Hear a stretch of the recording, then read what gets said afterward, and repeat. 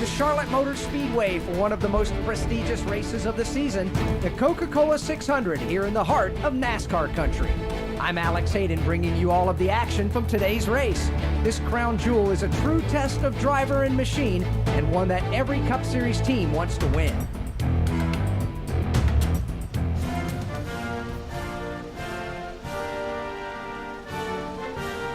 Oh, here we go again. Oh, jeez. We've got a caution. That is not how I thought this race was going to start. Well, so much for the clean intro. Welcome to today's Coca-Cola 600 NASCAR 22. You've got a caution on the national anthem. This is not the first time we've seen this with this game. Oh, jeez. Looks like Austin Dillon somehow wrecked us on pit road while everybody... Why was he even in his car? Why are we sideways on pit road? We're playing out the national anthem. I think the last time I pitted, so we're going to not pit this time. And we're going to see what's going to happen. They're still playing the national anthem, by the way.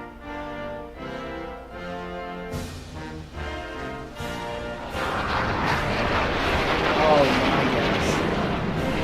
Yeah, they're crashing. We got the flyover, but... Let's head to the track where the drivers and teams are making their final they didn't finish it out. This is different. Get it done today. This is different. And now we're against what? Did the race start? We're on lap 7. I don't have my right front's blown. What the heck was this? Oh my god. Where's the rest of the cars at? Where's the field? Oh, here they come. Everything's muted. I can't hear the engine. Like I can't even hear my engine. I just wanted to play this out real quick. Oh, I can't pit. My god.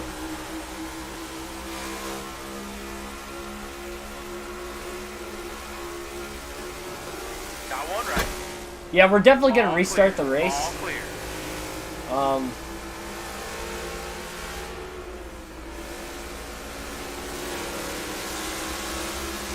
He's not expecting this, I'll tell you that much. By the way, where's the catch fence? Look, there's no catch fence in turns 3 and 4. There it is. There's no catch fence in turn 3. I didn't notice that in practice and qualifying. Oh my gosh. What a start to the stream. Welcome, ladies and gentlemen. Oh my gosh. Well, we're going to restart this thing. Obviously. I did not feel like starting this race 2 laps down. I just wanted to play that out just to see what was going to happen. Caution during the national anthem. Unbelievable.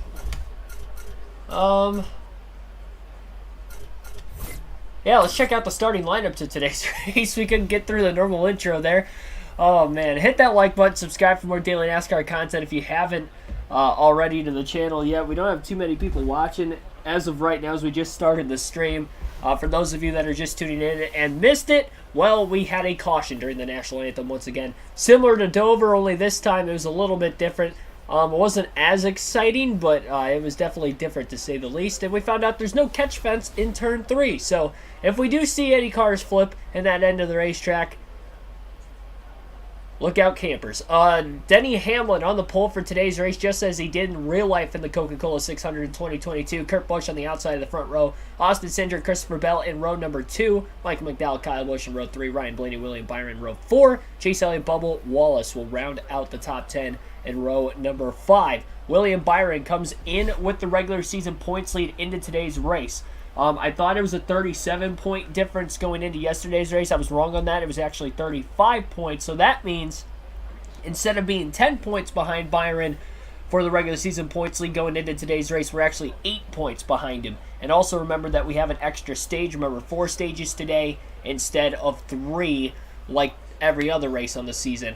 We will be starting 39th. I did qualify, but I accidentally got in the wall in turns 1 and 2, which killed my qualifying lap. We were 19th quickest in practice, so I do think we have decent speed at least. The mile and a half, for some reason, on this game, when you're running on a hard difficulty, you really have no hope. You have to just try to strategize your way to the front of the field. So we're going to hope for the best today. Obviously, it's a longer race. We have an extra stage, so it's going to bring different strategy than what we saw in the 1.5 miles at Kansas yesterday. Plus, the race itself is 200 miles longer, so definitely going to be a long afternoon, but we'll see what will come of it. Let's get this race underway, and yeah, hopefully we don't have a caution right out of the gate again. Michael Turner, Zachary K, VG Clips, and Elders, welcome into the stream. And Kevin Harvick from the rear of the field. Despite qualifying, we do have a faster car than most at the back of the pack, so I feel a little bit confident, at least in that aspect. Green flag is going to be in the air. We are underway at Charlotte. And in case there's any checkups, Harvick is checking up himself going into turns 1 and 2, because not sure how the AI are going to run here. Practice, they seem to run a little different in turns 3 and 4, but now that they're side by side, I really have no clue how they're going to run. And I'm not sure where the field may check up as well, if we do see any checkups. Tough to tell for sure. Big run, though, by Kevin Harvick off the exit of turn 4. Definitely got some cars down on the clipping the AstroTurf on the inside of the racetrack as soon as you get into that first kink in the front stretch. No major checkups, at least right now. Maybe Charlotte was fixed with the patch. Kansas definitely was not, but Charlotte maybe, at least with the checking up.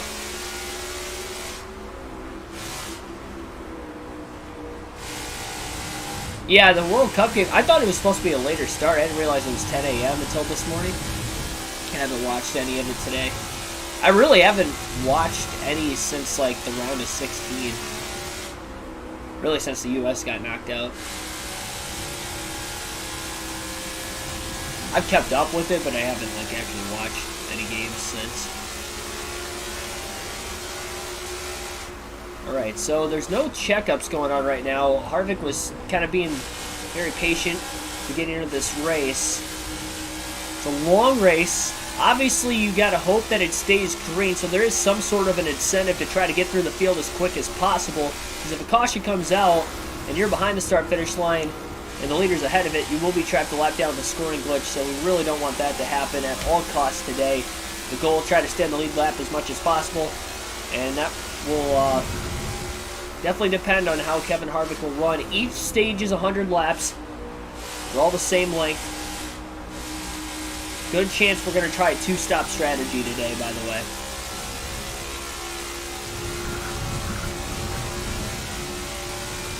Very good chance it's going to be a two-stop race for Kevin Harvick. Car is very tight. I do have stability help on. I tried to run without stability help in practice, and it wasn't really great.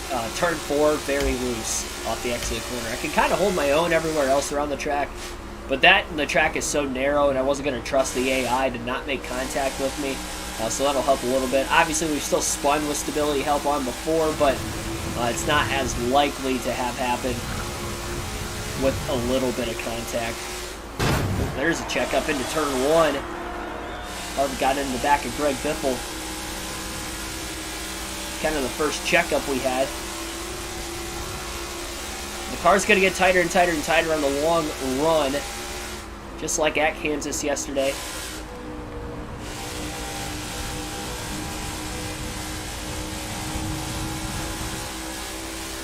Track position's going to be big. I noticed in practice, even if I was missing my marks, it was hard for cars to pass me. And we had faster cars behind me, like Ross Chastain and Tyler Reddick as well. So I do feel confident if I can get track position, I can kind of hold on to it with this narrow 1.5 mile. Big move by Harvick. In the back straightaway, trying to get to the inside of Greg Biffle. Trying not to make contact with him. Biffle threw a half block off the exit of turn 2, but Harvick can't complete the pass in 3 and 4. With Kansas being a lot wider, though, too, we were able to really drive it deep into the corner, try to slide up in front of them if they're running the outside. That's not really the case here. You can't do that at Charlotte, so it's going to make these passes a lot harder to make, not only for the rest of the field, AI-wise, but Kevin Harvick as well. Big run off the exit of turn 2. Will he clear Biffle going into 3 this time? A little bit of contact. Harvick kind of moved up a bit early, but he was able to clear the 44 of the Biff.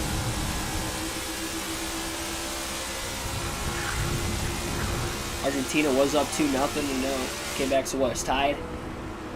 2-2.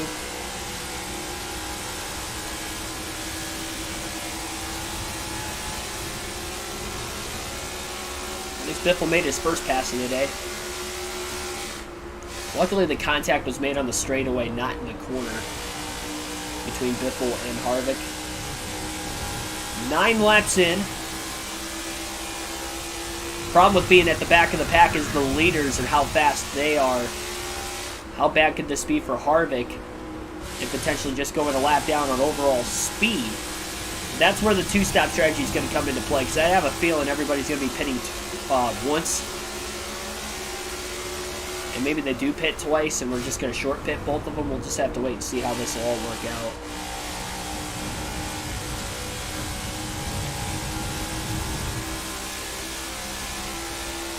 Race starting in the daytime. We'll definitely have that lights glitch at some point. We know this race will end in the night. We've had a couple races this year where that has happened when it wasn't supposed to, like Darlington and Vegas. So hopefully it doesn't happen here.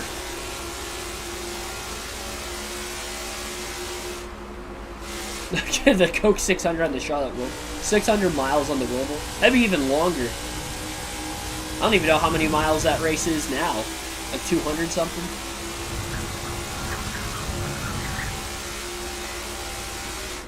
Alright, takes 3 hours.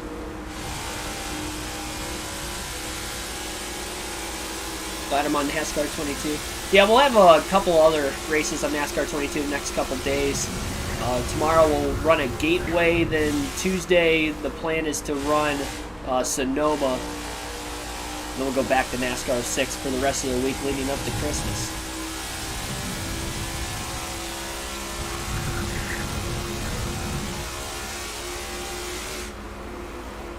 Large single file line. Kevin Harvick just can't really get enough of a run to really pass anybody right now. Flip the apron a little bit. I actually haven't enough grip to do that, thanks to stability. Definitely would have spun out without stability help there. But I don't care if I have to drive with stability help in this game. I still wreck sometimes if there's enough contact, but the game's just way too hard. From the AI just not running their own line, so if you make a little bit of contact with them, you're spinning out. Like right there, we would have spun. Almost did. Harvick still had to get out of the gas. Didn't realize Greg Biffle was still right there. He's probably right on our back bumper the entire time, but we didn't know because there's no rearview mirror, which also makes it difficult to not make contact, as we've stressed for over a year now.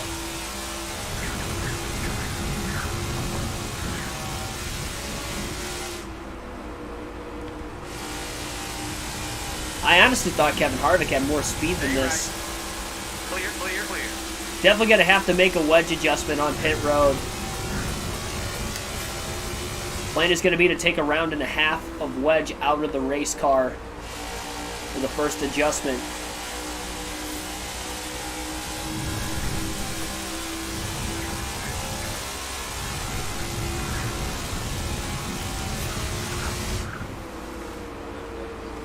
Car's really tight on entry into turn 1, I've noticed. One left.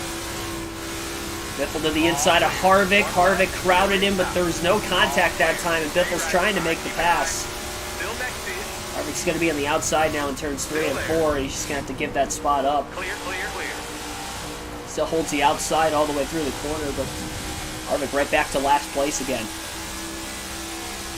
And we did have an early caution yesterday, which definitely helped Harvick when he was in a similar circumstance at Kansas. Got one left.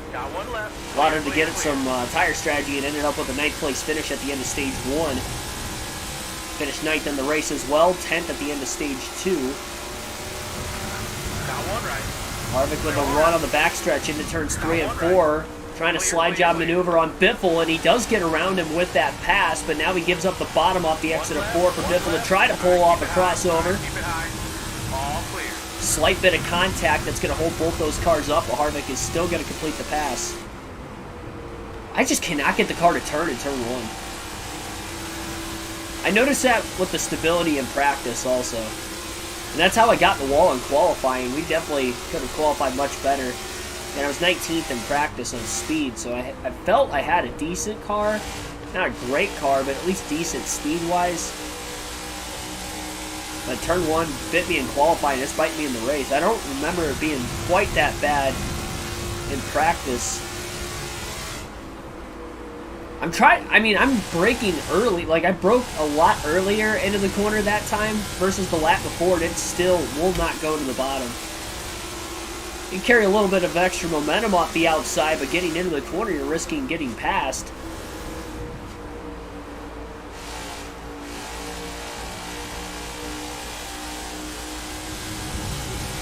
Wade Slinsky, welcome into the stream.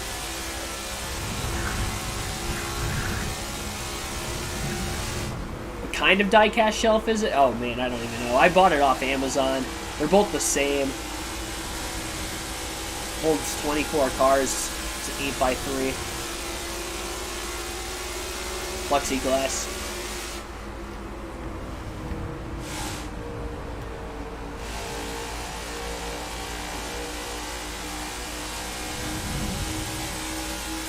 I noticed the fastest lap Harvick ran in practice was a 30.5. His fastest lap of the race is 30.650. And I think a lot of that is the dirty air, which is also making the car tight, especially in turns 1 and 2.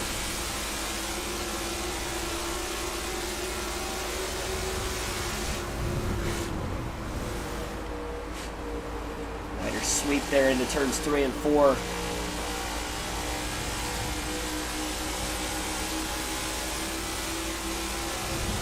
Should have been a Bengals.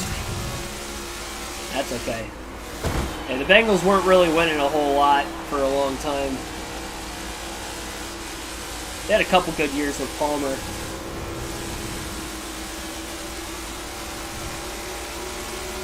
Yaley holding up the inside. Harvick will try to go to the top into 3 and 4. But now with Hesmans on the outside, Harvick's car still getting tight in the dirty air. Biffle closes in. Harvick lost a lot of momentum again. When will be that first stop of the race for Kevin Harvick? He's going to make it 2 stops, whether everybody pits once or twice. He's still going to pit twice, and he's going to short pit on the first stop regardless.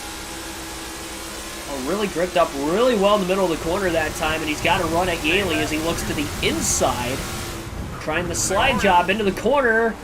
Not going to complete the pass. He did a good job making no contact with the 55 car to his outside that time. Your contact off turn 4 between Hesmans and Smithley as well.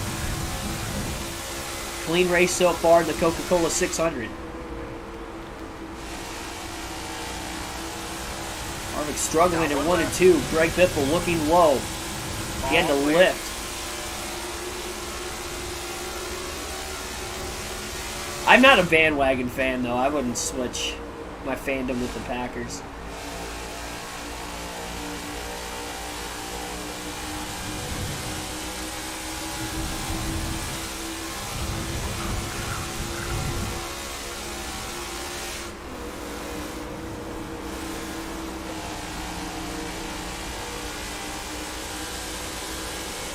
Big run for the 4. Nowhere to go with it though. Yaley blocking. I feel like the AI are smarter at Charlotte than what they are at like most other tracks we've been to. It's making it difficult to pass, but in a good way.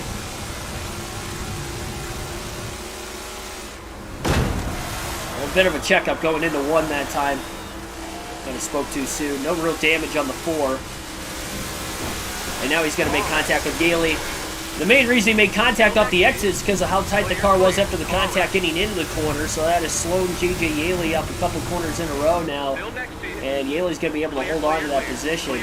Kurt Busch is leading, by the way, not pole sitter Denny Hamlin. The leaders have definitely broken away. Can't really see them yet, so at least a full straightaway difference from where Harvick's at versus Kurt Busch.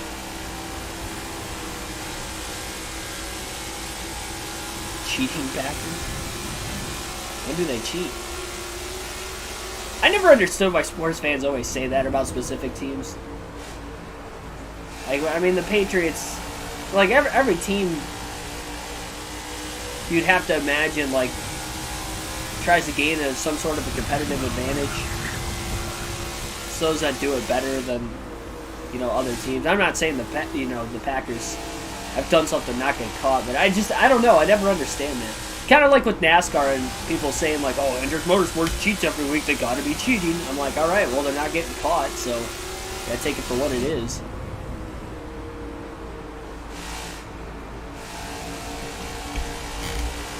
I'm not a Hendrick fan by any means either. There's no bias there. I'm a Ryan Blaney fan. I think those are people that are just tired of losing all the time, so that's their easiest way to cope with the pain from a complaining side of things.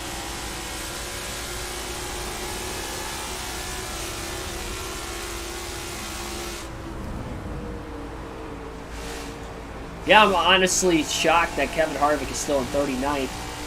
About 30 laps in.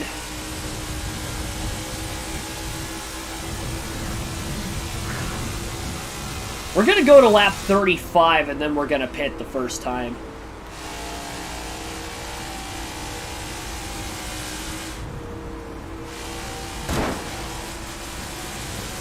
Contact. First time Harvick has really hit the wall today. Right off the exit of turn 2. Car's definitely getting tight. It's about that 30 lap mark where it was very unbearable at Kansas yesterday, and I think it's getting to that point here at Charlotte also.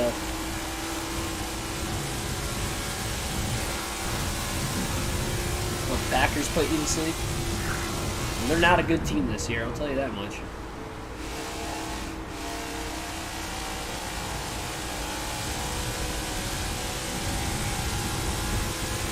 Definitely not scoring points this year.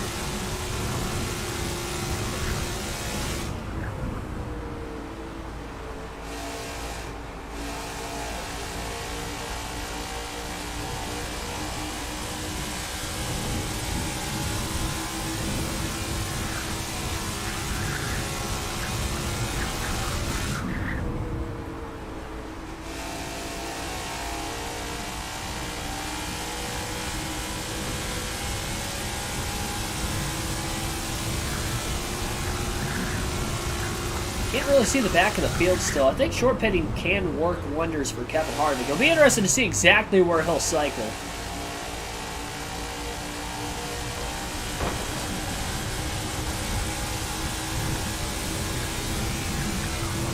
Another tap into the wall off turn 4. Got to obviously avoid that at all costs. Keep from blowing the right front.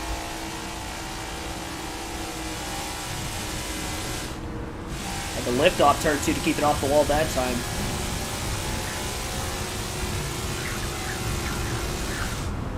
Really starting to lose those cars in front of him.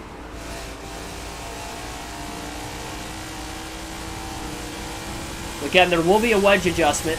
Round and a half wedge will be coming out of this 4 car when he makes this next stop.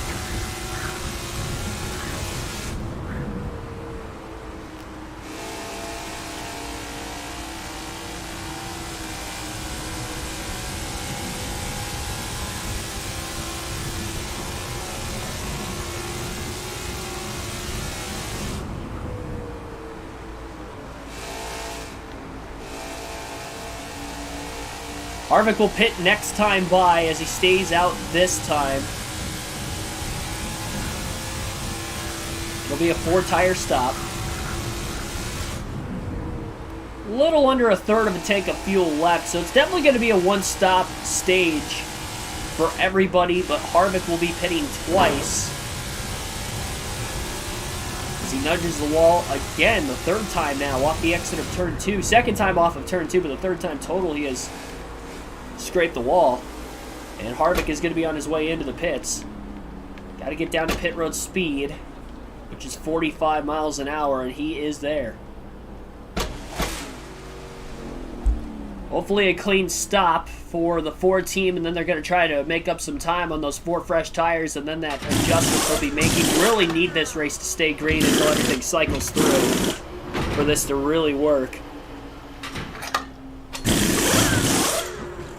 And honestly, with that pit wall where it's at Charlotte, it kind of scares me. Like, I feel like we could get a caution in the middle of green flag stops knowing this game, but we're going to gamble. We're at the back anyway. So this will end up putting Harvick 2 laps down for now, considering where the rest of the leaders were. I doubt he's going to cycle right back out in front of him. Ideally, if he does, that'd be great, because then he could have some clean air to really work with these fresh tires. Yeah, Kurt Busch has definitely left Christopher Bell and the rest of the field in the dust right now. I think this is going to work, so he's going to be 2 laps down. Kurt Busch is definitely closing in on the rear of the field. And is dominating this race. He's still winless on the season. He's 12th in points coming into the race today. Time for Harvick to attack on the 4 fresh tires. And he does have clean air, so he cycled out in a good way. Rest of the field going to go at least 50 laps, so time for Harvick to run his fastest laps of the race.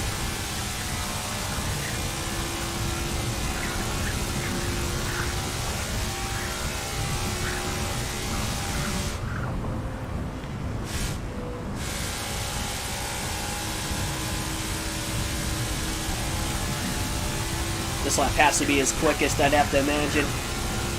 Yep, by 0.2 of a second, too, 30.423. That's faster than what he ran in practice by about 1/10 of a second, a little more than that. He only dropped a 3rd off the initial start, but at least he's still holding in. Looking at that interval between Kevin Harvick and Kurt Busch as well. Harvick well faster than the 45. Showing that these tires are definitely mattering at Charlotte.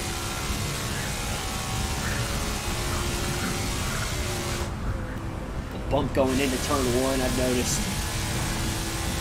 Car kind of skips up the track sometimes. Harvick's got to be careful there.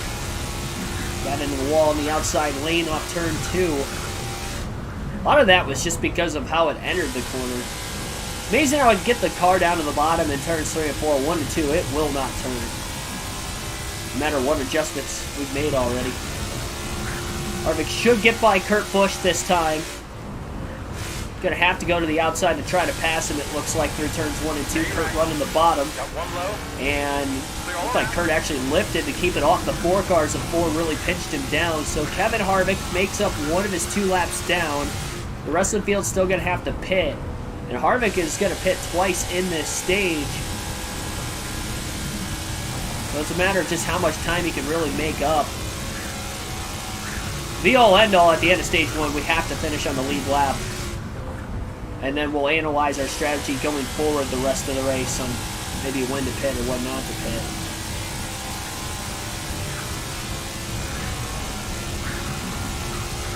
I'd like to get stage points. And knowing that we were 39th for most of this race, right where we started, I don't know.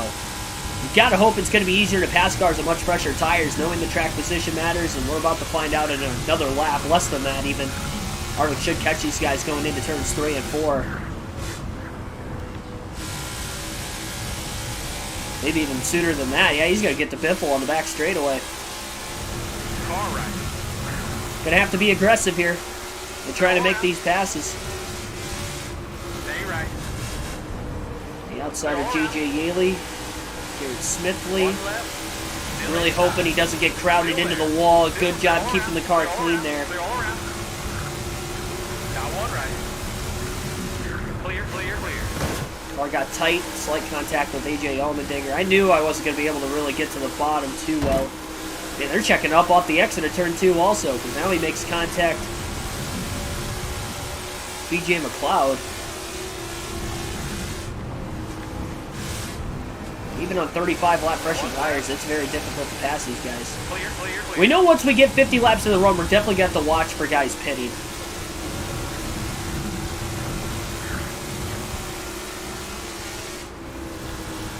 Got 1 left. The outside at 1 and 2. Harvick's car doesn't grip up too well there, but has to try it. He checked up off turn 2, knowing that the 38 was going to. Harvick to the bottom. Clear all around. Overdrove the corner a bit. Clear, clear, clear. Clear, clear, clear.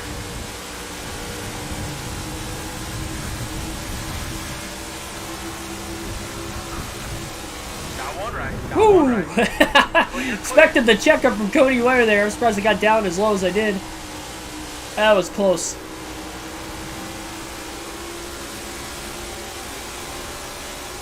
Man, Kyle Larson, Tyler Reddick deep in the field right now. Larson, the defending Coke 600 winner from 2021. All right, keep it high. Clear, clear. Got one left. Clear, clear, clear, clear. Got one right. It goes around the 62, then lets the car kind of drift towards that outside lane. Clear all around. Got one left. Jones with a block, Harvick down to the bottom. Car right. And a slide job to get by Briscoe.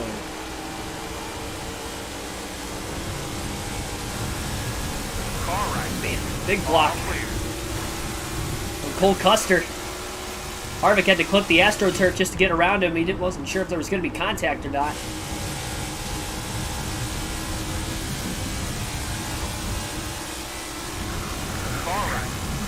Harvick is making up a lot of time in these fresh tires. The longer they stay out, I think the better for Harvick. That's more laps he gets on these fresher tires. And that's also more laps that they're going to have fresher tires than Harvick in return. Knowing how hard it is to pass, Harvick's really hoping he can hold these guys up a little bit.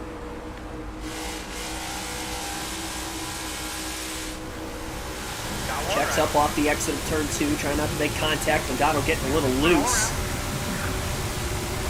Harvick trying to stay low into 3 as he gets to the inside of Austin Dillon. Clipped the apron, got a slide clear. He didn't go all the way up the track though, managed to throttle well enough. Gets by Truex. Trying to get by Chastain in the 1. I was expecting that checkup going into turn 1. Almost turned the 10 of Almirola. One left. Got one low. Clear all around. Clear all around.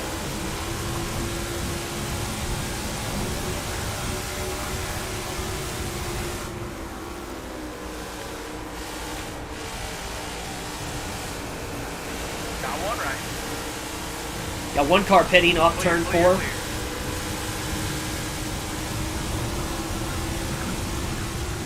Suarez in 9th. Harvick just passed him.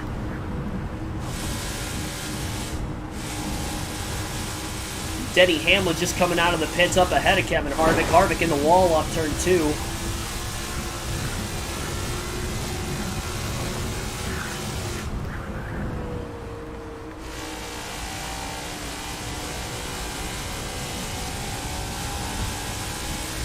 I mean, Hamlin was a pole sitter. He was in the top 5.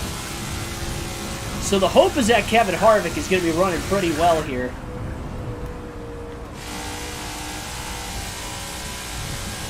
And if I had to imagine, Harvick's going to cycle into the top 10.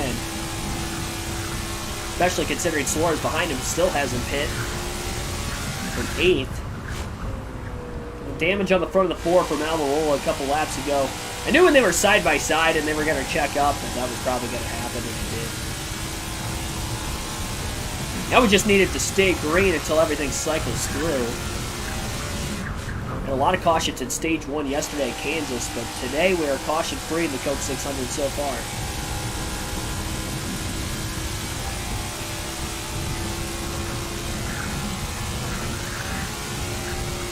Hamlin caught behind a lot of cars. Haven't pit yet. He's going to hold them up.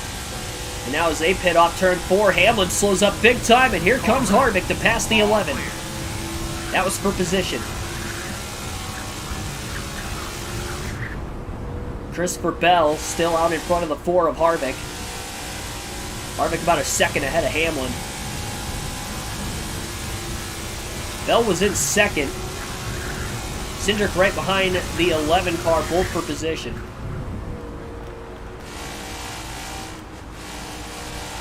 They are definitely much faster than Kevin Harvick, considering the fact that they have about 15 lap pressure tires.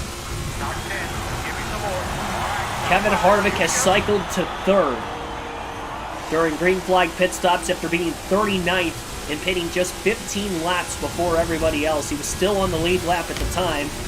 Now he's back on the lead lap. Now would be a great time for a caution to come out. Side by side behind Harvick. Hamlin going to blow by Kevin on the outside. Cindric still trapped behind him.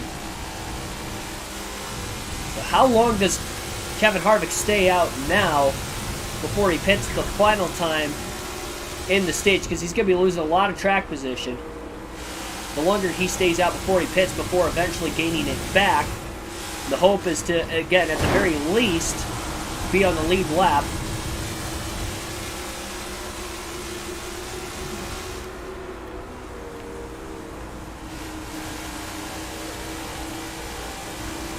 Keeping the 2 car behind him, Michael McDowell in the top 10 in the early going.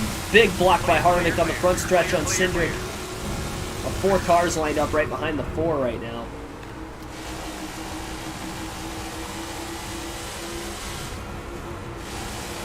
And they're not side by side right behind him. A lot easier to hold on. You have to pick a lane here. He's going to pick the bottom going into the corner, so Cindric should be able to make the pass. Harvick's still in the top 5. Clear, clear.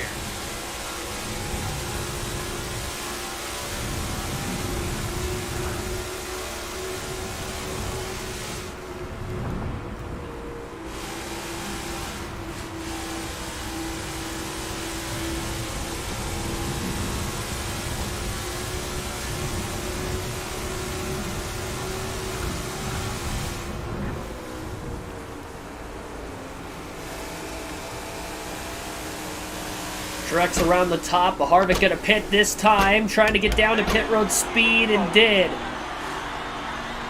So gonna pit much earlier than the first stop here. 4 tires and fuel for Kevin Harvick. It's gonna put him a lap down again. Probably could have stayed out a bit longer, but felt he was losing a lot of time there. I mean, that means that maybe I could pit a little sooner in stage 2 than what I did. Maybe go 25 or 30 laps instead. So I have a longer period of time I'm on fresher tires instead of just 15 laps. So Harvick going to try to finish on the lead lap here to the end of the stage. The second and final stop of the stage. He's 34th right now. I think he can make the time up on the leader. He's going to have about 8 lap fresher tires than the faster cars on the track. The problem is, he cycled pretty far back.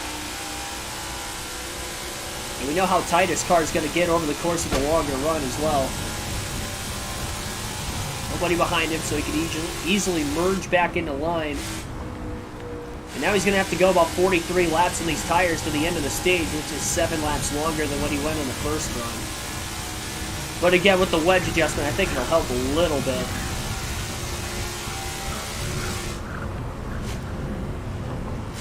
Much faster versus the rest of the field is he going to be on only about 8 lap fresher tires now.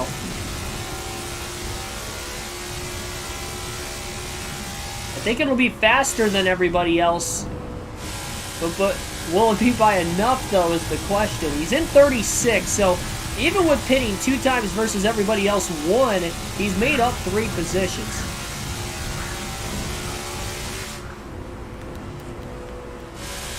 The problem is if you look at the lead lap cars, the next one in front of him is Harrison Burton. He's in 22nd.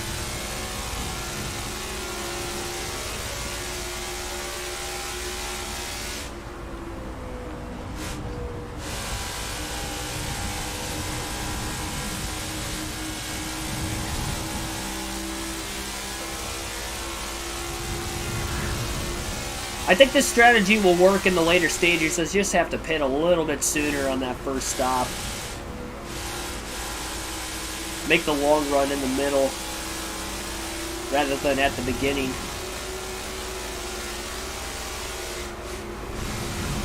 Harvick with the run into turns 3 and 4. Burton gonna block. Harvick gonna cross over to the inside. He'll get underneath the 21. Guy's probably going to check up a little bit into turn 1. Harvick going to clear Burton. We'll go to the outside into 1 and 2. Joey Logano, who is in 35th. This is the 3rd straight race for Logano. He is not having a good showing. A lot of contact between the teammates. Stay right, still inside. Clear all around. Chase Briscoe, Kevin Harvick. Clear all around, got 1 left. All right, hold your line. Harvick in line right in front of Logano in 35th. William Byron's in 23rd, so Byron not looking at getting any stage points right now in stage 1. Just so hard to pass here at Charlotte. Harvick tried to go to the outside. He's going to get a run off turn 2. Gets by Briscoe. Biffle pulled to the bottom to block the 14, giving the 4 the outside into turns 3 and 4. Harvick trying to clear Biffle, barely does. It is so hard to pass here. Biffle's up to 20th. I think he was one of the first cars to pit, so he has cycled up through most of the field right now as well. Noah Gragson up to 17th in the 62.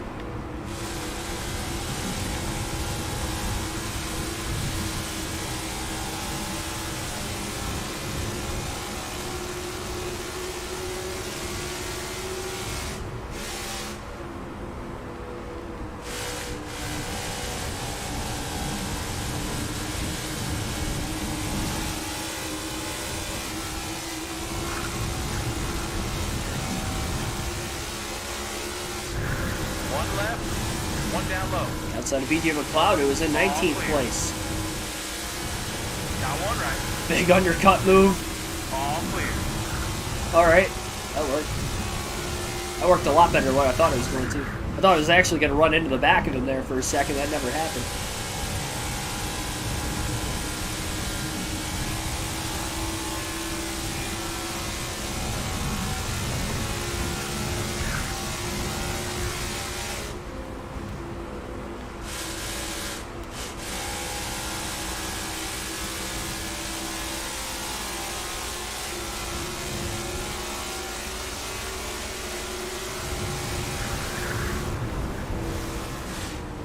Dang it.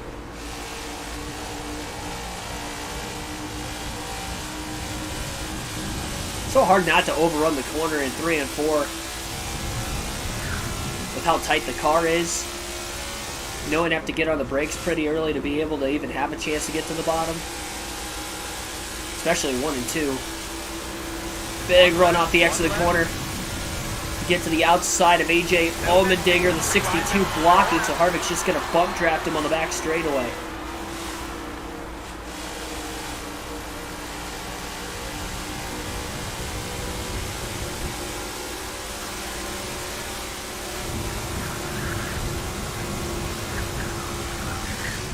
Stay left. All clear.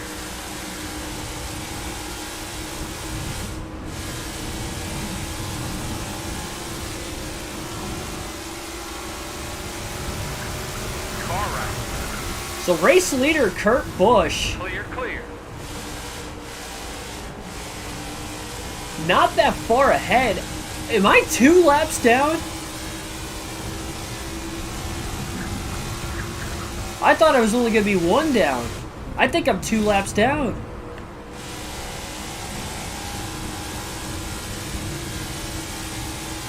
Wow. So that's concerning. So I think the chances of Harvick getting on the lead lap before the end of the stage are slim to none now.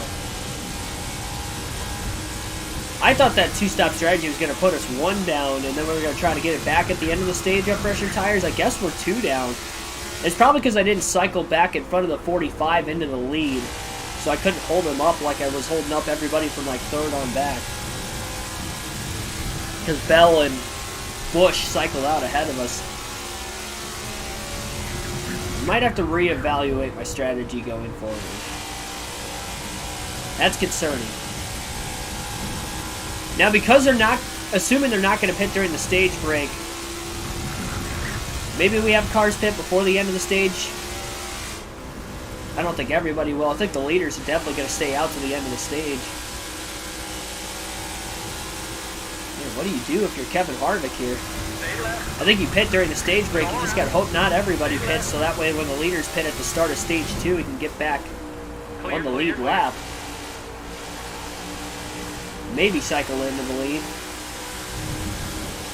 It's a tough decision. Car right. All clear. Harvick trying to get by Kurt Busch and does. Cleared him quickly, goes to the outside. Kurt couldn't get the crossover done there. car right. So there are only 14 cars on the lead lap after green flag pit stops have cycled through. Kevin Harvick is up to 34th, but he is 1 lap down. Justin Haley, the last car in the lead lap, in the 31 for Kaulig Racing.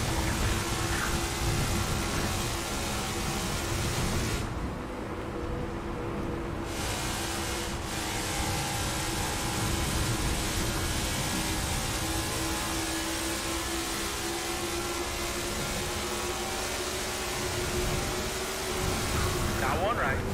Clear all around.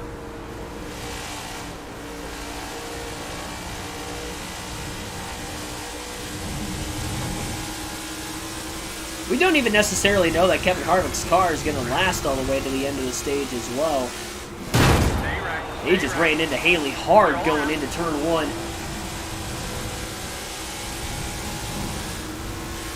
Got one right. Gets to the inside of him still. Still next to you. All right, hold your line. Clear, clear.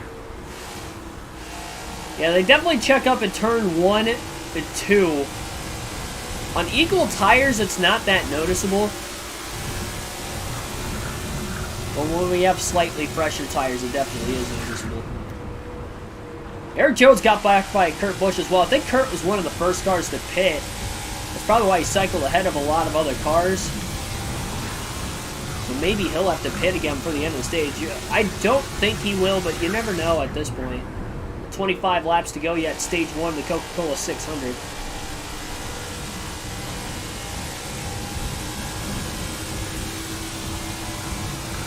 Alternate through the different camera angles for the first time in the race today.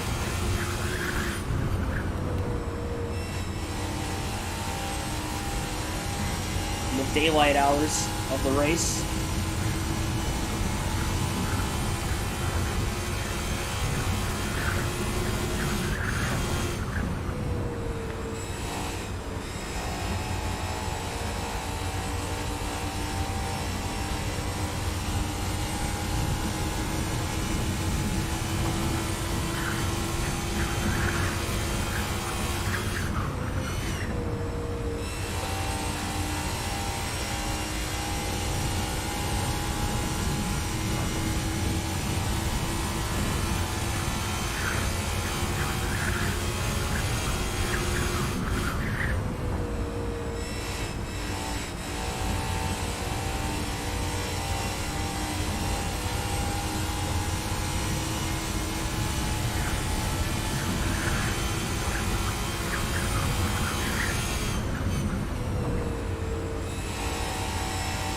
The good news is, with no cautions coming out in the race today, I don't think we're going to get a caution at all on stage 1.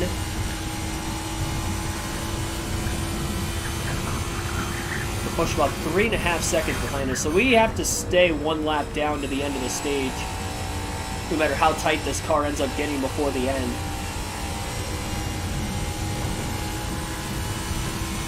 It's going to be the only real shot of trying to get a competitive finish, at least.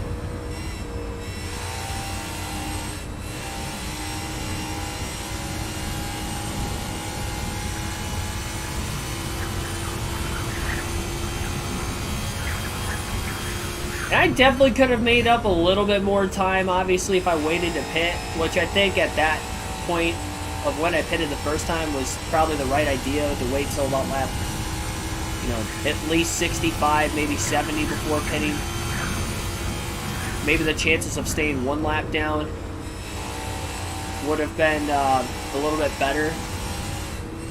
But at the same time, we still would have finished a lap down either way, pitting twice versus once. And I think a lot of that was qualifying at the back of the field. If I would have qualified mid-pack where I was in practice on speed, we could have passed cars at the beginning of the race. I do think the car overall is better now.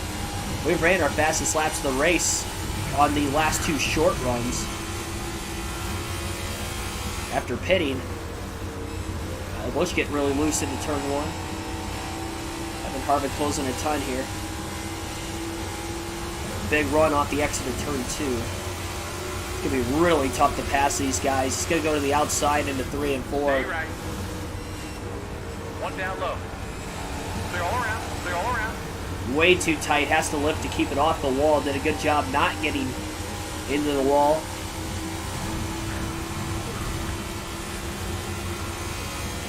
One left. All clear. Stay high now in turns 1 and 2. It's harder to run the outside, though, at this point in the run with how tight the car is. He's lifted most of the way around the corner. He's not even able to complete any passes up there anymore. It's going to be difficult for Harvick to just kind of ride in line behind these guys. You don't want to risk wrecking, obviously, but got to know Kurt Busch is going to get a run at these guys as well.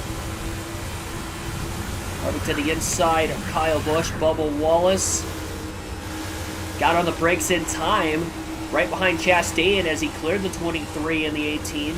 Didn't get too tight on the bottom lane in the dirty air either that time, so that worked out.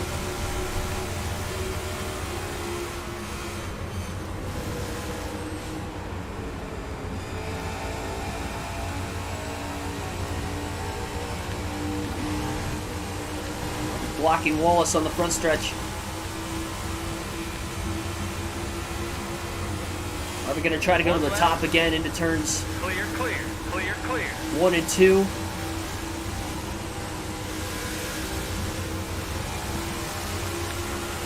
Cleared Chastain. Did not clear the car, though, on his inside, which was Daniel Suarez. Chastain going to get back around. Now Bubba Wallace on the inside of the 4 of Harvick as well. Harvick going to have to be committed to just staying where he's at. Rewind, you're up. Massive checkup going into 1. Let's clip the 99 of Daniel Suarez.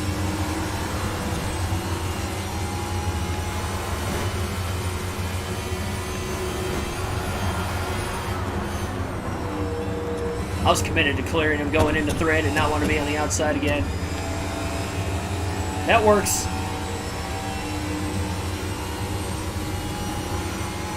I don't see out of the right side too well, but I can see off the left side with this camera angle.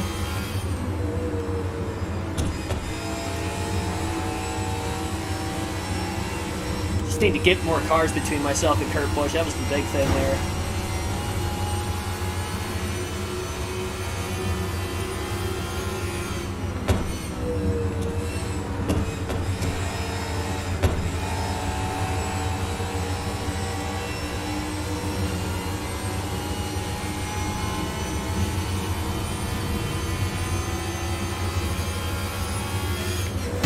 Jesus.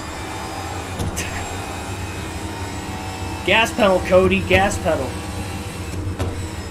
At the brakes. That was a big slow up that time. Suarez and Chastain got a run at Harvick into 3 as a result. Harvick overdrove the corner way too much. And they're going to get around him on the outside. Clear all around. And Kurt Busch is closing in. Chastain and Suarez were able to clear Kevin Harvick.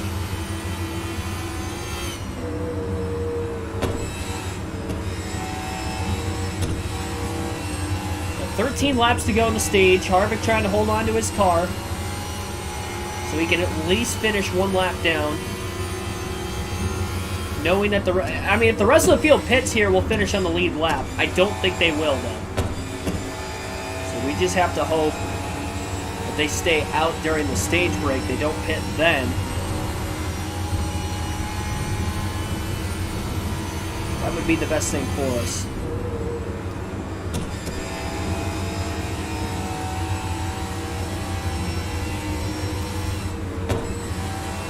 Gas off the exit on turn 2. Kyle Busch to the inside of the 23 of Bubba Wallace. Harvick's car is just getting really tight at this point in the run. Kurt Busch has caught the back of this pack. Wallace to the outside of Kevin Harvick. He'll complete the pass there. Harvick trying to block Kyle Busch.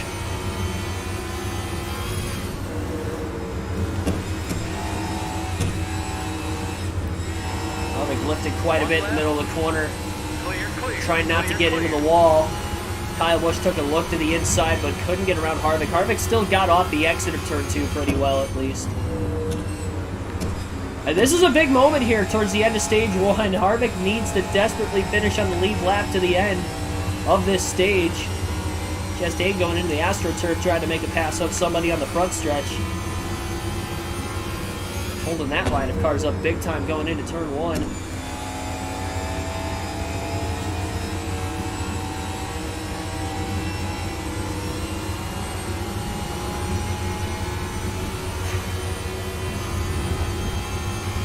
Three cars between Harvick and Kurt Busch.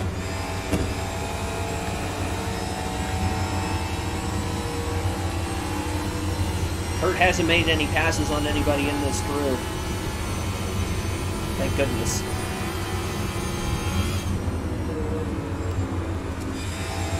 Harvick couldn't get to the bottom that time into turns 1 and 2. He's trying to. There's contact with Kyle Busch. He really slowed him up off the exit of turn 2 as Busch was not clear when pulling up. Big contact. Harvick did squeeze him getting into the corner though, which didn't help.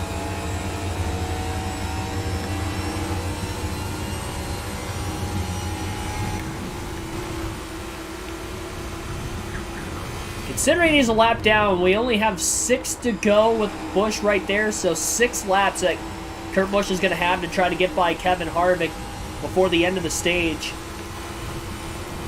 Harvick had a perfect 1 and 2 considering how bad his car is handling this late into the run. Remember, this is as long as Harvick has had to go on tires as well, which is probably why the car's as tight as it is right now, despite having about 8 lap fresher tires than everybody else. It's falling off quick. Went 35 laps, and then after that, he only really went about 18, and then I should say 35, then 23 laps the second run, and this final run having to go 43 laps? 42. 1 left. Eric Jones to the inside. Made a bit of contact. Harvick lifts to keep it off the wall. Kurt Busch is pitting. Kurt Busch is pitting, so maybe the entire field will pit here before the end of the stage, which would be interesting. Kurt Busch pitting his second time with just, for himself, about 4 laps to go in the stage. It's going to take the pressure off of Kevin Harvick at least.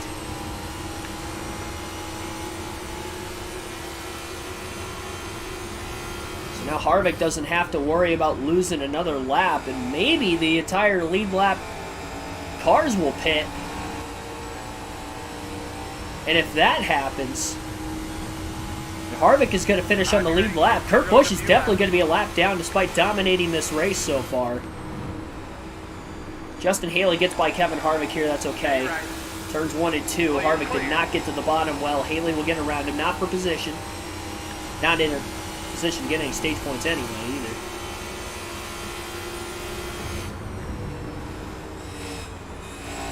Arzone Boy, thanks for tuning in.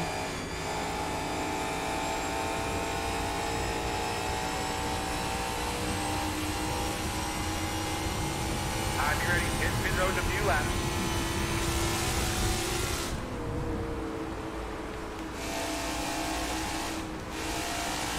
Go back to the far chase cam for now. Not like that.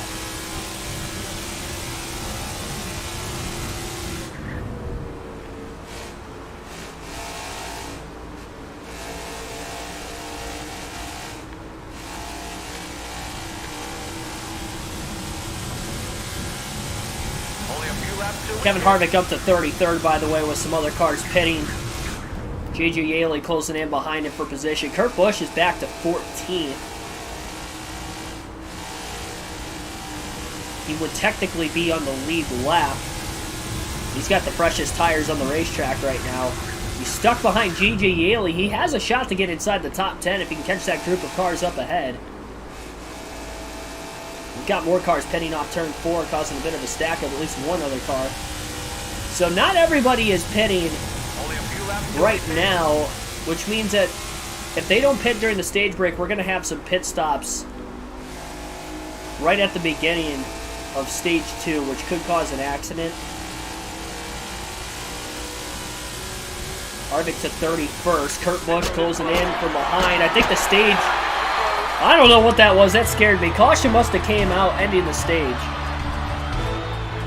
So our first caution of the race will happen with 2 laps to go in stage 1, causing the stage to come to an end. Glad I didn't hit anything there. Jeez. My car just completely spun on the straightaway for no reason.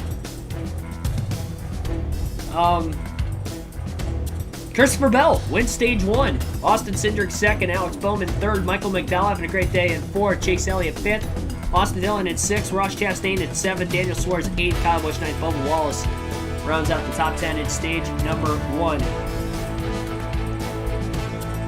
So again, 8 different winners so far on the season.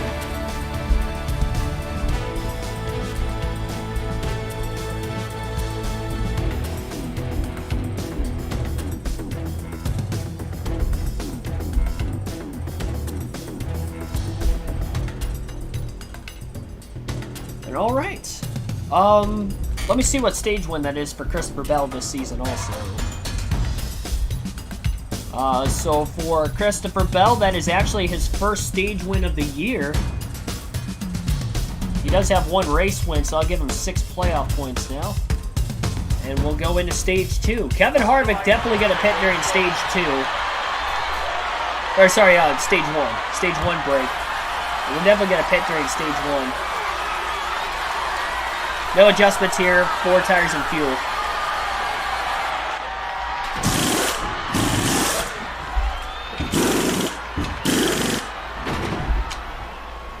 Alright, well, we're a quarter of the way through the race.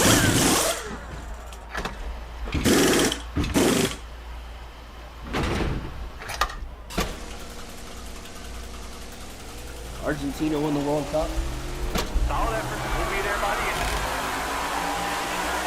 Alright, green flag back in the air. All around. So Harvick going to be 1 lap down on actual speed at the start of the stage. Ryan Blaney did not take off on that restart. Kevin Harvick got into him and ended up down on the apron. Didn't wreck, luckily. And he must have spun his tires there or missed a shift. Something. Harvick going to get by the 78 of BJ McLeod. Not sure if everybody pitted during the stage break or not. We only had a few cars that did pit prior to the stage break, so it's going to be interesting where everybody cycles. We do know Harvick is 1 lap down. We'll wait to see if we get any pit stops here. From really anybody at any given lap.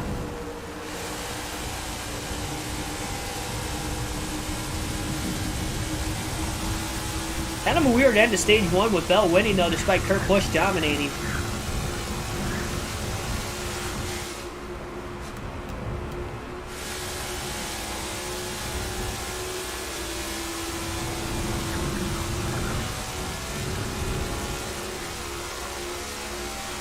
Man, I don't know. I just don't think our car's fast enough to stay in the lead lap on 1 stop. I think 2 stops is the play, but we're going to have to split the stops up a little different this time. Maybe pit a lot earlier for the first one. Instead of going 35 laps, maybe only go like 25.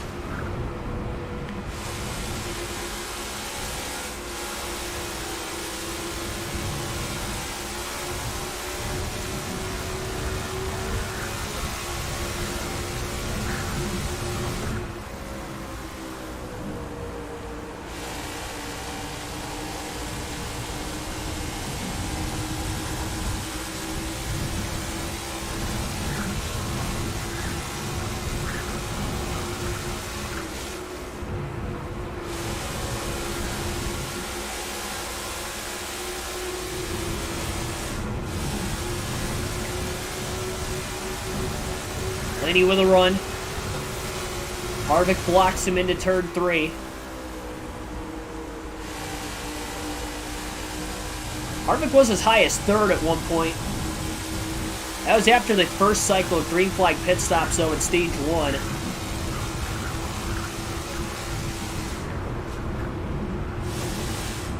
So going as far as we have to start this stage, I'm thinking everybody pitted during the stage break.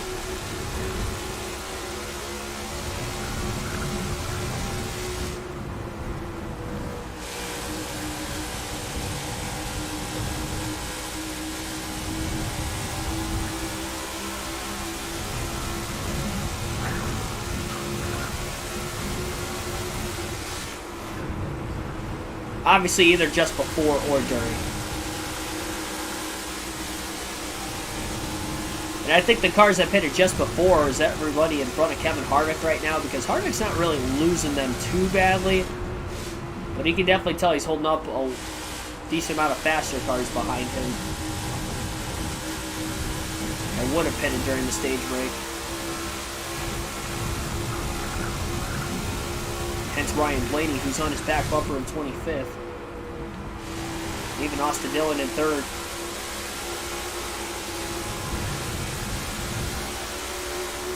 RBLX Viper, thanks for tuning in.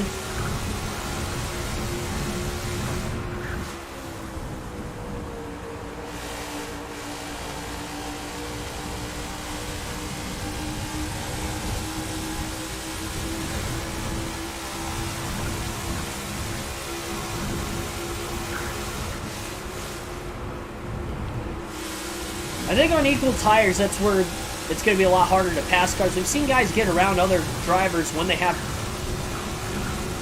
fresher tires. On equal tires, it's been very difficult to pass. Part of why Harvick is probably holding his own right now. Definitely catching up to the 3 cars in front of him, of Garrett Smithley, Cole Custer, Greg Biffle. Harvick can get around those guys quickly enough. I think he can pull away from Blaney and Dillon if they can't keep up with Harvick enough to be able to do so themselves.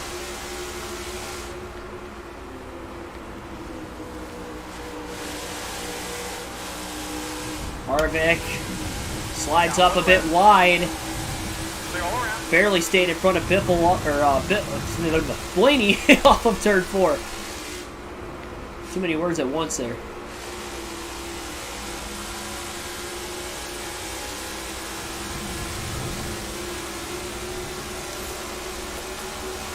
Going to take another half-rounded wedge out of the car during the next stop as well. And he didn't want to go to the outside and risk giving up the bottom, knowing they're probably going to check up going into turn 1, so that's going to be the best opportunity for Harvick to try to make a pass on these cars in front of him. He'll go to the outside. That did not work out according to plan there. He had to get on the brakes a little bit more than he wanted to. Now slight contact with Blaney off the exit of turn 2.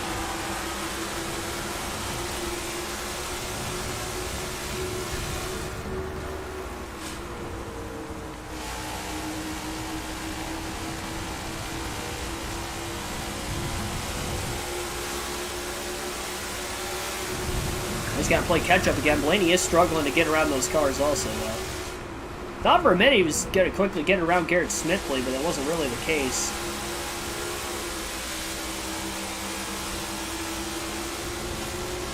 Big run through 1 and 2 there for Harvick as he pulls Austin Dillon into turns 3 and 4. He's going to go with a wider arc into the corner, knowing he had that spacing. That's going to get him off the exit turn 4 a lot lower than Ryan Blaney. He'll get to the inside of the 12. Dillon looking to follow the 4. Side drafts the 12, which pulled him back enough for Harvick to be able to make the pass on Ryan Blaney. But now Harvick missed the bottom a little bit into 1 and 2. Chops Blaney off. Has a run on the 15 of Smithley on the back straightaway, and he's committed to going underneath him into 3 and 4. Trying not to get too tight and making the pass he does, and now he gets to the inside of Custer off turn 4 as well.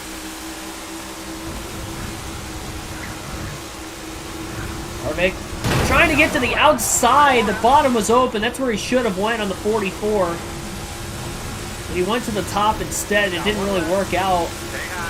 Harvick still side by side with Biffle. And clears him into 3. Clean air now for the 4.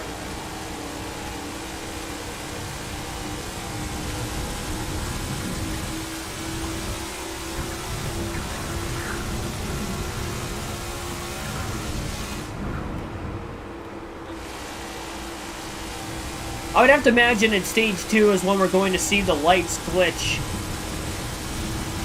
or our screen's going to spaz out. It's going to go black. We're just going to have to hope we don't hit the wall.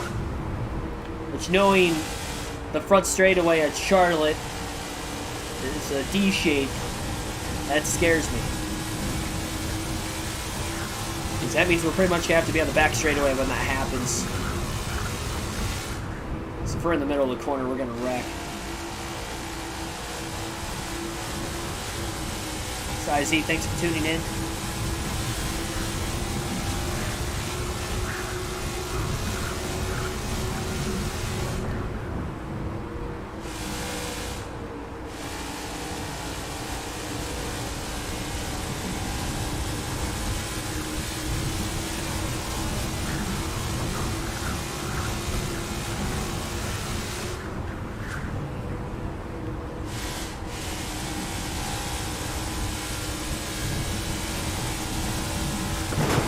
In the wall off turn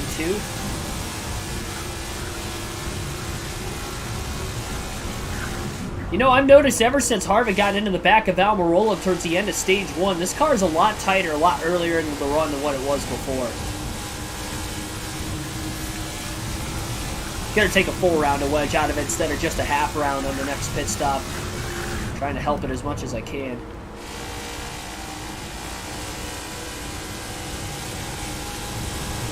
Contact with Biffle did some damage to the left front as well. The left front was actually kind of okay before that.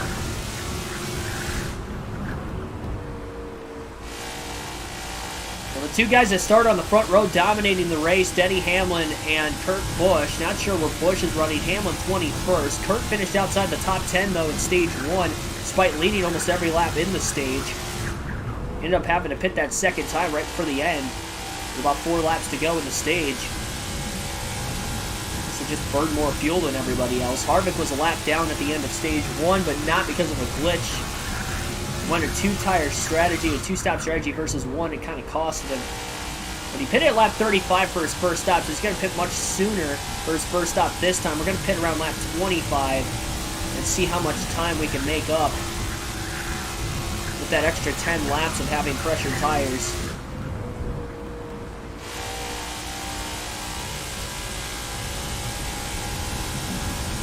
Plus making the wedge adjustment.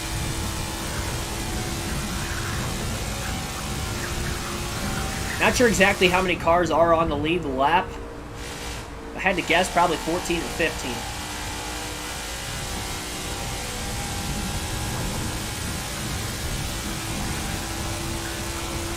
And knowing Kurt Busch pitted twice too, I'm going to assume he's maybe going to pit twice in this stage also.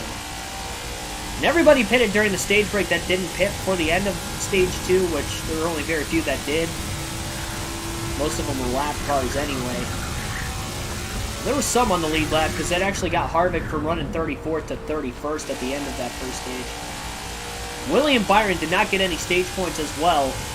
So 8 points separated Harvick and Byron coming into the race. They're still 8 points apart into stage 2 in the 600 today. With 3 stages to go. GC1424, thanks for tuning in. There's day to night transitions. It will get to night eventually.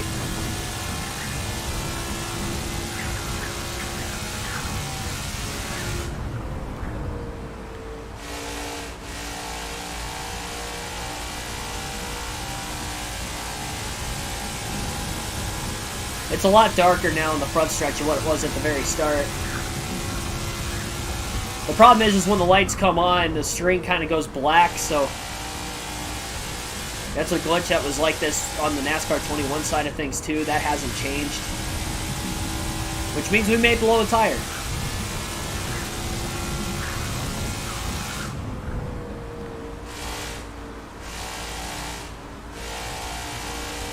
Harvick will pit next time by. He'll make it 2 stops again.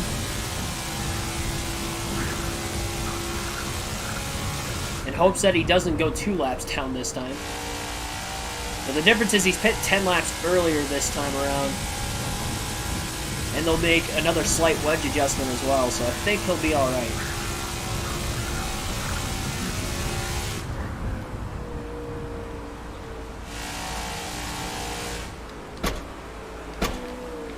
Pitting this time off turn 4. And easily down to pit road speed. First stop of stage 2, fourth stop of the day total for Kevin Harvick. Cold split. I couldn't believe it. I remember it was halftime on my break yesterday. My last break is 33-0, and then when I got home, I saw that the Colts somehow blew it. How do you even do that? Like, just, you would think if you just used more clock, that wouldn't have happened. I don't know. The fact that Matt Ryan was on the other side of it, too. I feel bad for the guy. It's not all the quarterback's fault in that situation. You know, some play calling.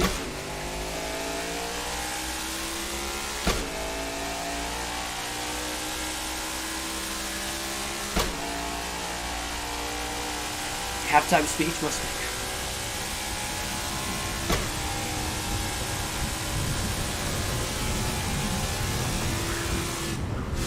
Yeah, I don't know. Definitely a tale of two halves was that game. Chris Buescher, by the way, is leading this race. He is outside the top 20 in our point standing, so a win would get him into the playoffs. He's in at 8 different winners. That'd be huge.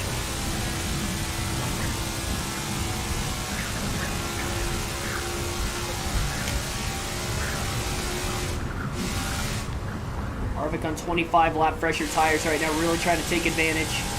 He's in 23rd before he pitted. 38th now, but he would have lost that extra lap. Should be 2 down because he is ahead of Buescher. So Harvick is 2 laps down until everybody else hits pit road.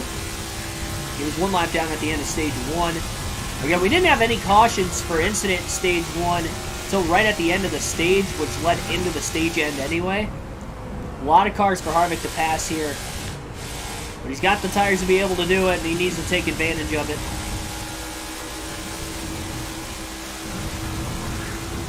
They're going to be checking up big time into turn 1, so got to be aware of it.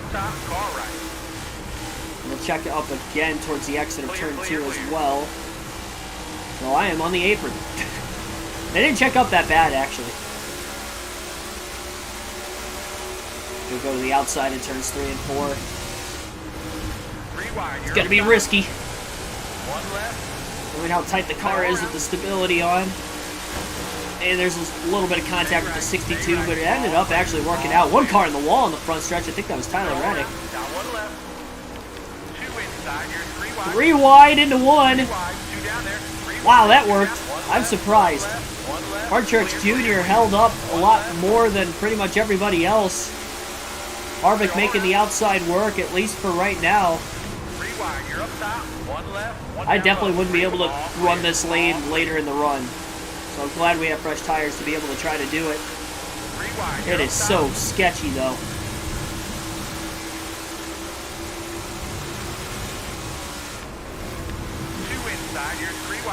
Especially knowing that we could blow right front at any given time. We got on the outside right in front of Harvick. That's going to stall the 4 out. Near contact between Chastain and Logano there.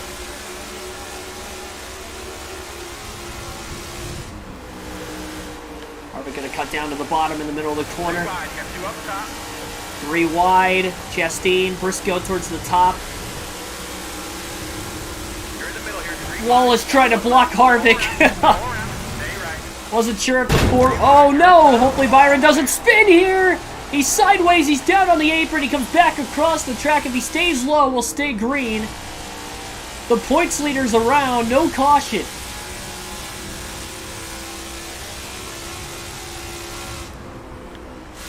That would have been a caution that would have trapped Harvick 2 laps down. But luckily, the caution never came out, and of all drivers that spun, it was points leader William Byron. Harvick 8 points behind him for the regular season championship. Neither one had stage points in stage 1. Clear. Clean air for the 4 again. I'm not sure where he was running before that. May have been outside the top 10 still. So thankful caution didn't come out, though. That I thought he was going to turn back across the racetrack. He never did. He stayed on the apron the whole time, so that's why the yellow flag never came out. But I thought he was going to come back across the field. He kept it out of the way. Everybody was able to get by, and we continue to stay green.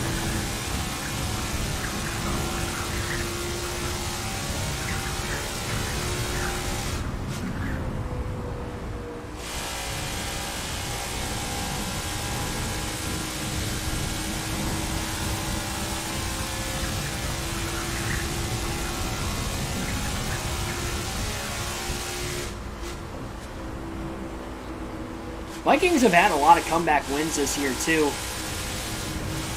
Obviously, nobody's had a comeback win that big, not only this year, but ever. Clear, clear.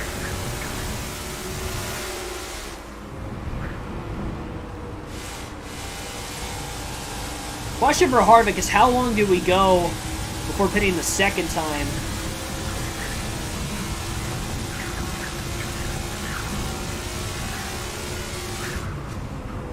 Going to be interesting. If we can make up a full lap in this stage and go from one lap down to the lead lap by the start of stage 3, I think we definitely found the strategy, but the goal here, we have to stay one lap down at the very least in this stage. We can't go a second lap down at the very end like we did in stage 1.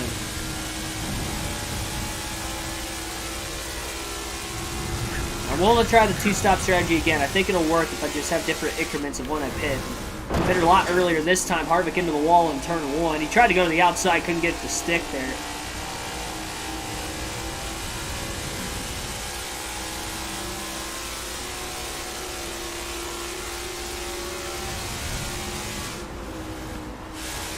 Got one left. So the top of 3 and 4, where he's had a little bit more grip on this end of the track anyway. Still there. Clears Hesman's. All clear. Got one left. To the outside of Denny Hamlin. All clear. Stay right. Allmendinger with a bit of a block. Harvick sends it to the bottom.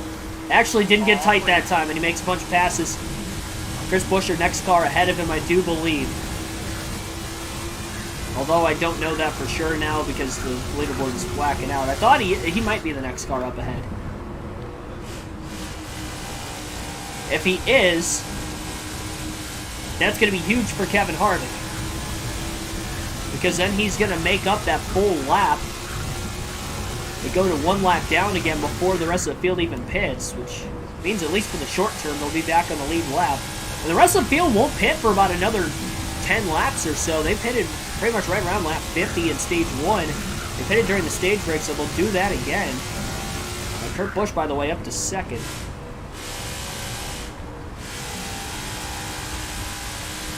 He's led the most laps so far today, despite not having stage points in stage 1.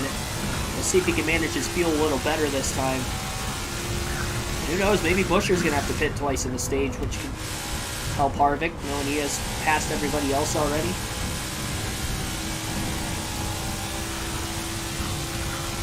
Buescher's definitely that next car in front of the 4.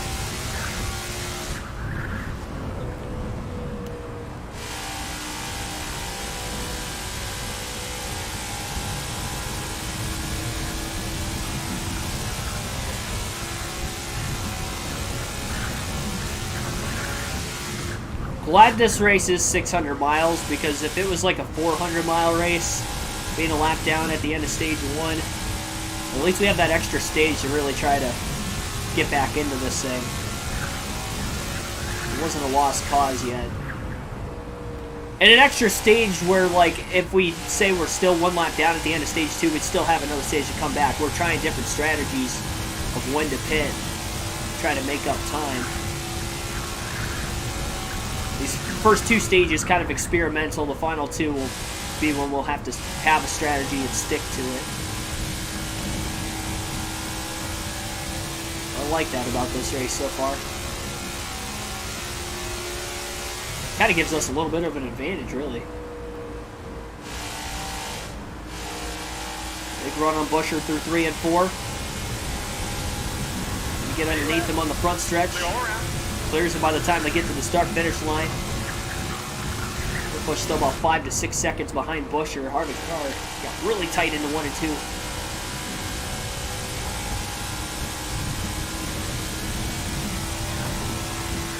Byron is in 19th, by the way. He didn't really lose too many positions with his spin, though, considering he was outside the top 10 before that.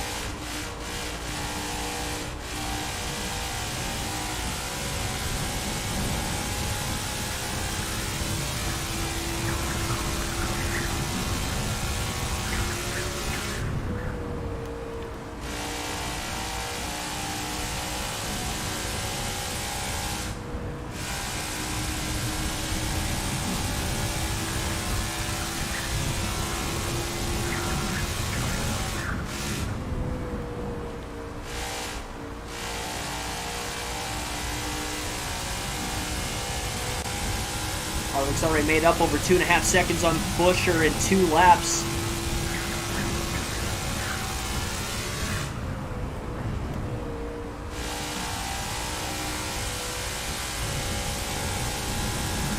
Considering Kurt Busch has the fastest car in the track, I know we're still in the first half of the race, but between him having the fastest car being in second, Austin Dillon even in third, Kyle Busch now up to second, so I guess maybe Kurt Busch is pitted. He might still be on 2 stops, which is going to really limit Kurt Busch's chances of trying to win this race.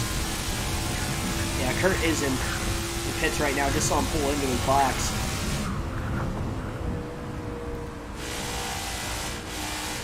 Should get to the lead following these first pit stops, but we know he's definitely going to have to pit again before the end of the stage, though.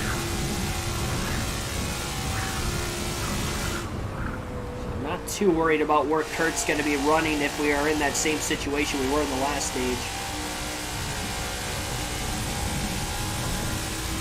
Buescher's still out on the track.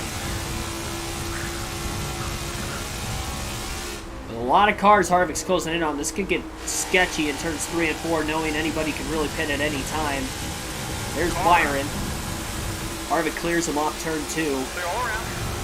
Got one right. Got a lot of cars going to the bottom this time into the corner. Still there. This tells me that they may be pitting. Clear, Nope, never mind. They washed up to the outside by the time they got to the exit anyway.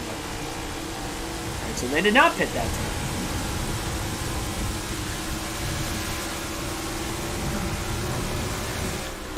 Oh, I tried to squeeze right before that checkup. All clear. I think I got hit from behind at the same time I hit the car in front of me, which actually kind of stabilized everybody. I knew I was in a bad situation with Cody Ware blocking the outside. Still next to you. There's got to be cars pitting, right? Nope, okay. I'm waiting for it. We're going to have to get on the brakes hard when it happens, but still waiting for it. Got one right. Clear all around. Stay left. Going forward into 1 and 2. Harvick just cleared Suarez. Pushing all the way up to the exit. Got a run on McDowell, who failed to get around his teammate Gilliland there. Clear, clear. They pitting this time? No. Probably because we're not at lap 50 yet. If I can get past these guys before they all pit, that would be 2 on the outside. the best situation possible. Stay left. All clear. Car right. Clear all around. They're able to time that checkup a little better into turns 1 and 2. There it is off the exit of turn 2, which is going to lead Harvick to the top. Burton side drafting Truex. Nowhere for Harvick to go. Being side by side right in front of him. Got one car pitting there. Luckily he pulled to the bottom early enough. Harvick to the outside of the 19. And got into him, almost turned him.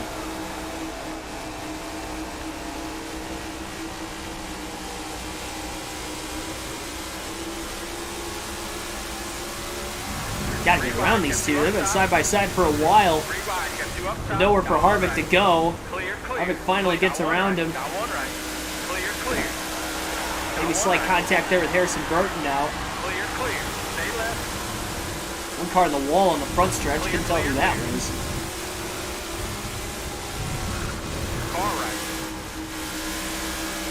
Still there. This quarter's racing there between Cindric and Harvick. Harvick just slides clear off the exit of turn 2. With the 2 lifted there at the perfect time for Harvick to be able to clear him. Gets by LaJoie into 3. Man, Harvick just did not grip up well in 3 and 4 that time. A lot of cars both in front and behind him pitting. Back to 22nd. Make that 18th. Chase Elliott leads for now. Harvick 1 lap down with Elliott as the leader. Elliott still has to pit, which means Harvick will be on the lead lap here shortly. He scrapes the wall off the exit of turn 2.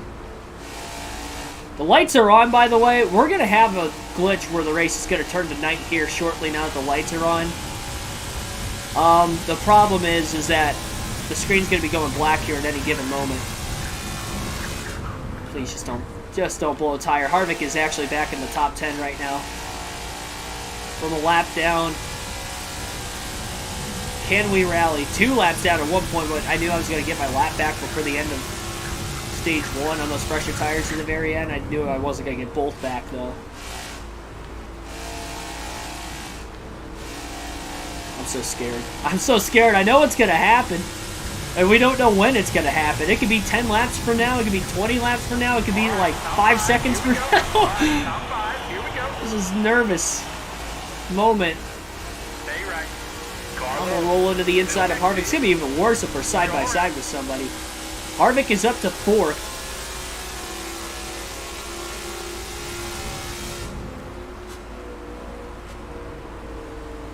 There it is. Don't wreck, don't wreck. Oh, we didn't wreck. I almost stopped the car in the middle of the corner. I was down to 132 miles an hour. That slowed me up so much. Look how far the 10 car pulled away from me because of that. We didn't wreck, though, with the light glitch. Oh, my gosh. That's a first. Caution is out.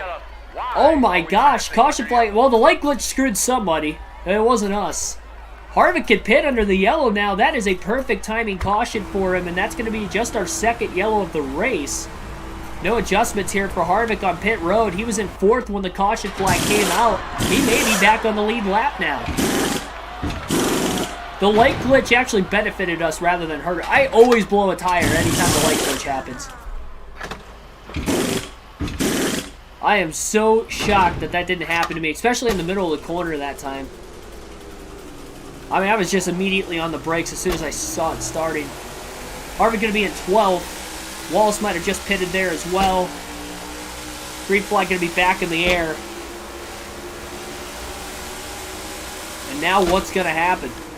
2 on the outside. Major stack up in turns 1 and 2. That'll start this restart. Harvick all the way down to the 8th. We're just trying to make sure that he's not going to get into the back of anybody too hard here.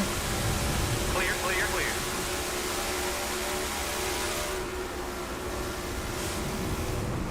Got one right. Got one right.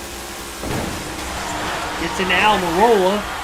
Clear, clear, clear. Almost turned the 10 car. Clear, clear. Got one right.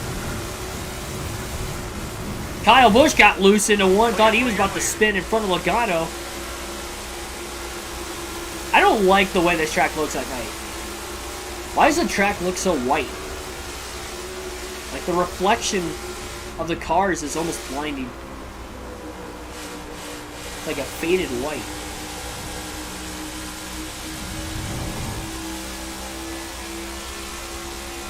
So now the question is, does Harvick pit before the end of the stage? They're trying to be aggressive to go for the stage win. Gonna have to go pretty long ways on tires. Stay left. 3 wide. You got 2 up top. All clear. It'd be a big risk if he did that. Especially knowing he is on the lead lap. He can guarantee himself finishing on the lead lap if he thinks big picture for the actual race win.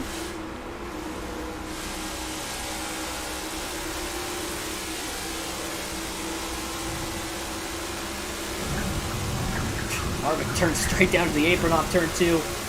Wasn't sure how low Logano was going to go to block, and he wanted to get under him with the run he had.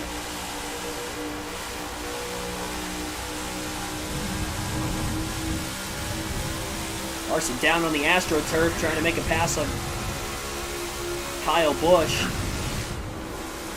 Check up into 1. Harvick Slowed up so much to keep it off the 5, and that Stay all around. in return allows the 10 of Almirola to get by the 4. Stay left. And then Almirola and Logano checked up off turn 2. Harvick to the inside of Larson into 3.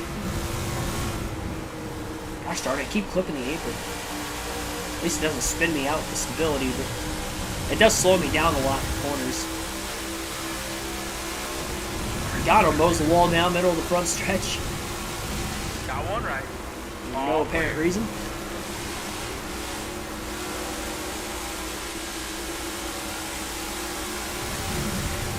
Busch about making contact with Justin Haley off of turn 2, and they're bottlenecking up big time on the back straightaway now. Into turn 3. Harvick's getting held so tightly too, he's just trying not to make contact with anybody and risk having an accident that could eventually put him a lap down again because of a scoring glitch. Car right.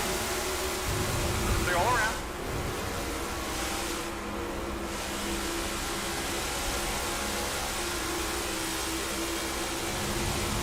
Harvick with a run, just got to the outside. Kyle Larson taking the run. Squeezes through some tight gaps on the back straightaway to get back down to the bottom into 3. Hugging Justin Haley a little bit. Middle of the corner.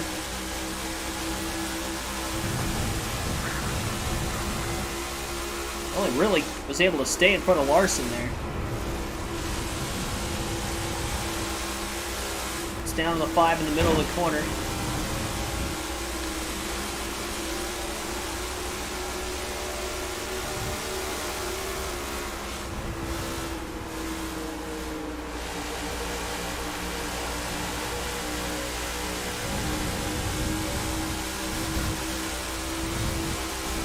Trying to figure out where he wants to get by the 18 and the 31 here. They're probably going to check up into turn 1. Busch gets launched off the front bumper of the 4. That bogs the 4 down. Larson to the outside of Harvick. Harvick still underneath Haley as they're side by side. Busch cleared the 41 to Custer, the 21st.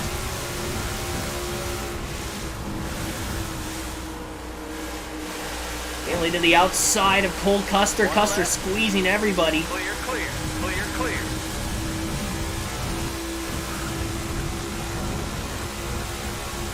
Harvick should get by Cole into 1, and he does. All clear.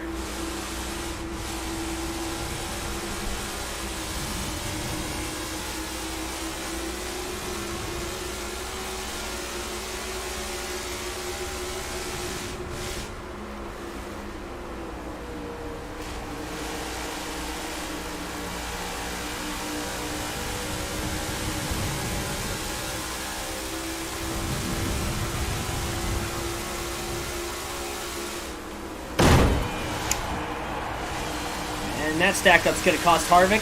One left. Larson in the 5, going to try to get by.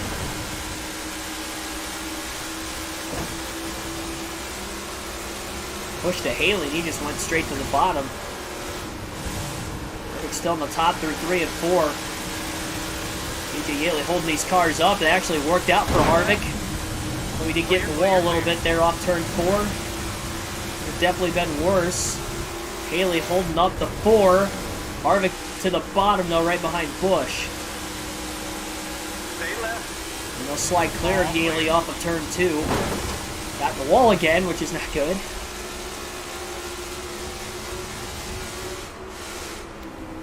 Now reeling in.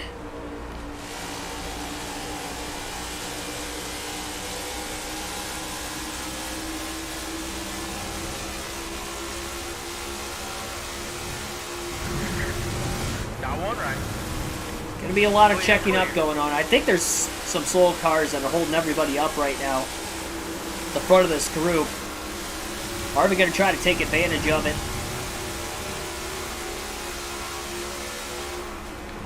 Stay left. Stay left. Big check up into 3 that time. We haven't been seeing the checkups on this end of the track. So right there. Which means they're probably gonna be even more massive in turns 1 and 2. We'll have to be looking out for it.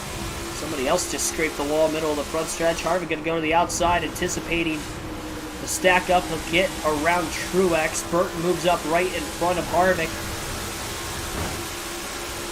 Harvick and Hamlin get together a little bit.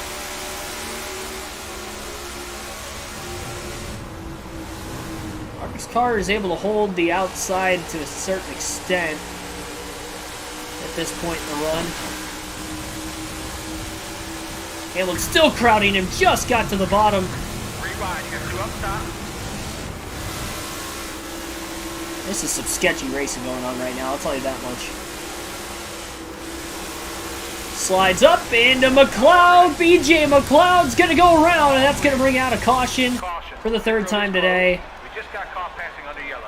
And I really hope wherever the leader was not ahead of that start-finish line. I don't think they were, but they could have been. Harvick causing the yellow, so he's going to have to pit here, and he can't pit for fuel or tires. That'll be our 3rd caution of the race today, so that's a penalty for us. We'll go to the back of this pack again. Hope for the best this time around. I really hope he didn't lose a lap. Back to 13th is Harvick. And the green flag going to be back in the air as we have about 19 laps to go in stage 2. 2 inside,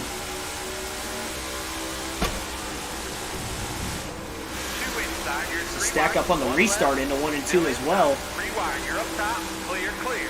Stay right. 1 down low. 1 down low. Still there. Clear all around. Stay right. I don't think this is the place I want to be right Still now. there. I'd like to get to the bottom as soon as I can. All clear. All clear. Harvick did not take tires there.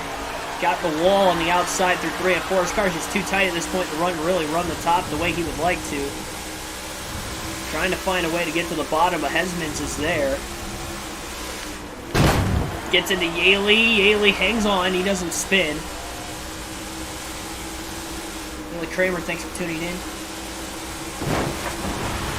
Harvick again into the wall. Not blowing a tire every time he hits it, luckily. We're definitely not going to pit before the end of the stage. Might see some cars still pitting before the end of the stage, but Harvick definitely not going to. Harvick going to be stuck on the top going into turn 1. And he's in the wall. I mean, I stayed glued to the wall well before the corner even got there. He's going to get to the bottom, and that's because everybody's going to get back around him anyway.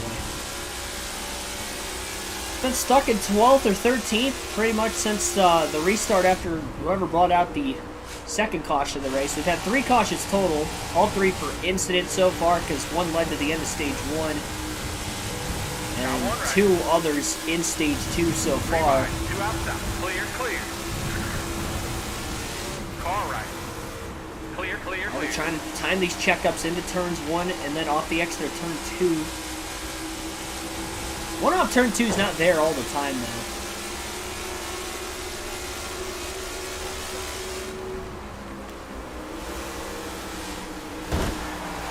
Rewind, you got 2 up top, now 1 right.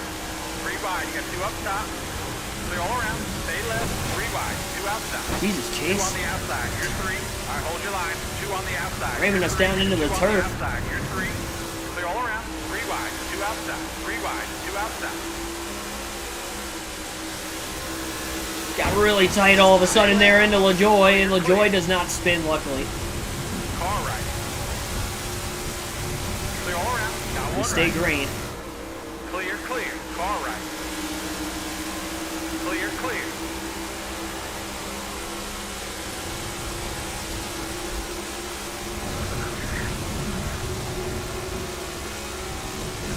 Stay left.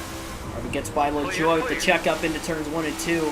Still in 12th. Haven't passed anybody for position. I think Harvick's got a good chance at stage points at least. To the end of stage number 1. Or end of stage 2, sorry.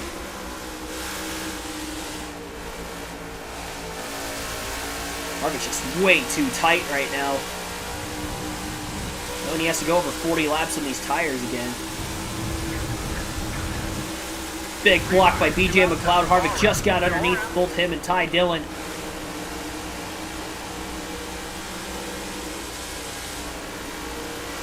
Check up off turn 2. Tap the brakes a little bit off the exit corner to keep it off Harrison Burton. The inside of the 21 into 3 and 4. Couldn't make the pass though. Ty Dillon luckily didn't slip underneath the 4.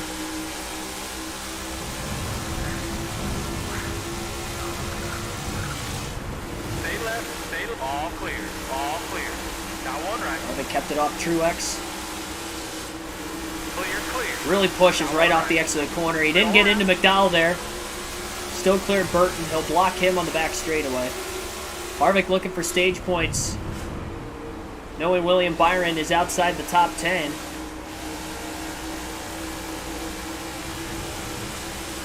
We've already had the night glitch, and luckily I didn't wreck in it. There was a caution. That's how the first caution of the stage came out. So we already had it.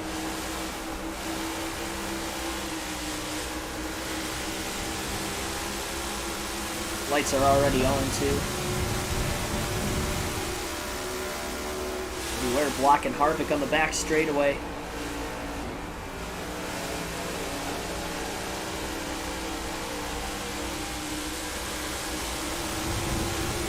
Got one left. All clear. One Committed left. here to going towards the top. Got into Michael McDowell.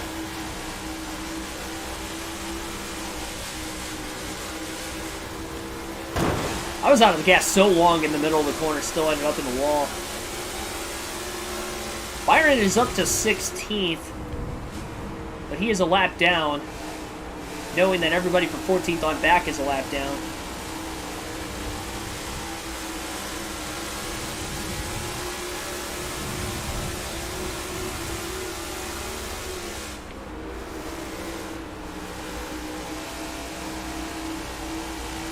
Dark Crypto, welcome into the stream. Harvick's just way too tight right now. He just can't hang on to the throttle. I'm feathering it all the way through the corner, and it's still feeding up to the wall. I just got to be completely out of it, I guess.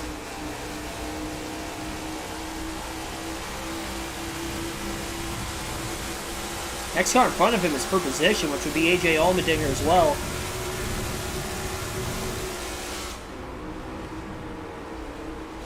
So tight in turns 1 and 2.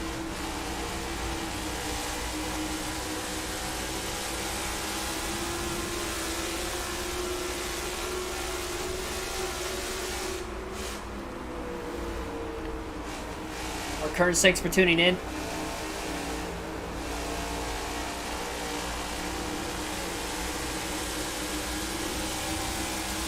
I'm sure they'll beat the Texans. I mean, the Texans blew a lead against the Cowboys last week. Got one right. Two on the outside. Here three wide. Kurt Busch coming out of the pits. Clear all around.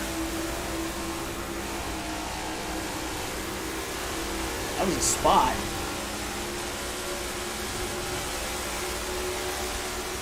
It falls in line. Harvick to 11th. I think I fell lap down with that caution coming out. The second one. Not the first, because Kurt Busch must have been a lap ahead of the field. I don't know how many other cars would be on the lead lap.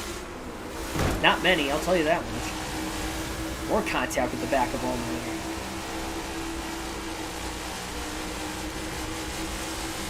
It's still got in the wall, jeez.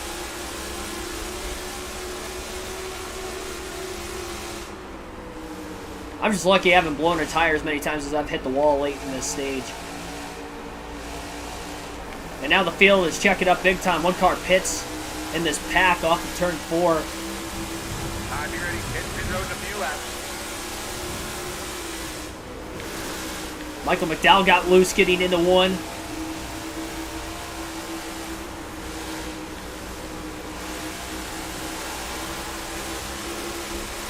So close to getting into the stage point area right now for Kevin Harvick. We have just 4 laps to go at stage 2 this time by.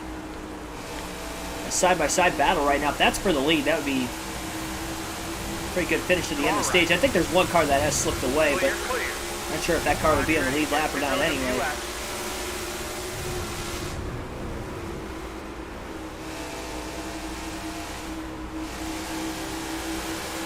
He just does not have the grip here. He's going to pit during the stage break. We'll see if anybody else will. They definitely pitted during the stage break at stage 1. I'm not sure if they will at stage 2 or not. That will yet to be determined.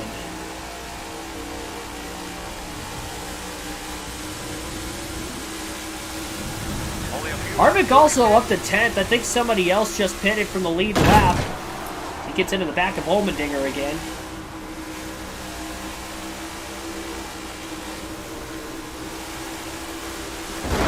And again into the wall.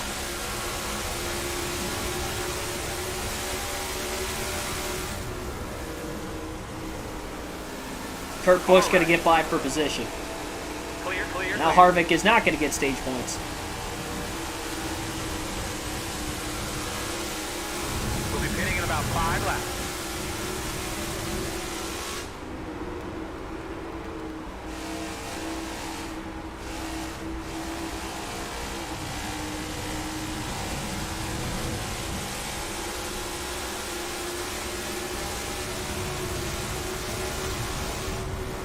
Trying to hold on to track position still, overran turn 3.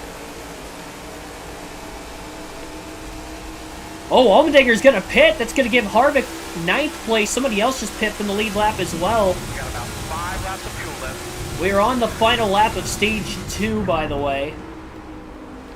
Actually, 2 to go, maybe.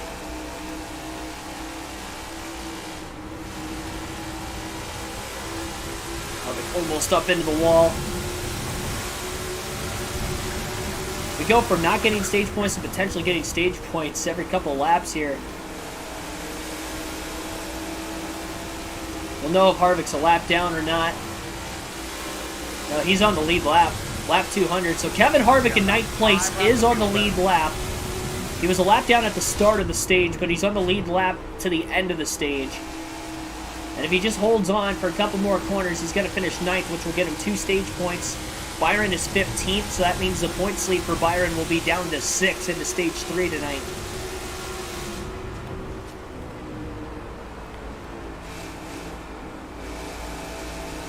And that will be the end of stage 2. Another car pitting, but it's a lapper of Josh Bilicki.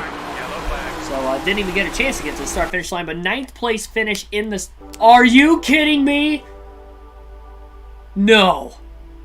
No. No!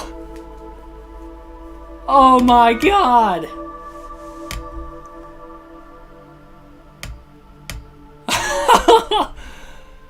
Why, man?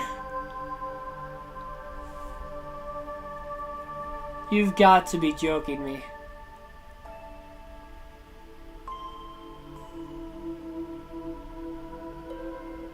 We were literally halfway through the race.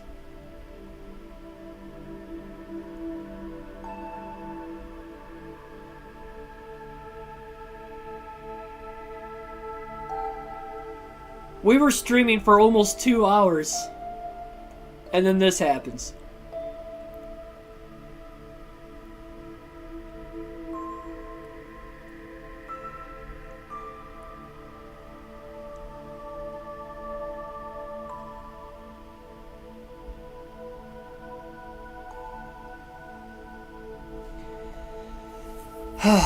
I don't know what to...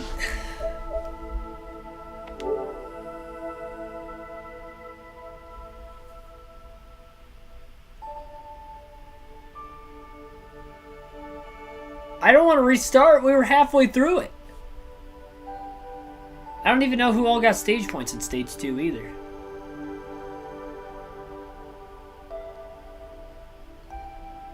I mean, I could run like 50%. The problem with that is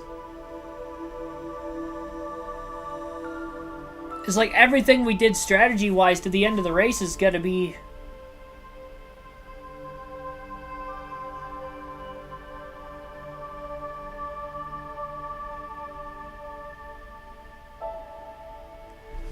Because if we run a 50% race, yes, we would get the 600 miles in, but we would literally have everybody back at square, like, my car's not going to be where it was. It's going to be super tight like it was at the start of the race again. And we're going to have less laps to make up. If I throw stages on in that race, that's going to throw the pitting off. If I do no stages, we still had one more stage break yet before the end. I'm not going to know who's going to get stage points.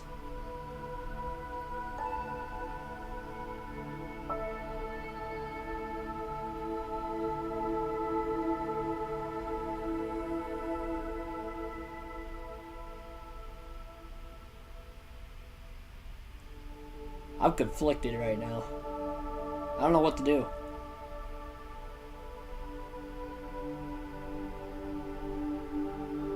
We don't even know who was in the lead either. Like, maybe Busher, but I'm not entirely sure.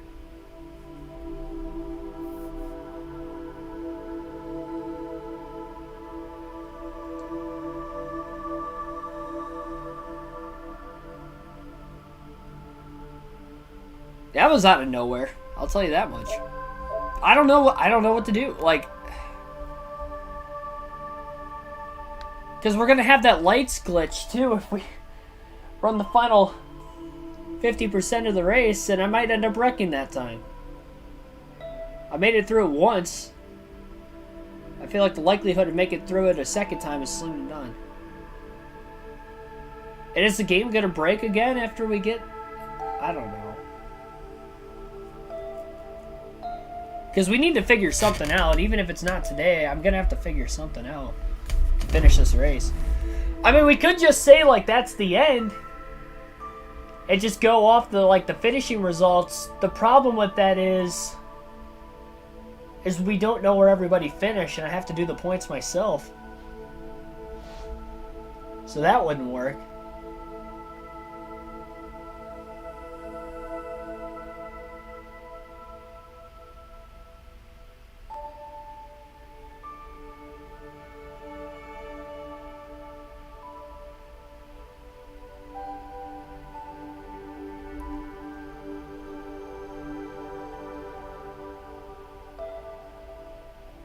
I think, I'm trying to think. I'm really trying to thoroughly think this through before we commit to something. We'll definitely end up having to run 50%. I'm just trying to figure out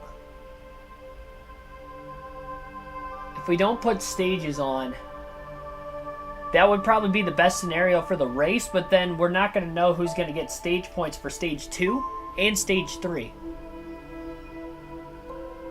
Other than Harvick, that we know finished 9th, and then we can see, you know, where we're running after another 100 laps, but I don't know.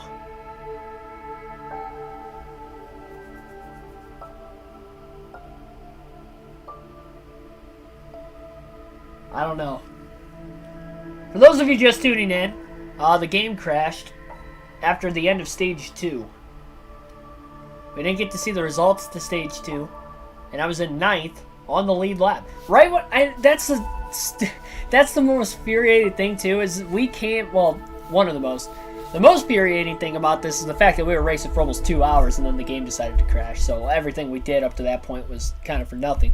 If I do the full race again like some other day, let's say, okay, we'll just restart the race, we'll run another day. The problem with that is if we get to the same point and then we end up like having the same thing happen, then that's going to be for nothing too. We're put right back in the same situation. 50% with stages. Yeah, I mean, see, the problem, they pit every 50 laps too. So if we did stages with 50%, there would be 4 stages. We're not going to be taking points through stage 1. I'd give myself 9 for stage 2, regardless of where I finish there. And then kind of everybody else where they finish stage 2. I'm scared that that's going to happen again, though, where the game's going to break again. I think we have to run without stages. I feel like the game's going to crash every time we get to the end of stage 2 at Charlotte. Like, I'm scared that that's a thing.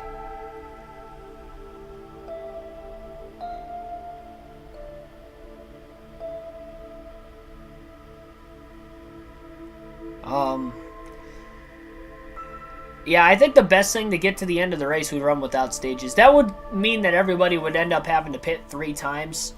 Some drivers will pit 4 if it's like how that went the first time around.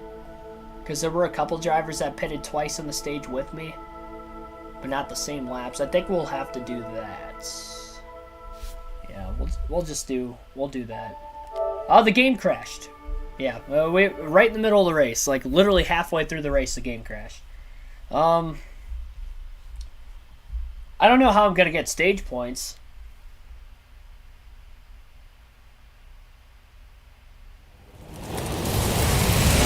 Dude, we're gonna have to mute this before I get copyrighted.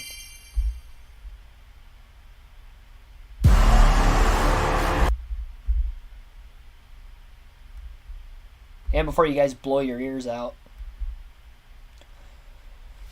Oh, man.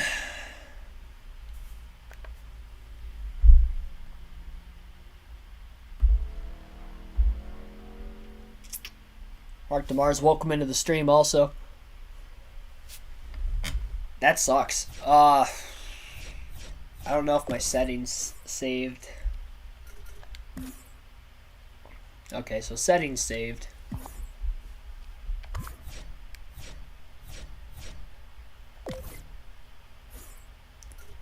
Charlotte 600. No practice. We'll qualify so I can try to get some of my track position back. 50%.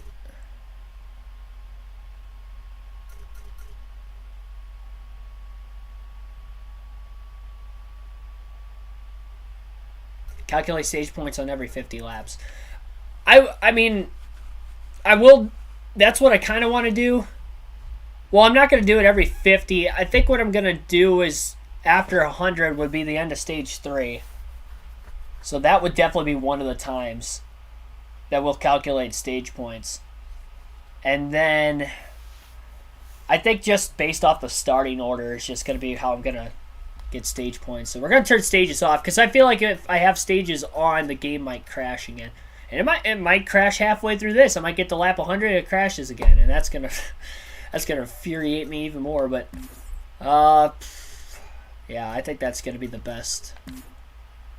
I just have a feeling this game is wonky, but you can kind of figure out some of the wonkiness to a certain extent. I have a feeling that when you run stages in the Coca-Cola 600 at the end of stage 2, it's going to crash every time. So I have a feeling that would happen. We don't know on different race lengths if that'll happen. Maybe it's just 100, but I don't want to take that risk. All right, so we have 50% of the race to go. We were on the lead lap, so the good news is we'll be on the lead lap at the start of this. I'm going to qualify.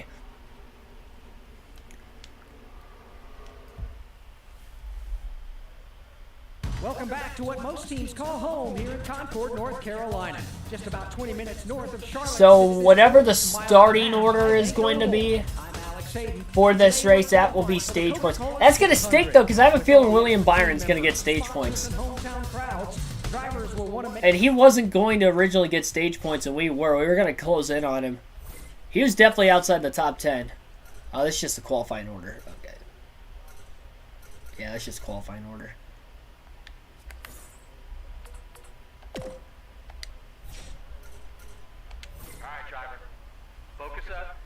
All right, well, we get to requalify.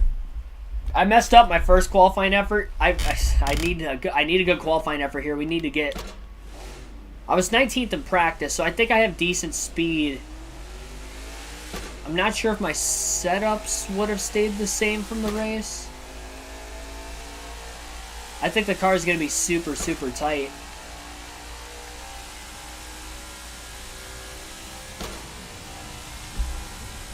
My gosh. I should have known something like that was going to happen when we started the race and we had a caution during the national anthem. I should have known something like that was bound to happen. Pretty good get up to speed lap here for Kevin Harvick. This lap will count at the line, though.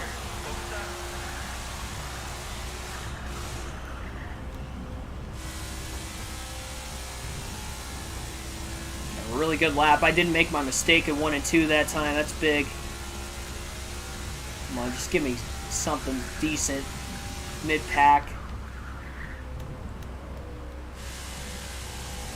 It's a really good lap.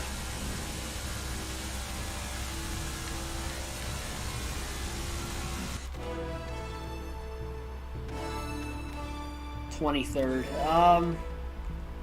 Man, that just sucks. We were in 9th. It's been so hard to pass all day. We literally have the same, pretty much the same starting lineup as what we had last time.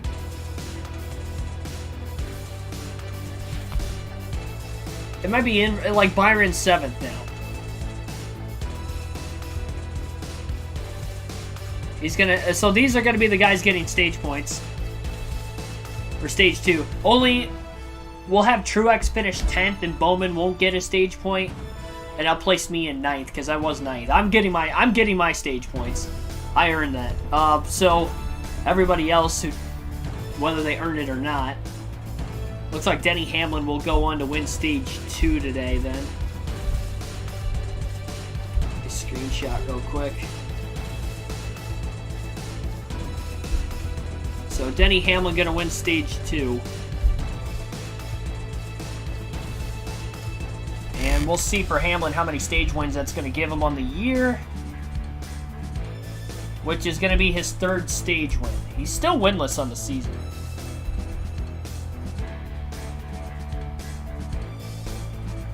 I'm just looking back at it right now. Denny Hamlin hasn't even finished in the top 5 this year. He's only got 3 top 10s. So he needed that stage win. Alright. We'll try this again.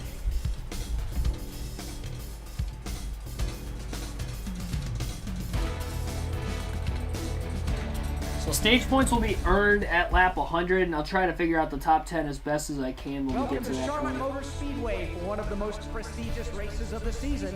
The Coca-Cola I don't know what the this is gonna change the pit strategy too, because now do I pit 4 times? Do I pit 5 times to try to make this up? Because we're not gonna get a guaranteed caution at lap 100 like we did. I mean, this is just throwing the strategy upside down for this race. I don't know if my setup... I really hope my setup at least stayed the same. Because if not, we're going to be pretty slow these first 25 to 30 laps before I pit. And then I'm definitely going to have to short pit. Yeah, no, it didn't stay the same. Yeah, we're going to have a really tight car here at the beginning. Well, green flag's in the air. Final stage. Or sorry, the 3rd stage is underway. I hit the wrong button. That's gonna cost me some spots. Just lost 3 spots. Not shifting properly. Big stack up getting into turns 3 and 4. The stack up was in 1 and 2 earlier.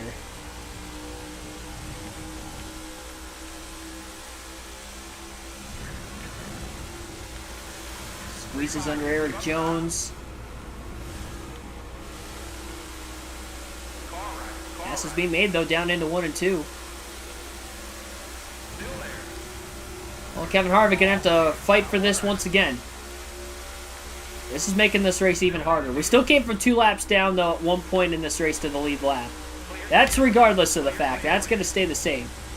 It just sucks that now everybody's on the lead lap, and now we're not 9th anymore. We're back at 25th. And I could have taken fresher tires with the stage end right where it was. Some guys would have pitted, but not everybody. Yeah, we just kind of got to forget about it, really.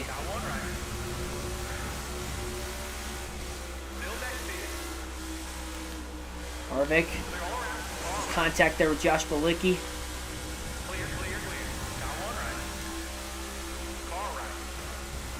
Up into the wall goes Bilicki.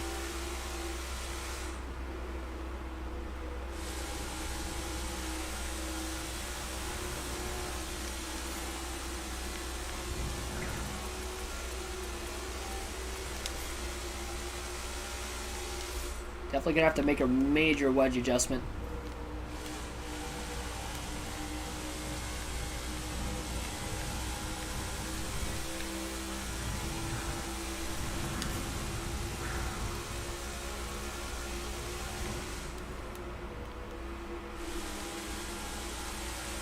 Yeah, we're gonna have to figure out exactly when we want to pit. We're not gonna have any guaranteed cautions. I mean, I could try to strategize my way to get to the front, at least for lap 100, to secure stage points. I mean, yeah, it might be cheap, but at the same time, who knows? I could have been up there battling for the lead right now. Instead, I have a slower car, like I did at the start of the race when we were stuck in 39th. Luckily, I qualified better, but we're definitely holding everybody up behind us. Everybody in front of us is getting away.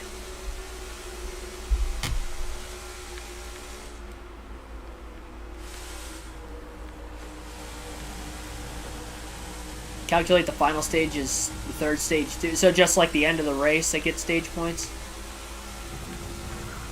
We may do that. I know the scoreboard, if the field is spread out enough, it'll get wonky.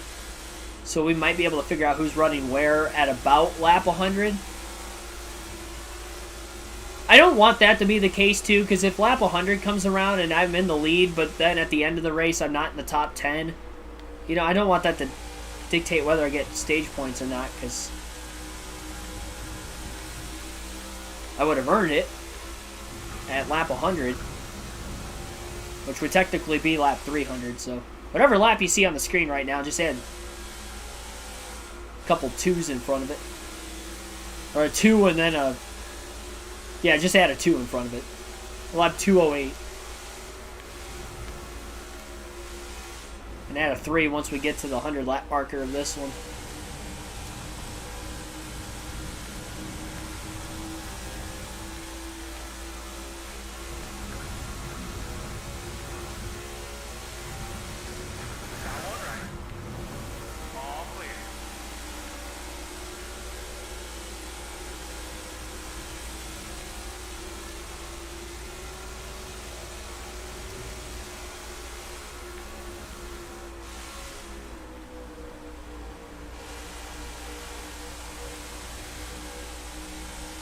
I've been keeping up with the 62 and the 1. I think the 1's just being held up by the 62 of Gregson. Getting into turns 1 and 2. Harvick going to try the outside of Ross Chastain. Remember, his car's a lot tighter right now as well, so it's going to be a lot harder to hold the outside even early in the run. He's got to run on the 1 car, though. Get underneath him on the backstretch into turn 3.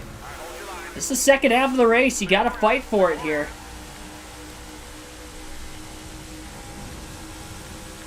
How many times do you pit if you're Kevin Harvick before the end of this race is going to be the big question. And we're going to have to answer. You know, when is every stop going to happen?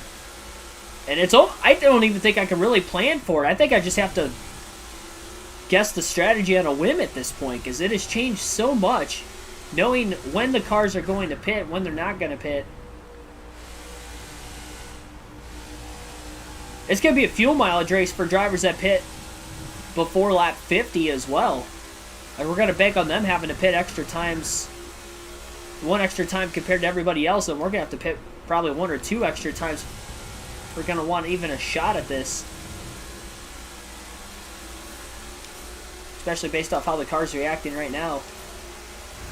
Chastain finally got by the 62 of Gregson. Harvick going to send it deep into turns 3 and 4, but he's not able to clear the 62. A lot of contact there as he slid up into him.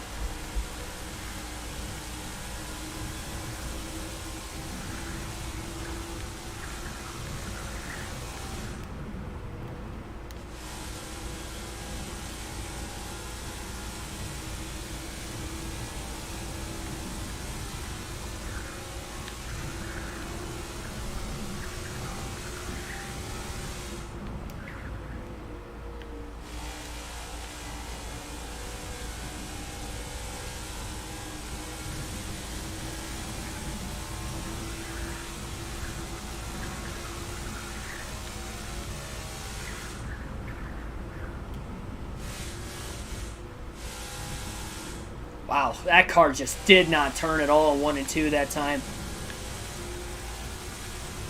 Eric Jones getting held up. Harvick in 23rd.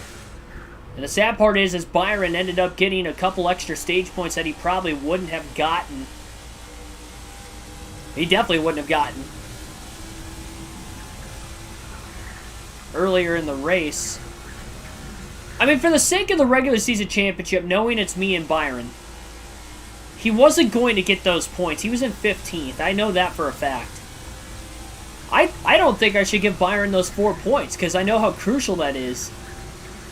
I think where Bowman was 10th, we should just like plug him in where Byron was.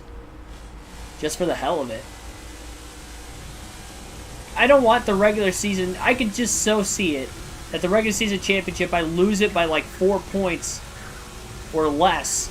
And you look back to this race where that glitch happened and Byron had 4 points that he wouldn't have had. I mean, I'm doing the points myself. I have the choice to do that, and I think that's what I'm going to do. Because he should not have finished in the top 10 in that stage. That means he's outscored us by 2 points in the stage up to this point when that's not right. We have outscored him by 2, not the other way around.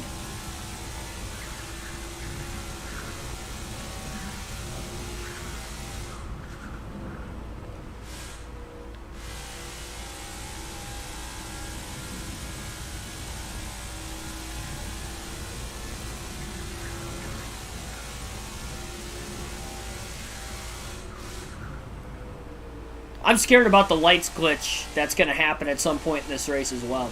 I have no clue what lap it's going to happen either. I don't know how much like earlier or later in the race it's going to happen. Does it happen, what, about 150 laps in roughly? But now the race is accelerated a little bit with that, so maybe it's going to happen more towards like lap 60, 70. I have no clue. Maybe sooner, maybe later.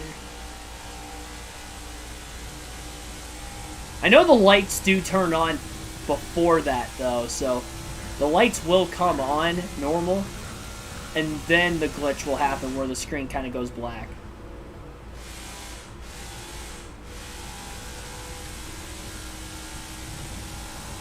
I will say in clean air and no pressure directly behind Kevin Harvick, he's able to hit his marks pretty well with this tighter car.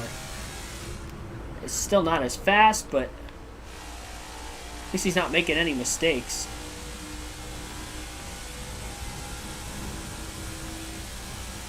Passing the AstroTurf going on between Almirola and Chastain up there.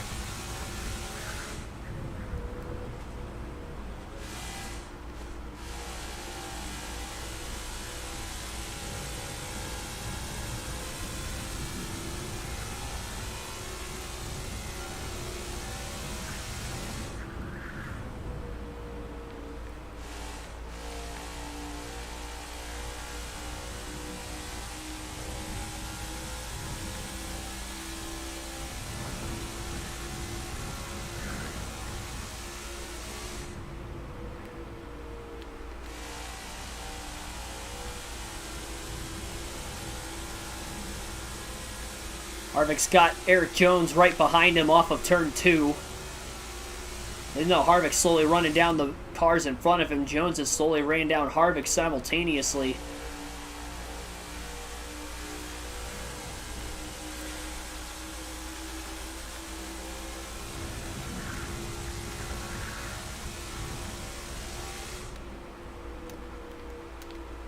Harvick can't get his car to turn into turns 1 and 2 that time, and Jones is going to get by. Well, he hasn't cleared him yet. Trying to side draft the 4. Harvick with a block into 3 and 4 and barely holds on in front of Eric Jones, but now got back in the gas a bit too soon. Still stays in front of him, though, off the exit of the corner.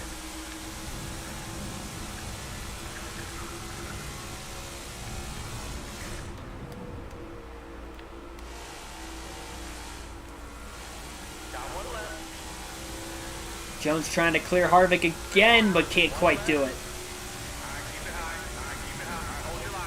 It was a lot closer to that time, and they're going to be more dead even into 3 and 4, which is going to allow for Jones to complete the pass. Harvick has to run the outside and give up so much time on the top, knowing his car is too tight.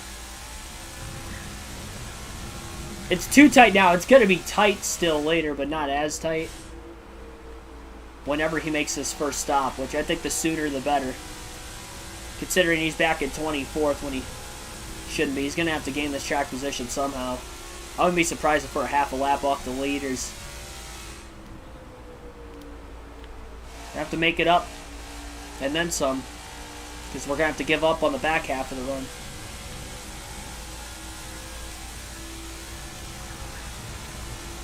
Lap 25. Kevin Harvick going to pit this time. Just like we did in Stage 2. Stage 3, we're going to pit at lap 25. And we did get a timely yellow because of the light glitch. And it wasn't us. So we'll see if that'll maybe happen here. Now wedge adjustment's going to come into play here for Kevin Harvick as well. So So here is the green flag stop as he is on his way in to that commitment line. Our pit box isn't going to be at the front of pit road anymore either. It's going to be right in the middle.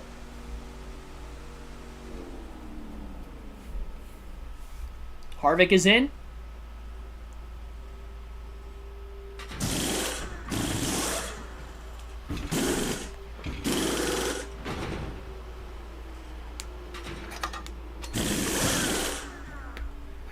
I will say with the next game, the animation has to be quicker. Like, not this part of the animation, but the transition from, like, pulling into the box. Like, I pulled into my pit box, and it took, like, 4 or 5 seconds before the pit crew hopped over the wall. I'm not even joking either. That's not an exaggeration. Like, that has to be quicker. So I noticed that your stops are typically longer than everybody else's, and that's probably why. Kurt Busch is leading. I still think the chances of getting a different winner is very high, considering you look at the top 3. It's still Kurt Busch, Denny Hamlin, Kyle Busch. And Kyle had a good run going earlier, so did Kurt. Hamlin fell back, but now he's back in it. So Kevin Harvick 1 lap down, but now has 25 lap pressure tires on the rest of the field.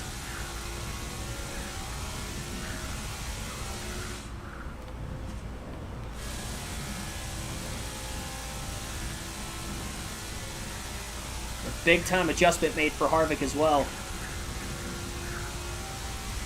He catches the back of the field. He's going to have to go quickly. He can't waste any time. Going to have to be gutsy with the move choices. I think he can cycle to the lead, but it's just going to be a matter of how long is he going to be able to hold it before they eventually run him back down. Because he's got 25 lap pressure tires now, but then the rest of the field's going to have 25 lap pressure tires once they pit.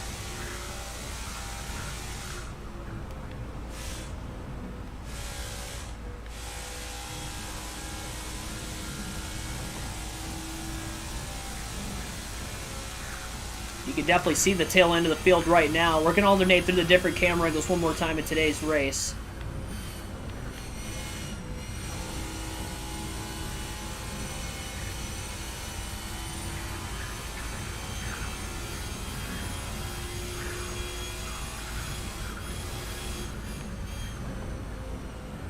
Overdrove 3 and 4, clipped the apron pretty early into the corner.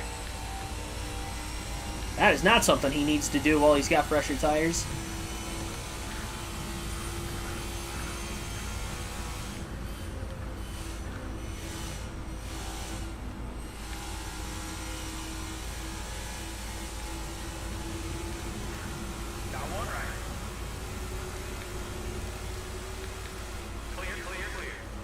Honestly, with all the scoring glitches this game brings, I don't care what the difficulty is. It's got to be hard to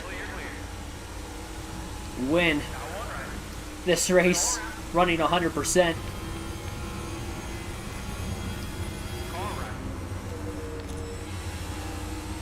Barely kept it off BJ McLeod. Timed the run into turns 1 and 2 perfectly. Up the exit of turn 2, lifts to keep it to the inside of Keselowski as well now to the back straightaway.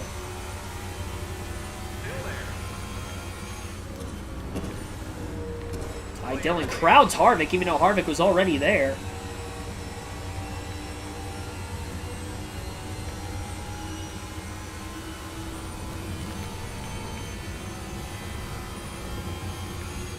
By the way, the lights just turned on, so we could have the light glitch at literally any given moment, which is scary.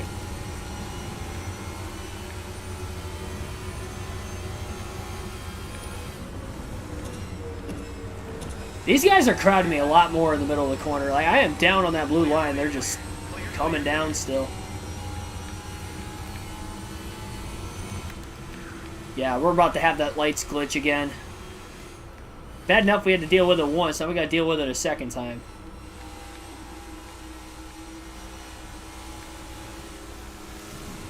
Big run on Reddick. There it is. Oh, no, no, no, no, no, no, no. Okay. We survived it again.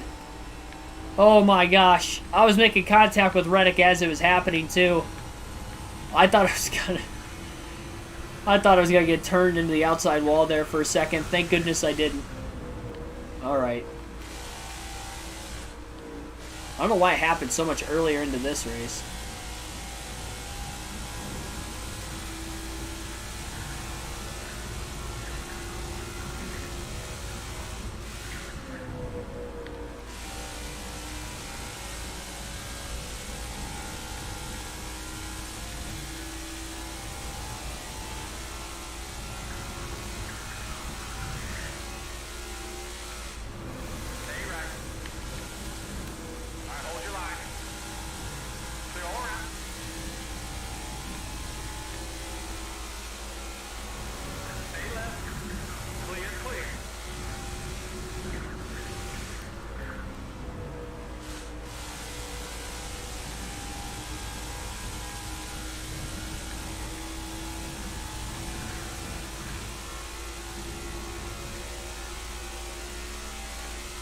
I'm a lucky man to survive the light glitch.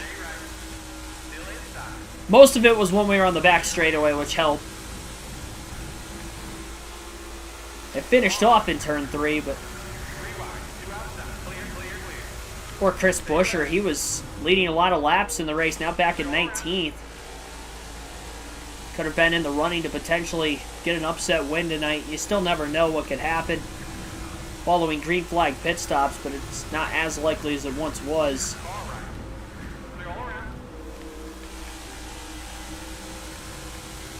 To the outside of Custer. Harvick making up a lot of time right now, though.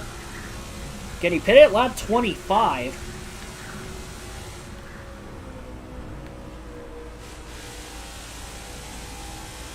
Rest of the field going to be pitting right around lap 50.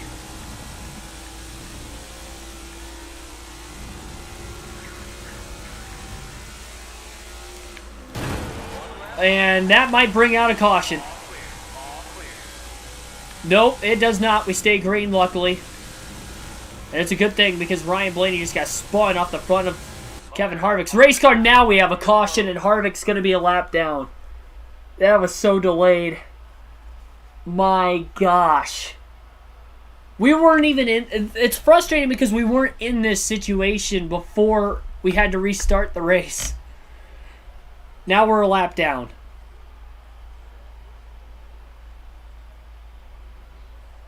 Maybe 2. We might even be 2 laps down with the scoring glitch. Like, we're trapped a regular lap down, and then the scoring glitch on top of it. We're probably 2 laps down now.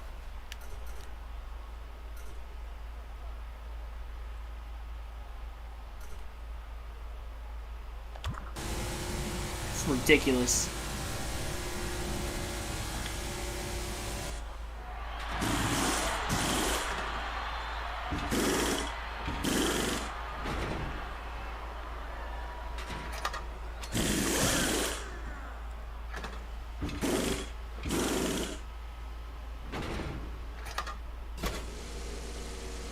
Got a couple cars on pit road. Not everybody's in.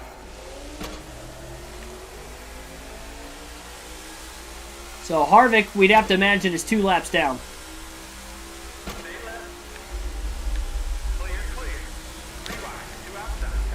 Just going straight to the apron. I don't even care.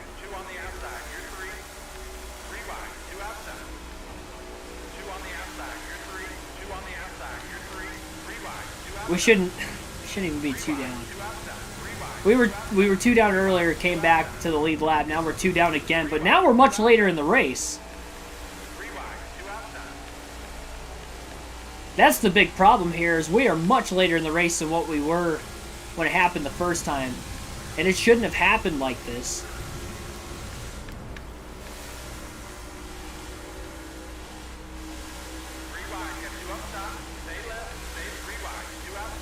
The majority of the field is going to have to pit. But not everybody, though, because there were cars that pitted. Gotta hope they weren't on the lead lap when they pitted.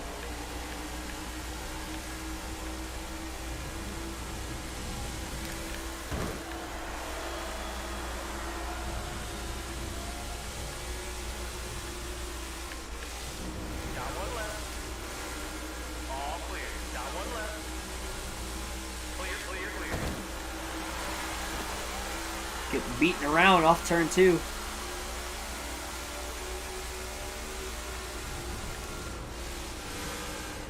The race flow itself wasn't that bad until we had the game crash, honestly.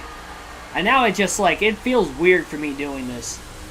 I don't know how it feels for you guys watching, but for me it's like, it almost feels like I'm not even, like, running the same race, which I technically am not.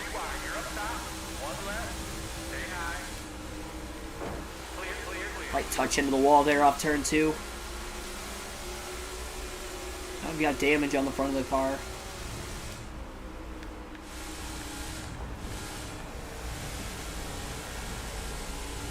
Hamlin pitting. I hiccuped out of the gas just a little bit, I'm not going to lie. So Hamlin will be the first of the leaders to hit pit road.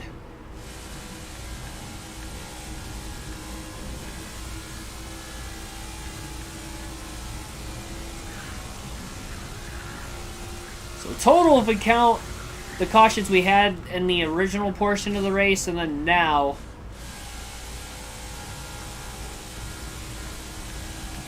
in total, we will have had 5 cautions. And we know we're going to technically have to count a 6th at lap 100, even though we're not going to actually get a caution at lap 100.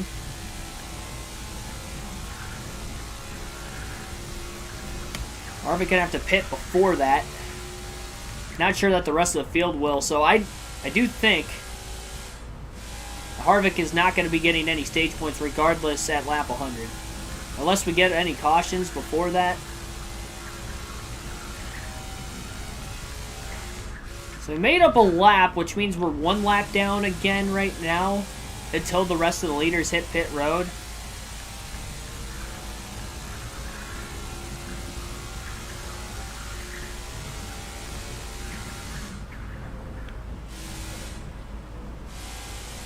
I think my fastest lap, by the way, was a 33 on the original portion of the race. And right now I'm running 34s.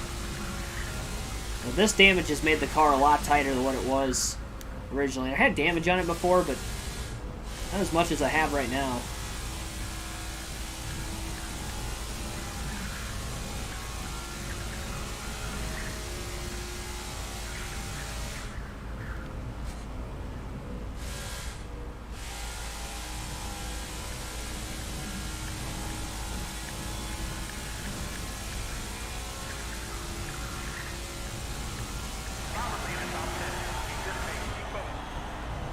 Bush at 36. He's lost a lot of spots. Harvick up to 7.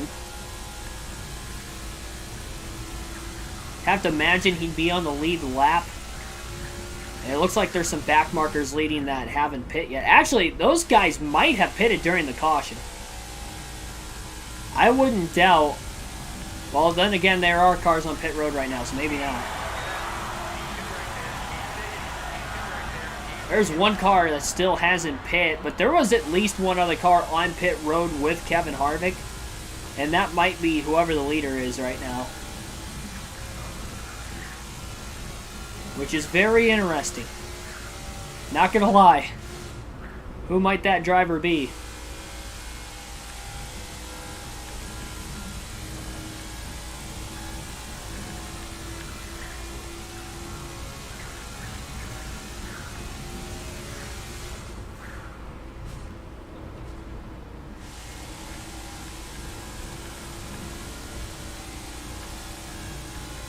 Race making you nervous? Yeah, if you're running full races. Well, do you run with complex damage on? Because that, I mean, that helps a little bit. So if you don't run with complex damage, then you don't have to worry about blowing a tire with, or really having much damage with contact anyway. Like, it might be visual, but it's not actually there. But this, it actually is there.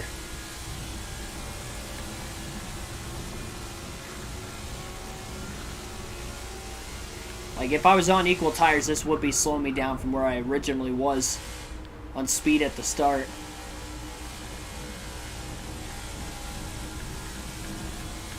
So knowing that one car took advantage of pitting during that 5th caution, And again, we don't know exactly who that driver is.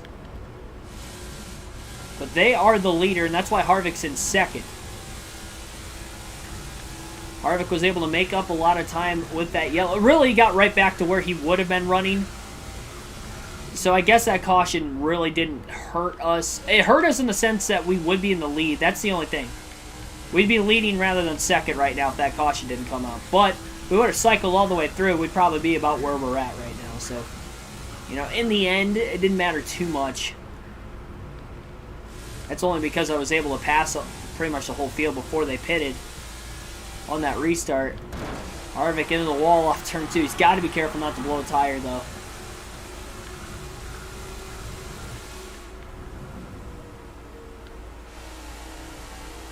Visual, yeah.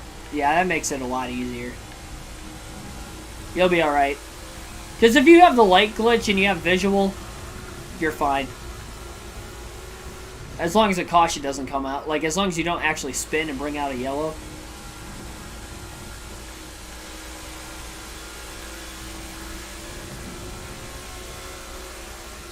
Kyle Busch to the inside of the 4. Kevin Harvick. Harvick gonna have to run the top into 3 and 4.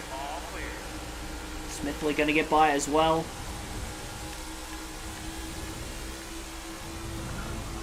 Not even really sure who that third place car is either. I would imagine maybe Denny Hamlin because he was one of the first cars to pit.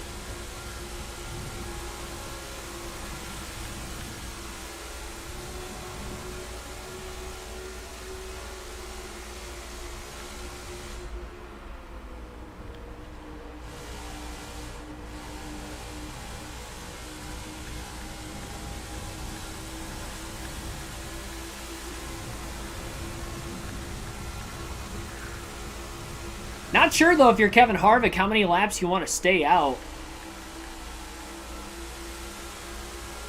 before pitting again, knowing that the rest of the stops are likely going to be under green flag conditions the rest of this race.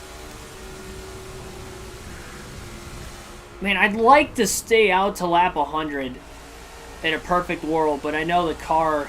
Actually, I don't even know if I can make it on fuel to that point anyway. Probably won't. Most of the field will probably have to pit before then. And the only reason I say that is so that way I can get the stage points.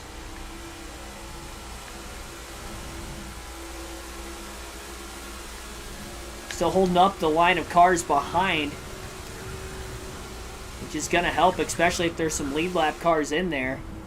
They're trying to catch Harvick for position. Harvick all the way at the track through 3 and 4. Eric Jones going to get around him. Truex gets into him. And now with that stack up into turn 1, with just the one car in front of Harvick, he got into Eric Jones, which widens his corner out quite a bit. And Truex will get by off turn 2 as well.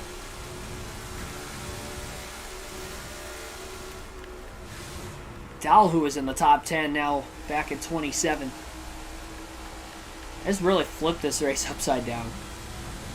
More than we could have ever imagined it could have. Under the normal circumstances with this game, which are not normal to begin with.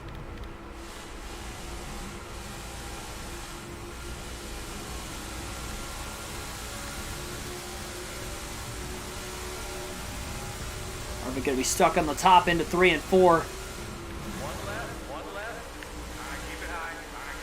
As Mins Almirola get by, Suarez looking to do so as well. A little bit of contact with the 99.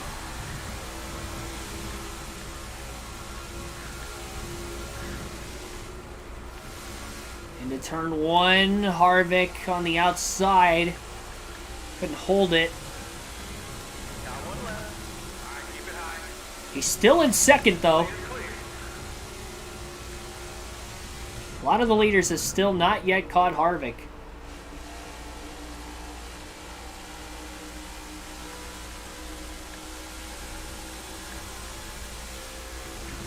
We don't know if he's slower or faster as well than the other car that's still in front of him. Really wish we could have saw who that was that pitted with us. So if it was a back marker car, I think we could catch him eventually in this race. The problem is if it was a backmarker car, is he a lap ahead of us? Because if it's a backmarker, they probably weren't a lap ahead.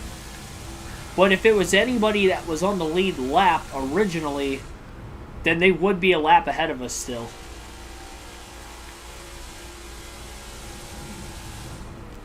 That's where we just don't know. Harvick in the wall. Off of turn 2, Keselowski gonna get by.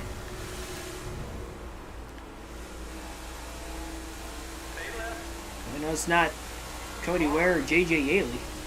Chase Elliott back in 35th. He was leading laps at one point earlier in the race. So his race has been flipped upside down as well. Wonder where William Byron's potentially running. I see Christopher Bell in this group. He was in the top 5 before the pit stop started. I think he is either the first or second car in line behind Elliott in this pack.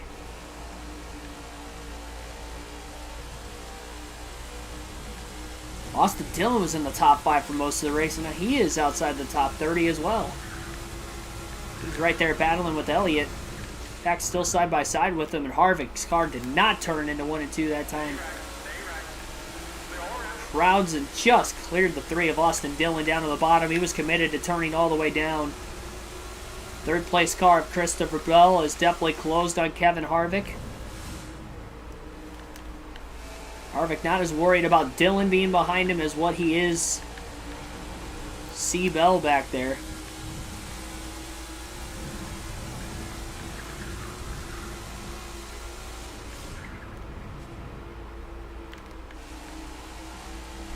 The longer he can stay in front of Bell, the longer Harvick can afford to stay out of the pits as well. Looked like Chase Elliott got back by the 20 as well. Dillon's still in front of both of them, but still obviously stuck behind Harvick as well.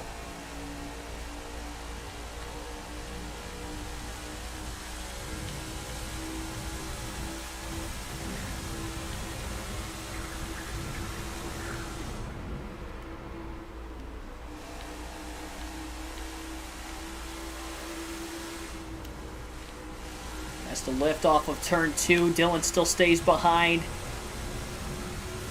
Ryan Blaney is right behind Christopher Bell also. I think that could be for position as well.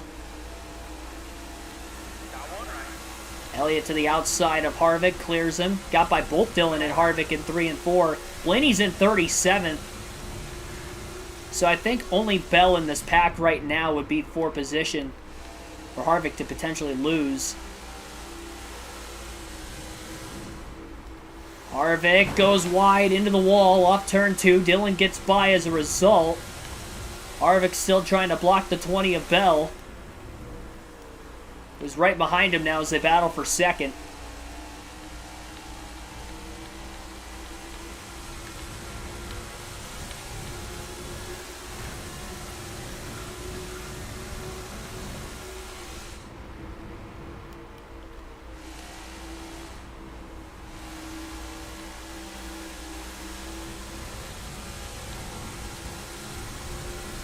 And no more mistakes at this point for Harvick. At least to try and stay in front of the 20.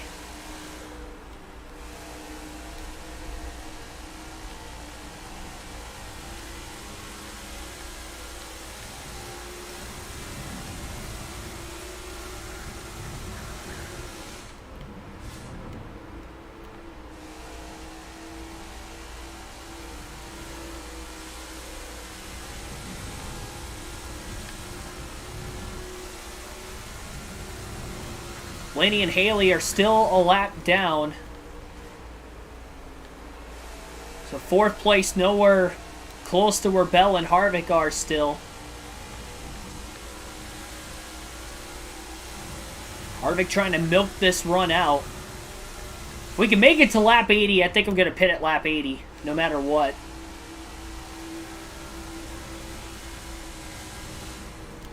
Unless Bell can get around Harvick, which he might be able to, into the wall, but Bell had to check up also.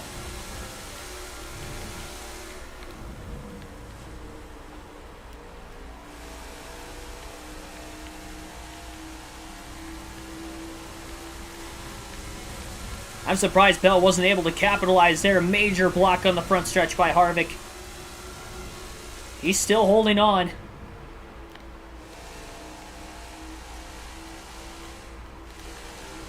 This has to be the longest he's held on older tires in front of a car he was specifically battling for position with.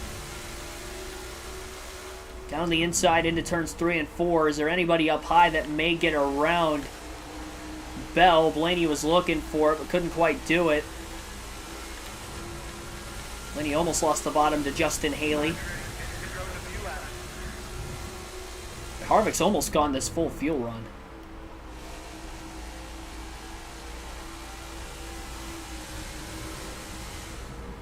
Lifts off of turn 2. Here comes Bell with a run on the back straightaway. Harvick way down low to block into 3. Backing up the corner a lot to keep his car down on the bottom. Still can't really keep it there off the exit of turn 4. Bell is right there, but he still can't get to the inside of Harvick. Harvick actually tapped the brakes off of turn 4 to keep it off the wall that time. Lap 77, he's still in second place. Bell much faster. And his chances of trying to catch the leader. And it looks like Chris Buescher, by the way, is the leader. So Buescher is the car out in front. And he was leading at one point in the last stage. So that's big.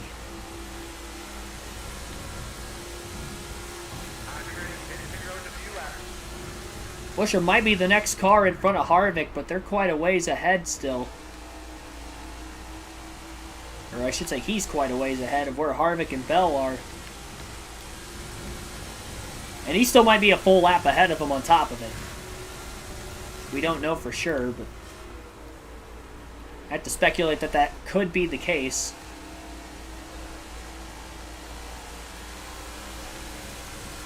Haley to the inside of Christopher Bell now, side by side behind Harvick, but he's just got to go where Bell's at.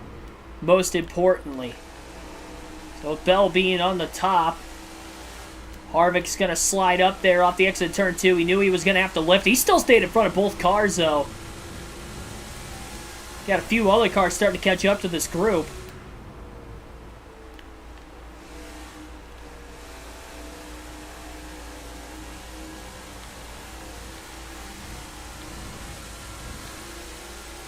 Harvick will pit this time by. He has done his job perfectly, which is trying to hold these guys up on old tires as long as he could. Really couldn't have done a better job. Haley's going to get to the bottom. He'll get around. Bell to the inside. He'll finally get by Harvick. But Harvick was going to be coming into the pits anyway. So now would have been the best time to get by Kevin Harvick. Harvick down on the bottom of the track. He will be pitting for 4 fresh tires. 4 tires and a full tank of fuel for Kevin Harvick as he's into the pits. Technically 20 to go in the stage. He's probably not going to get stage points here, but we've got it. Keegan fan, thanks for tuning in. Gonna get dumped holding everybody up. Well, luckily I didn't. That could have been a possibility. Especially knowing the AI in this game. We made it, though. We did our job exponentially. A lot better than what I thought I was going to do. Would have been alright if they passed me, but later in the run, and they never got around me at all until right as I was coming in. Alright, so here we go. Here come the leaders. Harvick trying to get up to speed on the bottom of the track.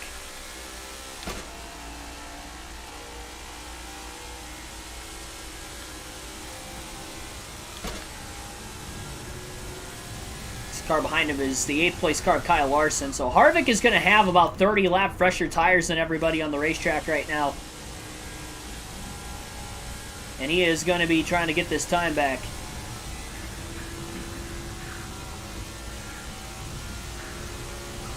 Ideally, really wants to catch Chris Buescher. Buescher's the guy he may be having to battle this race for the win. Means he held up Bell well enough. going to be 2 stops to the end for everybody, Harvick included. So he's just really trying to make this time up right now. Then he'll have to try to hold him up again.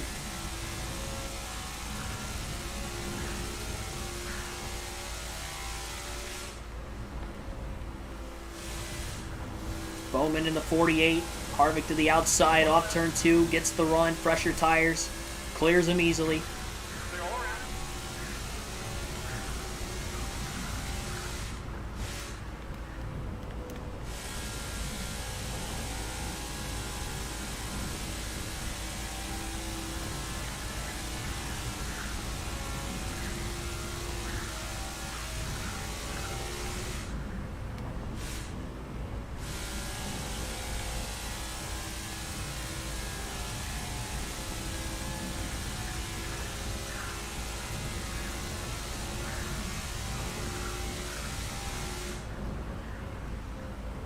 Problem is, William Byron's in 6th place today.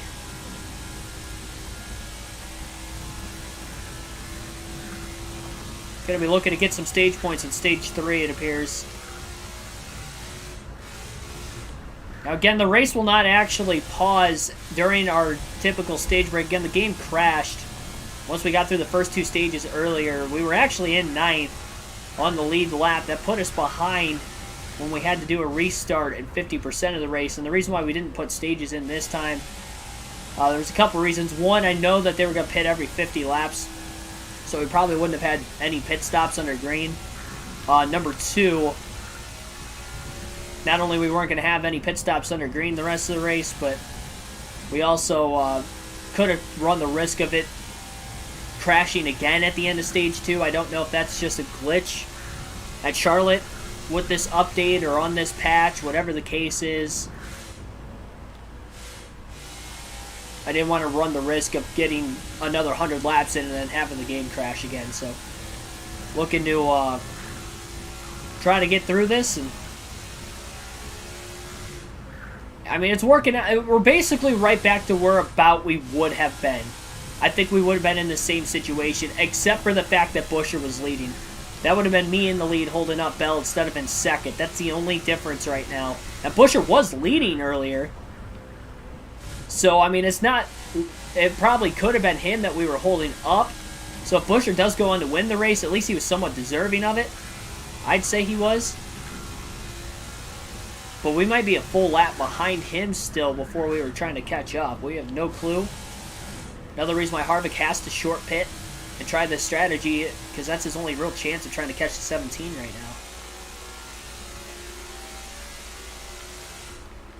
That's because Buescher pitted during the last caution when nobody else did. Just getting to the inside of Byron in the middle of the corner. Byron up to 5th. I think Bell's leading. I think Chris Buescher has already pit.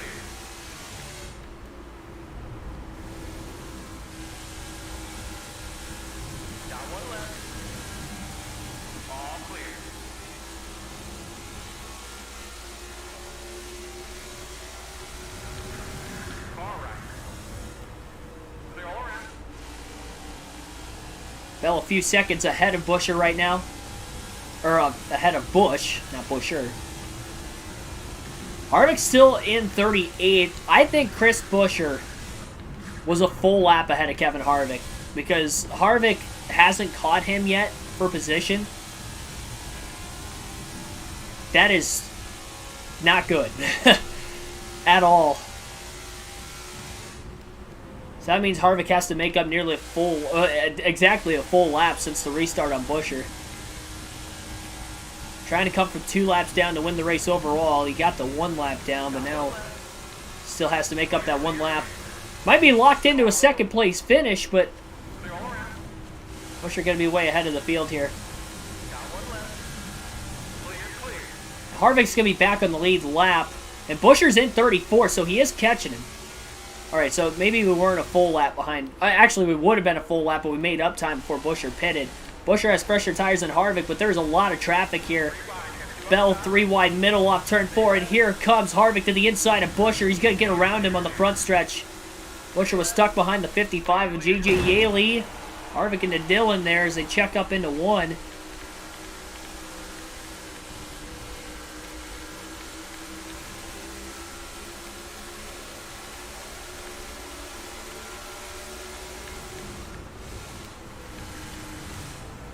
one left.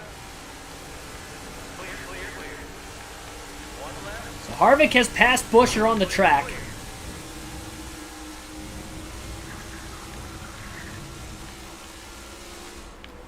Down one left. I didn't think I was going to get into Timmy Hill there, but I did. Clear, clear, clear. Down one left. Down one left. Got one low. Jesus. Just all over the place right now. I'm surprised I haven't blown a right front. Getting into the wall yet. Well, contact between Kyle Busch and Ryan Blaney. Oh, no, that was McDowell, actually. That's going to bring out a caution on the front stretch. Oh, my gosh. And now we might be a lap down again.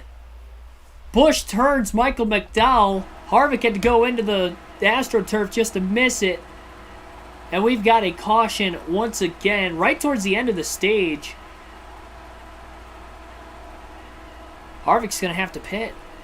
I wonder if the rest of the field's going to be on their way into the pits or not. This has just trapped Harvick.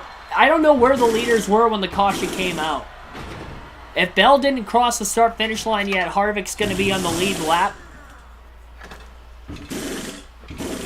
Heads-up awareness there for Harvick, having to go down into the turf to miss the crash. Everybody's on pit road, so we got to hope we're on the lead lap. And we are, because Harvick's going to be in second. Green flag back in the air.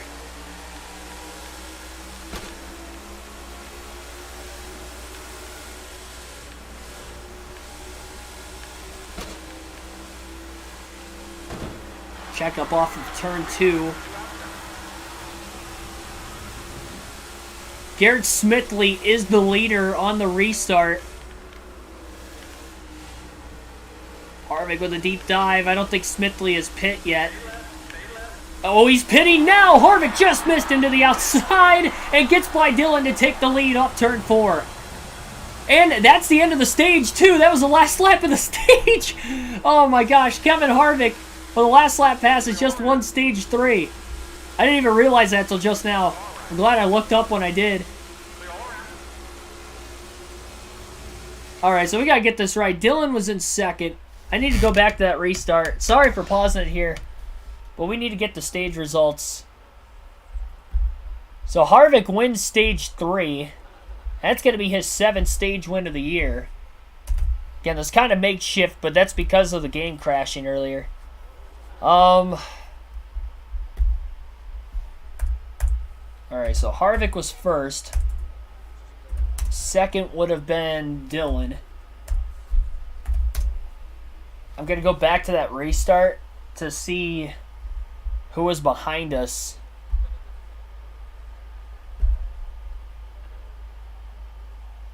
Kurt Busch.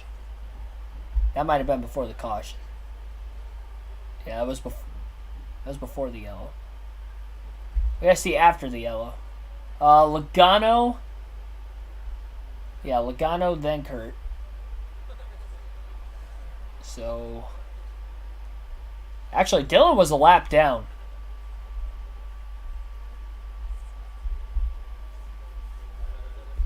On my screen, at least. So Austin Dillon was a lap down.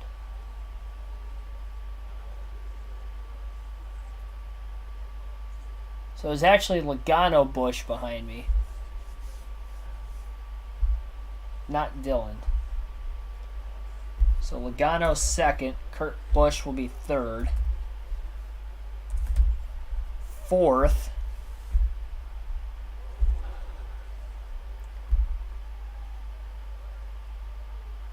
Not even sure if we're going to be able to really check.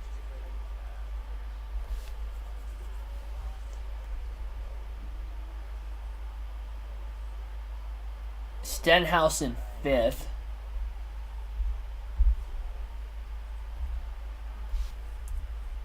Actually, that technically would have been fourth because so Stenhouse in fourth.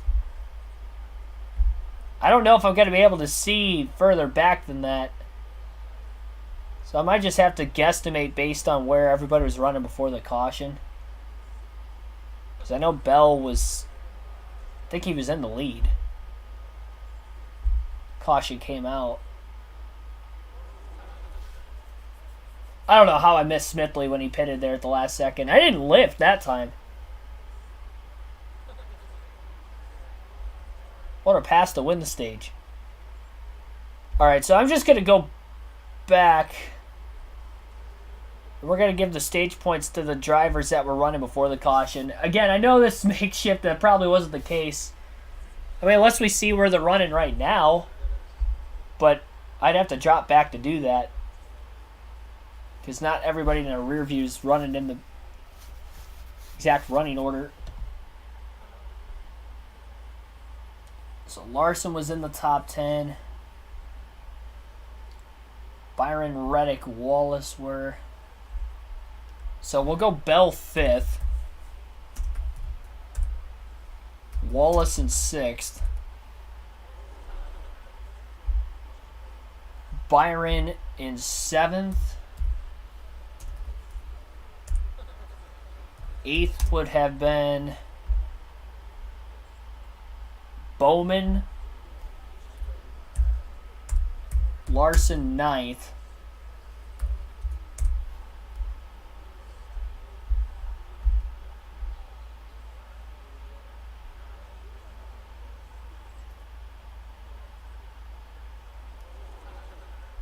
I mean, Busher was up there too then, so we'll go Busher.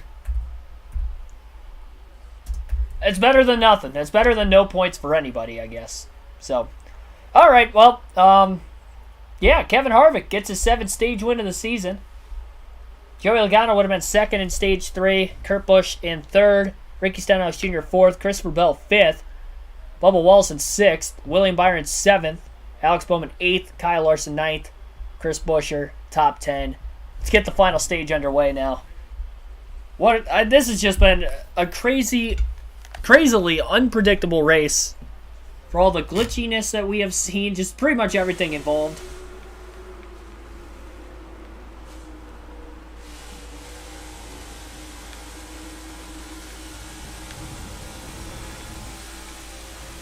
Hesmans is holding everybody else up behind.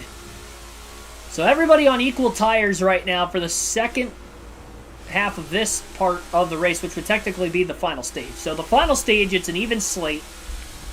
Everybody's going to have to pit once, maybe twice. It's going to be a fuel mileage race because of where everybody pitted. We know Harvick's going to pit twice. At least you'd have to imagine we're going to have to pit twice. I don't know. I mean, I guess it depends how long we lead here for. Logano's in 2nd right now. He's really rallied. I mean, we have come from 2 laps down to take the lead for the first time on the last lap of stage 3.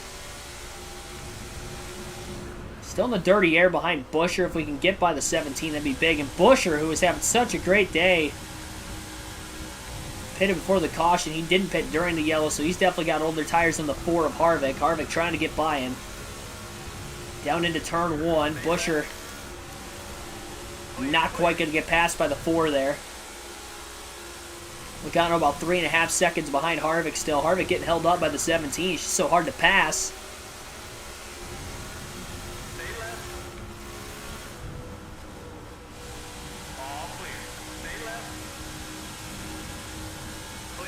One of the biggest races of the season and being the Coca-Cola 600. Definitely the longest of the year, making the stream extra long with all the glitches that we've seen today. But we've seen our fair share. Harvick now has the clean air as he finally gets by Buescher into 1 and 2. Buescher slid down right in front of Austin Dillon. So we got 25 cars on the lead lap in this final stage right now. Kevin Harvick is leading the race. Logano slowly running him down as he is broken away from that pack further back. When do you pit if you're Kevin Harvick? Assuming that you're going to end up having to pit twice.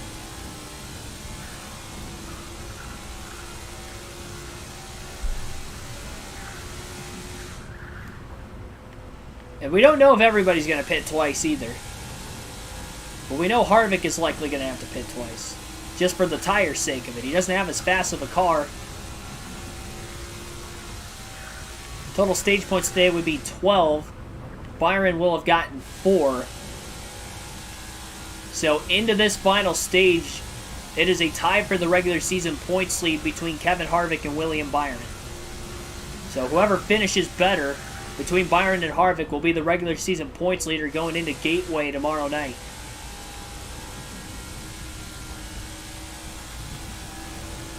Harvick is pulling away from Austin Dillon and Chris Buescher after finally getting by Buescher, but the problem is that Joey Logano in the 22 is closing in on all of them. Dillon is just past Buescher, so maybe he can close in on Harvick. He had a fast car, even though he's a lap down.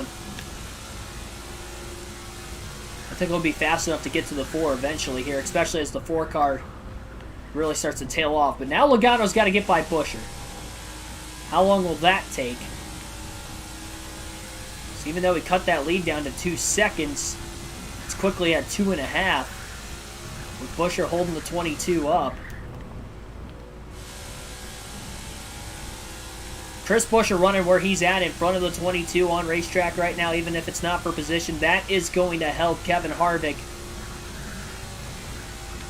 And I think it's going to help strategize our way to the finish as well, of when to pit and when not to pit.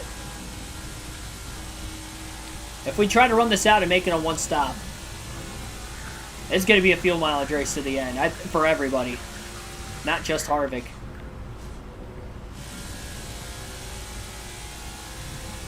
We know everybody can make it about 50 laps on fuel. Harvick has only gone about 43 laps on a full tire stint today, nothing longer than that. We know how tight the car is at the end of the run.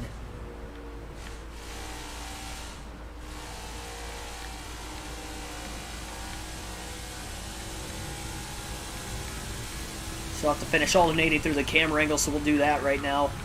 Austin Dillon closing in. Car length or 2 behind Kevin Harvick. Logano about 3.5 seconds off the lead.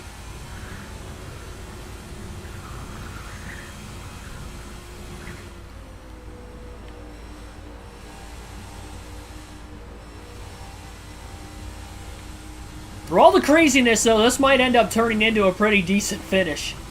An entertaining one at that.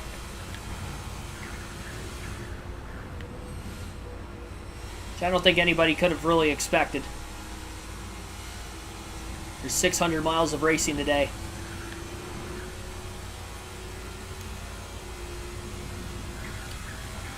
Dillon's going to have a really hard time trying to get by Kevin Harvick. Unless Harvick slips up the track like he did there, then Dillon's just going to blow right by him. They're 3 and 4. Kurt Busch to second as he has gotten by Joey Logano. Boy, this camera angle sucks.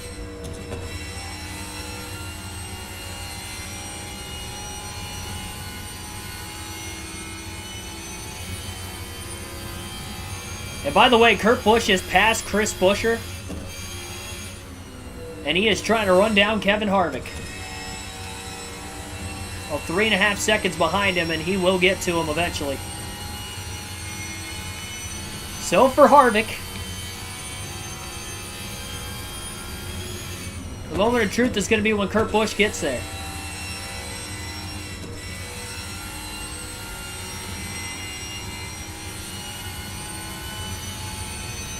Ross Chastain to third. He won at Kansas yesterday and is trying to go for back-to-back wins.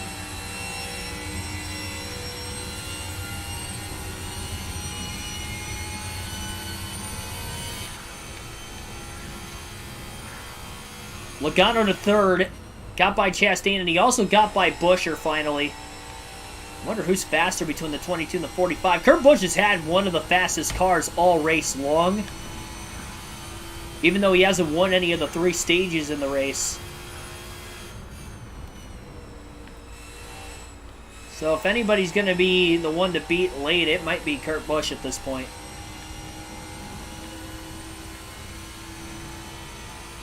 Luckily, Austin Dillon is far enough ahead. Kevin Harvick. Harvick doesn't have to worry about any dirty air going on right now. Harvick lifts off of turn 2, still got into the wall.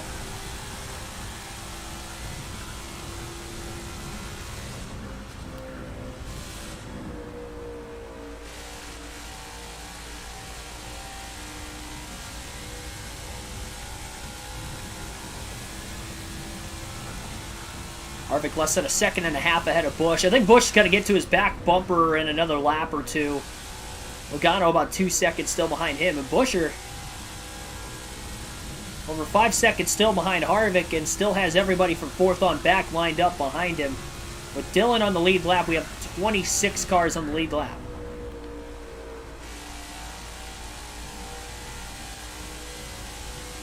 And if we get another caution before the end of this race, that's going to change everything even more.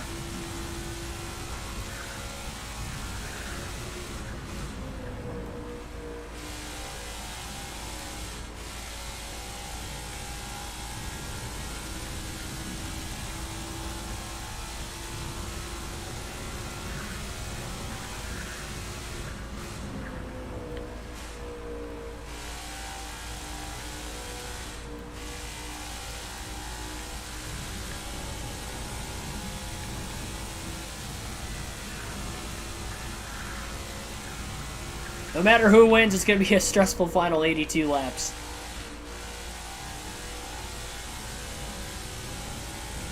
And a playoff spot on the line for Kurt Busch as well.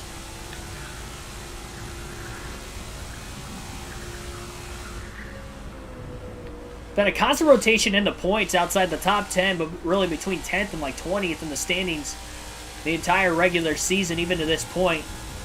So it's no guarantee lock that Kurt Busch sitting 12th in the standings is going to make it in. Especially if we continue to get more different winners into the second half of the regular season. Still 12 races to go after this and only 8 spots open. Harvick taps the brakes off turn 2 to try to keep it off the wall. It's going to give Kurt Busch a run on the back straightaway, and Harvick blocks him. Harvick knows he does not have the superior car here. Kurt needs to get around Harvick quickly before Logano can get to him, but I don't think it's going to be easy. It's been tough to pass all day. And Harvick going to make his car really wide here as he tries to hold on to the lead.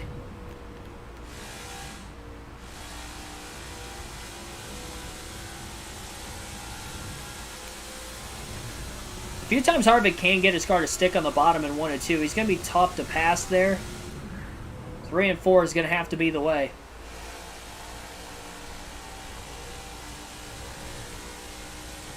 Gotta imagine Kurt will be willing to go either outside or bottom as well. You can't just predict him to run one of those lanes. And the bottom's going to be open here for Kurt Busch if he gets enough of a run on Harvick. Couldn't. Harvick left a lot of bottom open there, but it didn't work out. And there you see Logano, 2.5 seconds off the lead. He's definitely not as fast as the 45. Just because of how long it's taken him to catch the 4 versus what it took for Kurt Busch. He's a second behind him, though, but he can get back into this. As long as he can get in front of Kurt Busch before Harvick pits. Because I feel like Kurt Busch just going to pull away from Logano. If he could get in front of the 4 car before Harvick pits, or even if he takes the lead once Harvick finally decides to pit rather than the 22.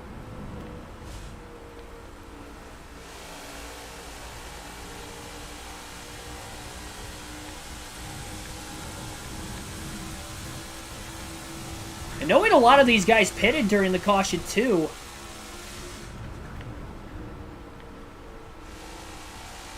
if Harvick ran this fuel run all the way out, we would know who would be able to make it and who would not, knowing that we are at the front of the field currently of the leaders.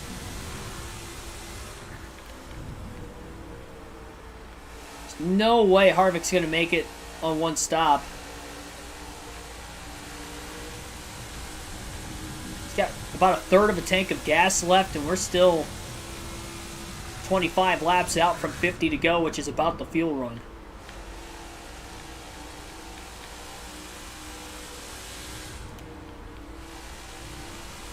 We won stage 3 pitting at lap 25. It took until the final lap to get there, but that's how he was able to do it. We're at lap 25 in the final stage. And he stays out of the pits. I think if he loses the lead, he has to pit immediately. Until he loses the lead, I think you have to stay out of the pits if you're Kevin Harvick.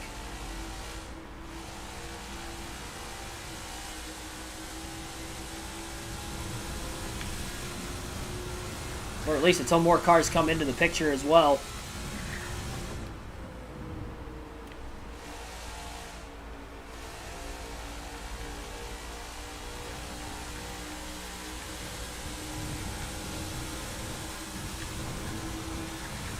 Gano about 2 car lengths behind Busch on the front stretch.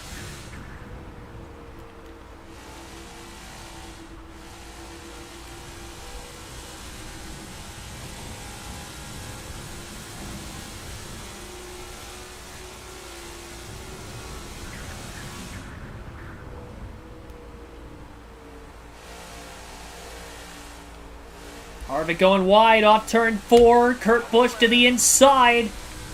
This is the opportunity Kurt Busch needed, and he runs into the side of Harvick. Trying to hold him up and get him out of the way.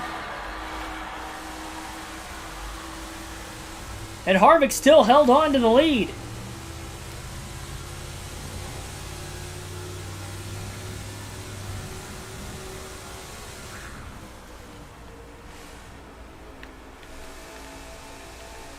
Shocked he held on.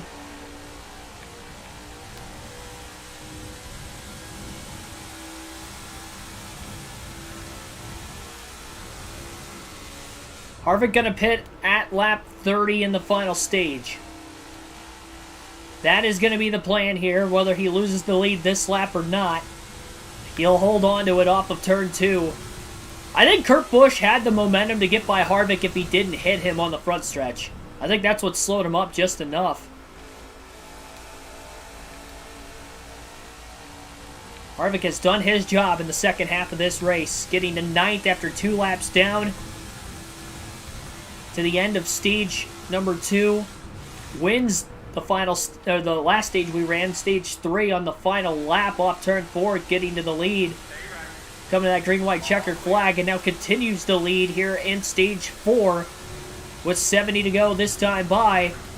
And Kevin Harvick may just stay out again, really. He will. I mean, he's still leading. Stenhouse is starting to catch up. He's in 4th. Another driver well below the cutoff line. Much like Buescher in the situation he was in earlier.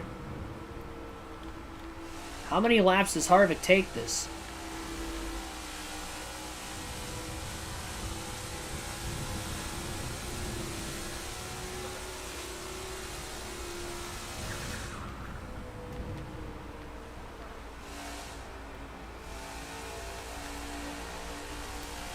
.68 to go at the line.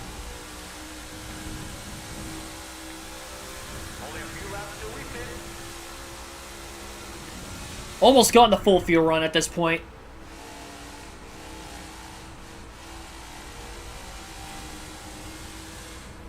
Harvick feathering the throttle all the way through 1 and 2.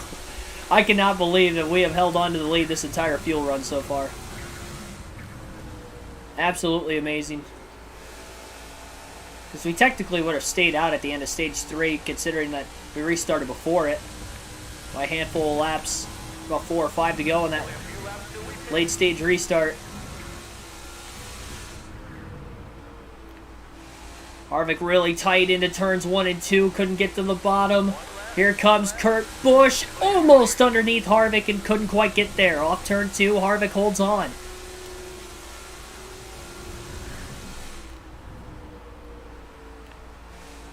Harvick just doesn't have the speed at this point in the run.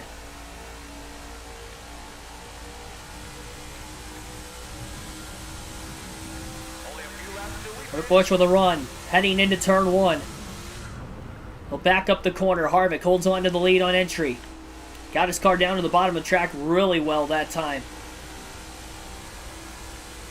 It stays in front of Kurt Busch. Busch to the bottom, back to the top. Harvick with an accordion line down the back straightaway. Slithering like a snake to try to hold on to the lead, and he'll hold on another lap. Harvick gonna pit this time by no matter what here. Lap 35 in the stage. That's as far as he went in the first stage, but he also wasn't leading. He was in 39th when he pit, all the way back in stage 1. Lap 35 in this stage, he's in the lead. But he is going to pit this time off turn 4. No adjustments. It'll be a 4-tire stop. This will likely give Kurt Busch the lead. Needs to hold on to the bottom end of the corner, and he will. And Harvick is on his way in. Now just has to make sure he does not speed, which he will not as he gets to the commitment line. 4 tires and fuel. It'll be the second to last stop of the day for Kevin Harvick. Corey Freet, by the way, thanks for tuning in. Solidly in the top 10 now. Keep this pace. Keep focused.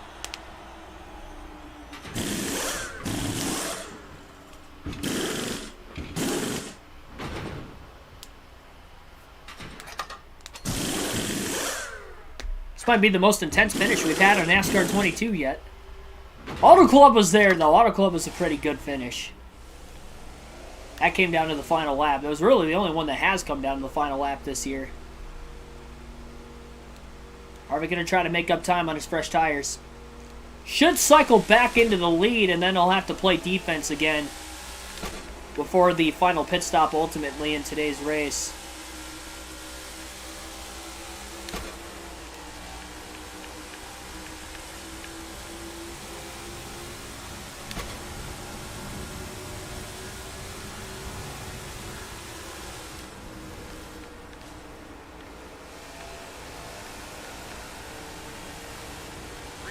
One car pitting off turn 4, looked like Buescher. A bunch of cars were passed that time by Harvick.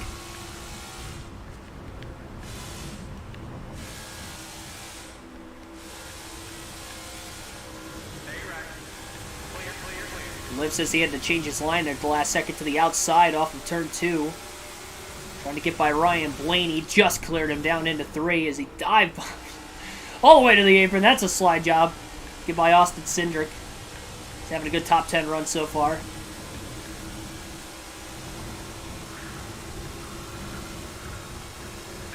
Here's a Burton in the top 5. Good run for the rookie in his first career Coke 600. Harvick's the first car lap down. Kurt Busch is leading. Logano would be second.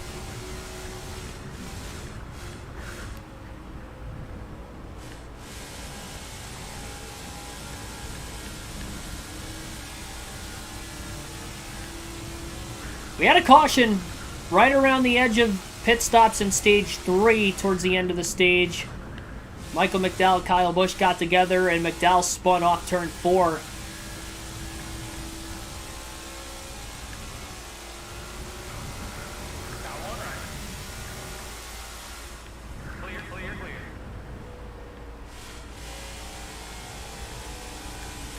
Harvick about 8 to 9 seconds behind Kurt Busch still.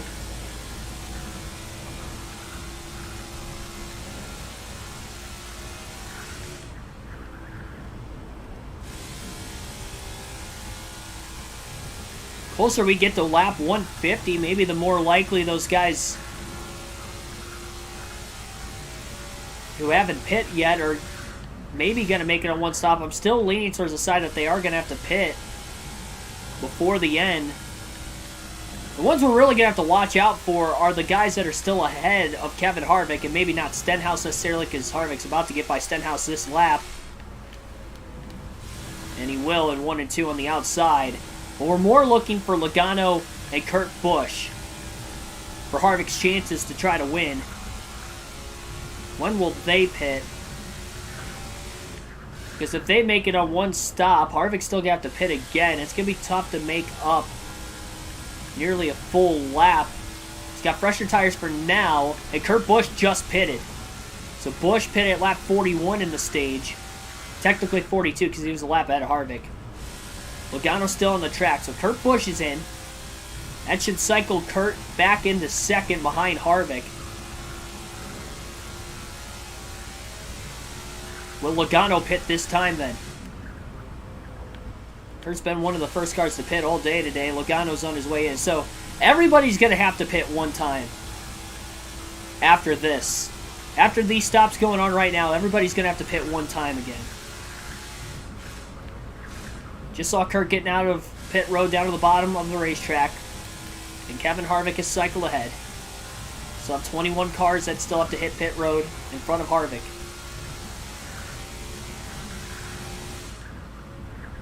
If he did get a caution. Harvick's on the lead lap, but would still have to be ahead of the start-finish line. Obviously, the scoring glitches in this game, which he would not be unless the caution came out probably before he hits turn 1 after getting to the start-finish line. If we saw yellow.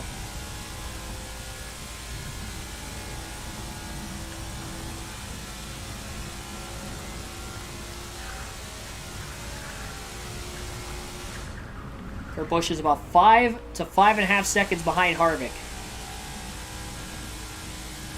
Maybe less than that. It's hard to tell with the way the intervals are on the leaderboard on this game.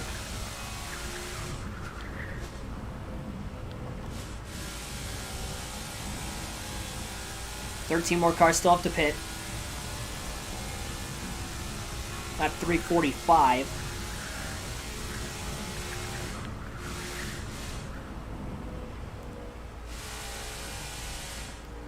Harvick back in the gas way too soon in 3 and 4. Had to lift again right at the exit of the corner. Harvick back inside the top 10.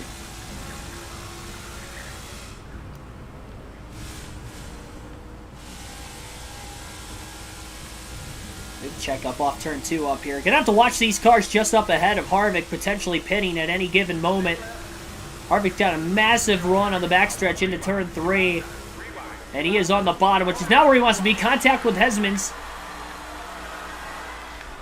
They're checking up. Harvick on the brakes hard. That's going to slow him up big time. Kurt Busch and Logano, I think, are side by side back there. And they've got a huge head of steam. They're going to get to Harvick much quicker than what they were originally going to get to him. Oh my gosh.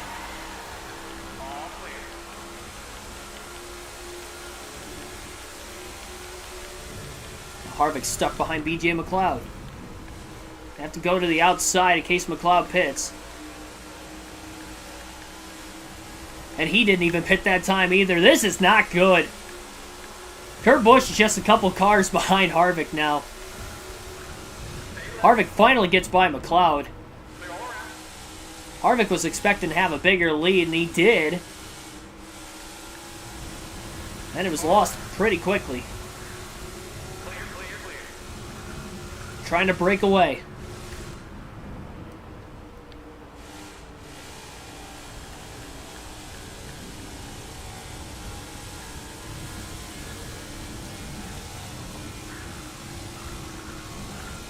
He's going to have about 7 lap older tires than Kurt Busch, and then 8 lap older tires than Joey Logano.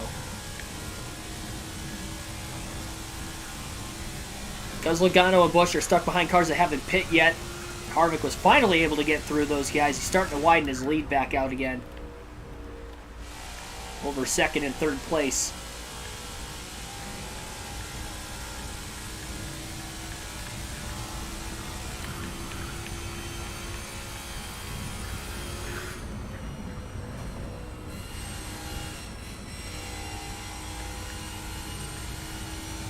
$50 laps to go in the Coca-Cola 600 this time by. We are over 500 miles complete today of actual racing. I know the lap counter might look a little strange. It's not the full 400. We ran 200, then the game crashed, so we're running the final 200. And even with the game crashing, we've kept ourselves in a somewhat reasonable race as what we would have been before the game crashed, knowing it was right at the end of Stage 2 when it crashed anyway. The only difference is maybe drivers who got stage points at Stage 3 probably wouldn't have gotten it. But if you look at the top 2, at least, between Kurt Busch, Kevin Harvick, they could have been drivers competing for the win. Logano, he was well outside of it. He probably wouldn't have had a shot, but now has a shot after all. And at least 4 seconds built up right now for Kevin Harvick over those second and third place cars further back.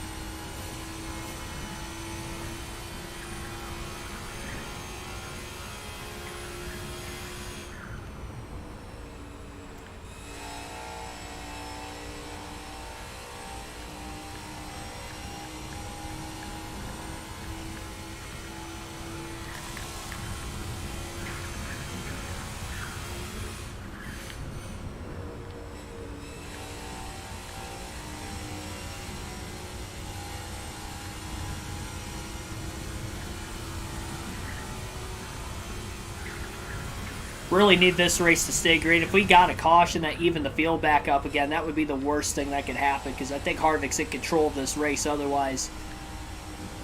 And knowing we'd be within the final fuel window, I would expect that everybody's going to pit. That's one thing I've noticed since the NASCAR 22 update side of things is the field will pit if they're within the fuel window if a caution comes out at the end of the race. So then we'd have to hope our pit crew has a fast stop and that we could still restart in the lead. There's Austin Dillon. Had no clue he was closing in from behind.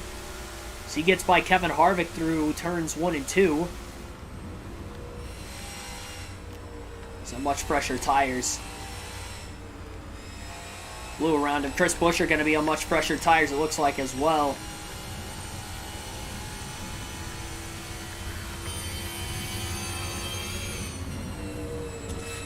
MC Videos, thanks for tuning in.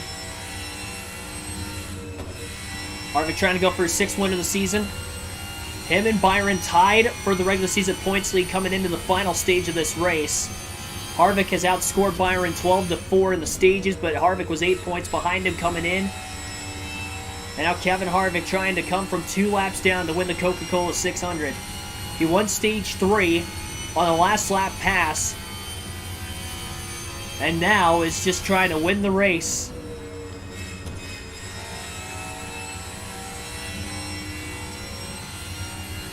His nickname is the Closer.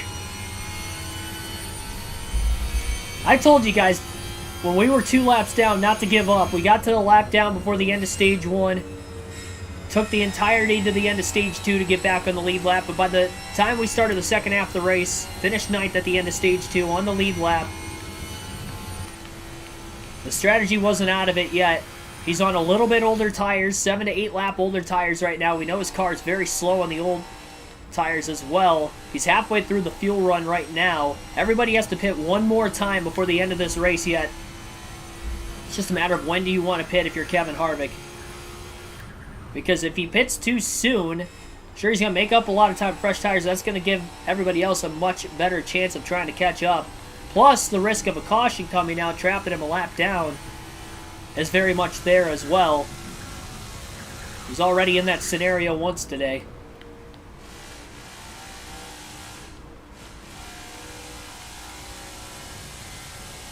Yeah, there's damage on the front. I got into Almirola earlier.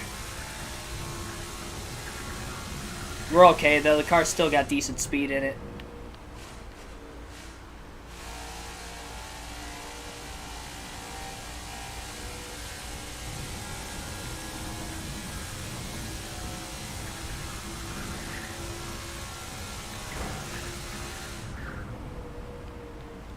The wall scrape getting into turn 1. That forced Harvick's car not to be able to turn.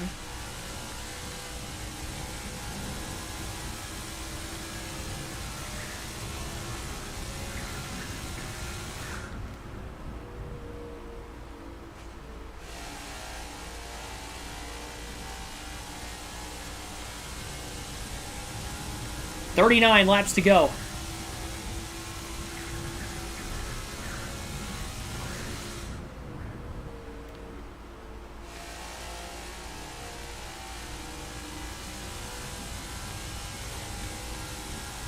Wallace in 9th, so there's only 8 cars on the lead lap after the cycling of green flag pit stops in this final stage.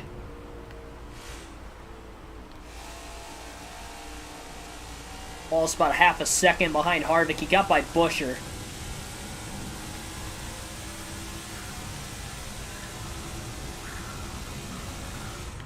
He's on equal tires as the 45 and the 22, who are 2nd and 3rd. So how quickly he gets by Harvick may dictate how quickly Logano or Kurt Busch may get by Harvick once they catch him. Wallace easily going to get by. Took him about a half a lap. Harvick a little more lenient with him, though, knowing he's not battling it for the race lead. And Kurt Busch has just gotten by the 10th place car, Kyle Busch. He's stuck behind Buescher still. 1.5 seconds still behind the race lead is Kurt Busch. Harvick very tight in 1 and 2. Out of the gas a long ways through that corner.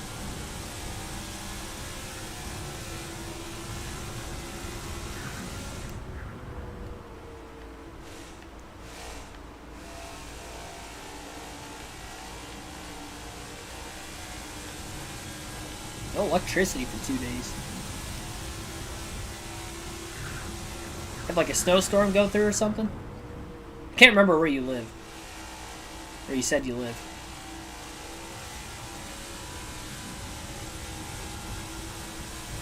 Lead down to a second. I mean, Buescher's fast at Harvick too, but not as fast as the Busch brothers running behind him. You got Buescher and then Busch and Busch.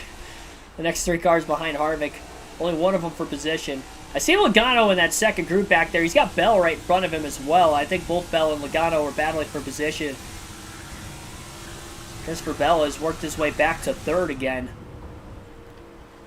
Where he won stage 1 at the very start of the race. New Hampshire, that's right.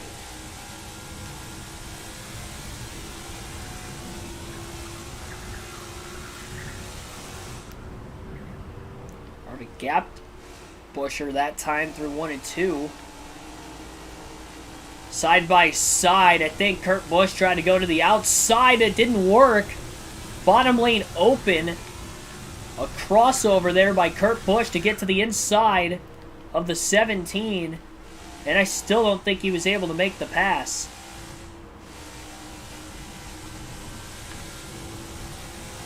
Harvick's got to be thinking Chris Buescher right now. He is holding up Kurt Busch for a long time.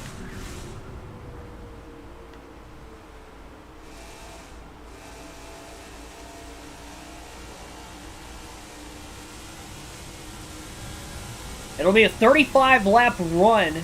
Harvick pitted at lap 35 in this stage. So if he can get to lap 70, it'll be 2 35-lap runs for Kevin Harvick. That he'll be able to hold on to the lead both times.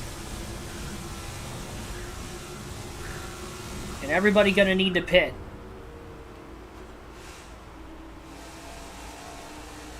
Third of a tank of fuel left for Kevin Harvick right now. I'd imagine if Kurt Busch can just get by Chris Buescher, he'll get to Harvick in no time.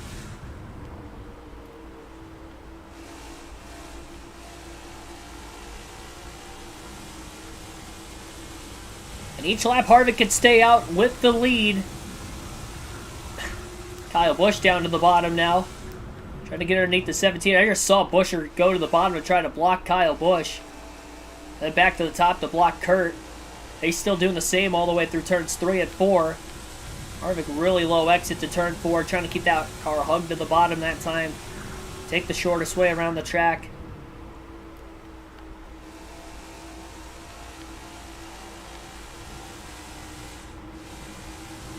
And almost in the wall off turn 2. Had to lift. Big run coming from behind here. Buescher still holding those guys up.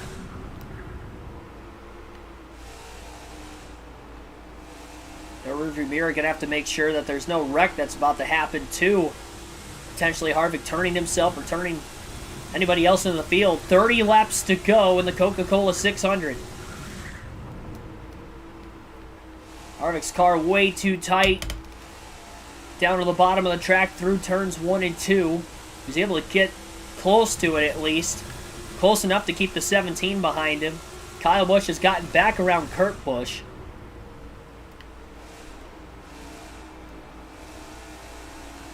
The game crashed after we got 200 laps into the original 600-mile race, so had to run 50% the rest of the way.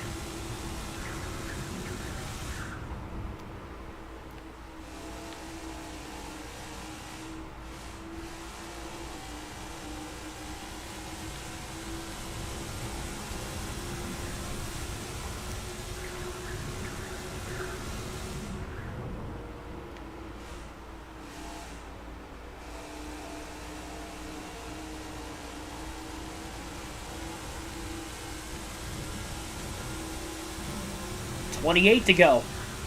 Quarter tank of gas left for Harvick. Harvick immediately loses the lead to Kurt Busch, or really whoever at this point. If Kurt Busch gets caught by anybody else running behind him.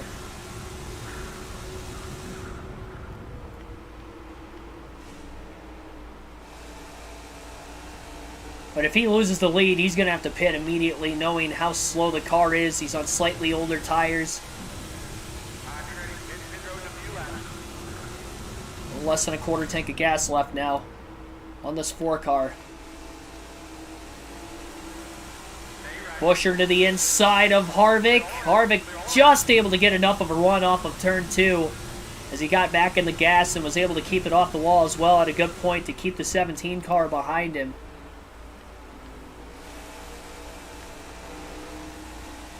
It's like Almirola in 11th place has just gotten by Kurt Busch. 26 to go for Kevin Harvick.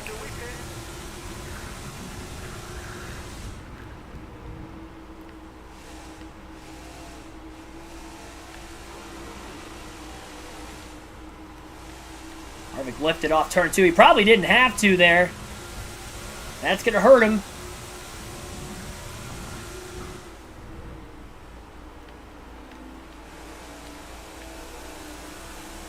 Almirola around the outside.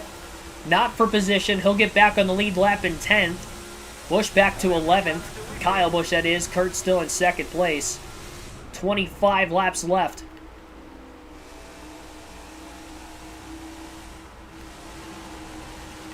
Kurt on the outside behind Chris Buescher. Kyle Busch down on the bottom. Christopher Bell in 12th. He is not racing Kurt for position. He's racing Kyle for position, though.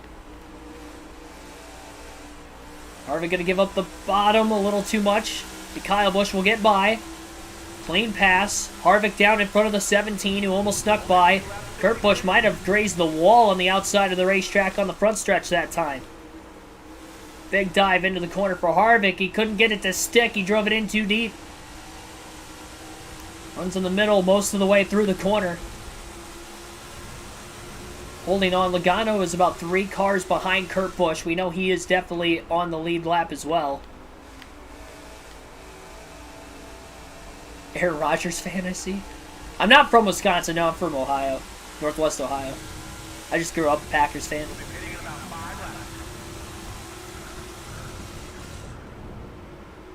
Oh boy. Car just sailed off into 1 and 2. Harvick still gets to the bottom in time. Buescher's just not fast enough to make an easy pass on Kevin Harvick like we've seen from Kyle Busch and Eric Almirola already. Once they were finally able to get by the 17, they blew around the 4. It's good that Buescher's still the car in line behind Harvick. Harvick lifts off of turn 4, still holding on to the lead. He's getting closer and closer to the end of this fuel run. He has gone a lot further on laps this time. This will be his 44th lap of this tire stint. So as long as he has gone the entire 600 miles on a stint of tires in this race. So the car is tighter now than what it has been before. Didn't blow a tire there. But did get up into the wall off of turn 2. And almost got passed by Buescher that time.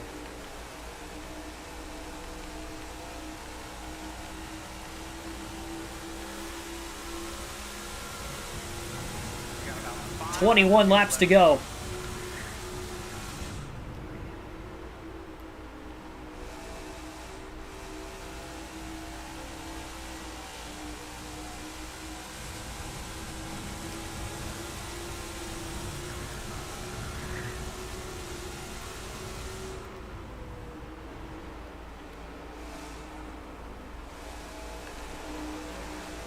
Joey Logano is actually the car that's in second now as he gets by Kurt Busch through turns 3 and 4.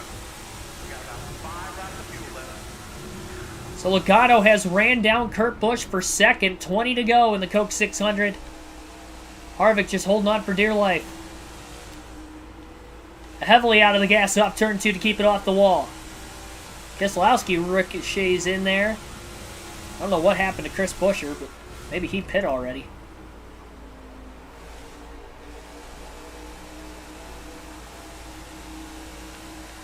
I am shocked Harvick has held on this long. Even longer than what he did the last fuel run. Larson at 12th. First car lap down. Logano all over Kevin Harvick. It's the first of the faster cars on the lead lap that's trying to get by the 4 for the lead. Harvick all over the place trying to block the 22 all the way through 3 and 4, top to bottom. Really backing the corner up a lot. Here comes Logano. Big block on the front stretch by Harvick. 18 laps to go in the 600. Harvick still in the lead. Everybody still has to pit. Harvick is going to pit this time by. He gave up a lot of bottom. Larson gets by. Logano was trapped on the top. Keselowski going to get by now. Logano still behind Harvick on the back straightaway into 3. Well, Harvick running low on fuel, so he'll pit this time for 4 tires and gas. Just has to make sure he does not speed, and he will not as he gets down to pit road speed at the commitment line. 18 to go. Harvick is in for his final stop. He'll give up the race lead temporarily. Should cycle back out in front once everybody else completes their final stop. Just has to hope it stays green to cycle back around is the big thing now.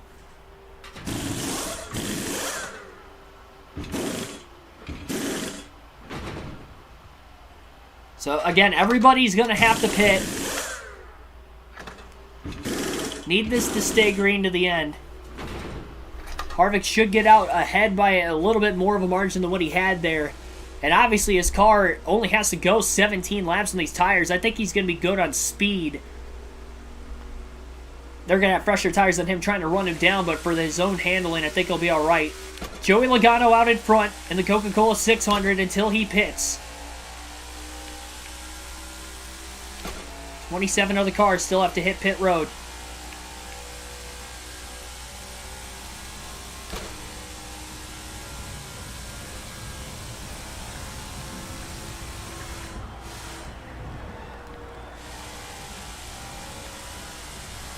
Harvick went 48 laps on those tires. Way longer than he had gone up to this point today.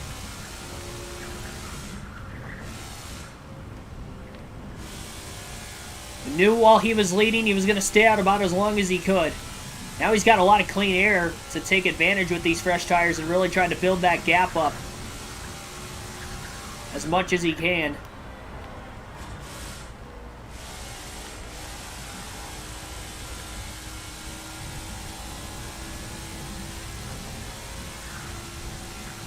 If you've not done so already, be sure to hit that like button and also subscribe for more daily NASCAR content.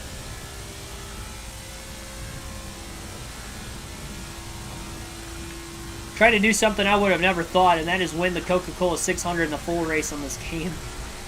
Oh my gosh. Just to make it the whole race.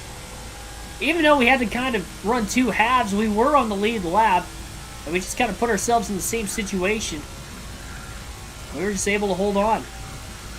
I don't think it really is it's gonna change the finishing order, but it's not gonna change the order in which I finished. Which is nice to know. It makes me feel a little more at ease no matter where we finish in this race. That would be the case. Definitely have to watch for cars pitted at any given time. Bubba Wallace just ran Harvick all the way up the track in the middle of the corner.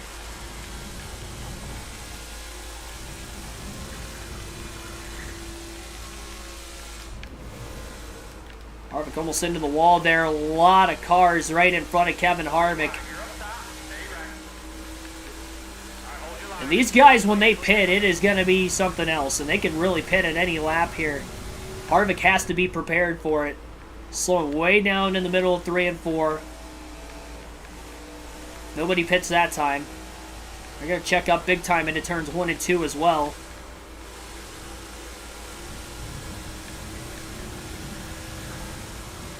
Busher coming out of the pits. Down to 11 to go, considering Harvick's a lap down. Harvick trying to ease his way through here. Does not want to get into anybody, bringing out a caution. And that includes into green flag pit stops as well, which, again, we're probably going to have cars pitting any given moment. Blaney moves down to the bottom. Harvick backing up a lot in the middle of the corner. Desperately trying not to make contact with anybody.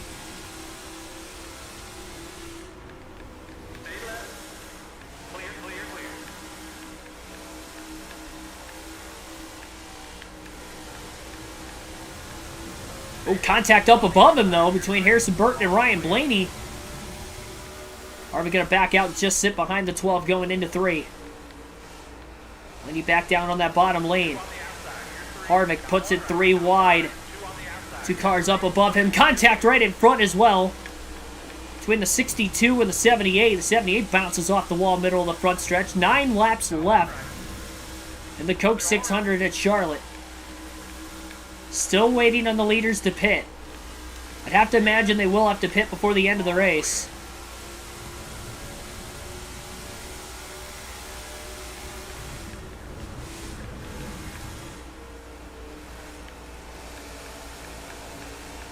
Nobody pitting this time off turn. Oh no, Stenhouse is! Contact, and Harvick's got a tire down! Stenhouse spins, he's gonna miss pit road! Oh my gosh. Kevin Harvick has just blown a right front tire. He's got to stay on the racetrack and hope he cycles back into the lead. He is downshifted to 4th gear.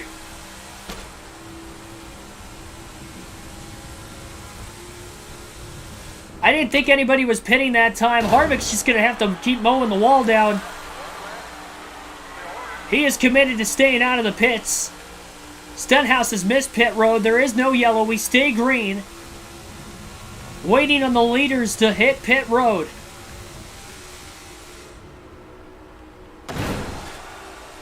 The Chastain it all the way around the track now. Keep downshifting when we need to.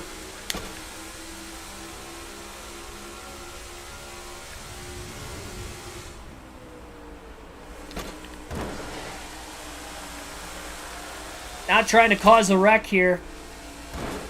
More cars pitting off turn 4. They're stacking up. Harvick had to lift on the front stretch with all the stacking up going on.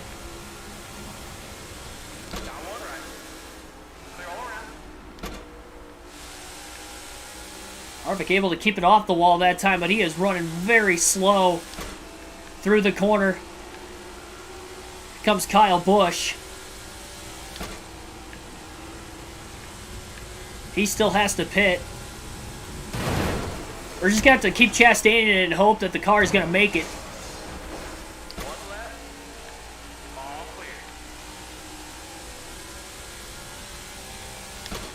Stenhouse was one of the leaders, too.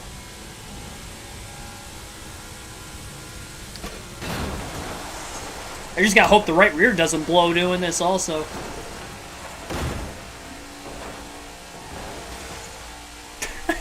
This feels so wrong.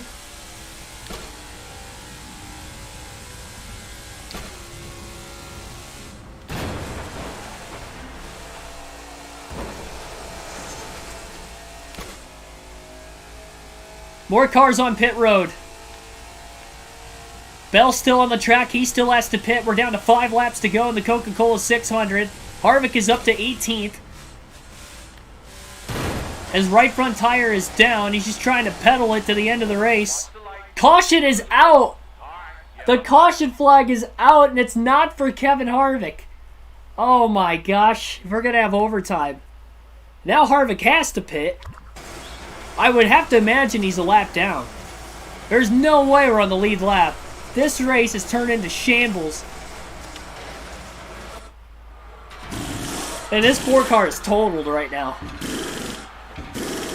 That is unbelievable.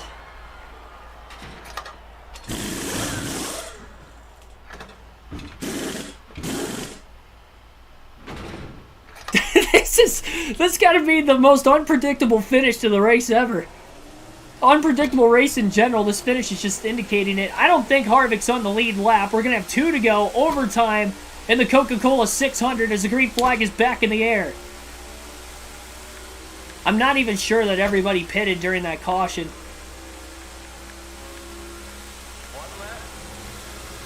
I don't even think after all this that Kevin Harvick's even going to get a top 10. That is unbelievable. They'll be coming to the white flag this time. Harvick's car is just, I mean, it's done. He can't get it to turn. He's got a couple guys behind him trying to pass him for position. White flag is in the air. The leader is behind Harvick, so I think Harvick was trapped a lap down with that caution coming out. Doesn't surprise me. That is so unfortunate. And we have no clue who's even leading this race anymore. We might get an upset winner. Wow, I mean, we ran a perfect race. Even if even if we didn't blow that tire with Stenhouse making contact with us when he was trying to come into the pits, even if that didn't happen, we would have not won this race. We probably could have finished better than 13th, but I don't know who brought out that caution with like 5 laps to go. It's going to be a 13th place finish for Kevin Harvick. The race is over for whoever won behind him. Maybe it's Christopher Bell. I'm not entirely sure. Checkered flag is waving for Harvick. He's going to finish 13th. Man, we deserve so much more than that. Oh my gosh. I mean, this is the most unpredictable finish to a race I think we've ever had. Christopher Bell has picked up his 2nd win of the year. He won Stage 1 today. He stayed out of the pits just long enough for a caution to come out. He could pit under green with just 5 to go, setting up an overtime restart in which he is going to win. I think he was the only car. He was the only car that had to pit.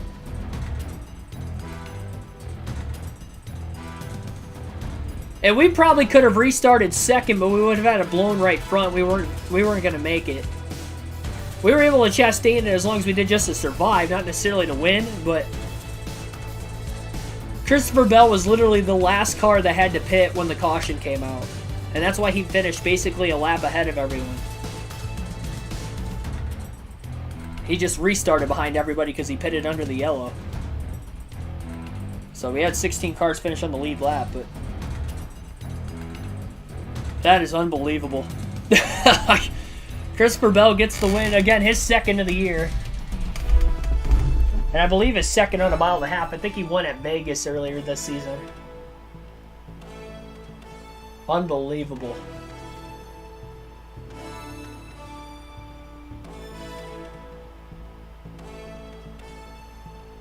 Man, why did that caution have to... If we could have won the race doing that, that would have been the most incredible thing I've ever seen in a NASCAR video game.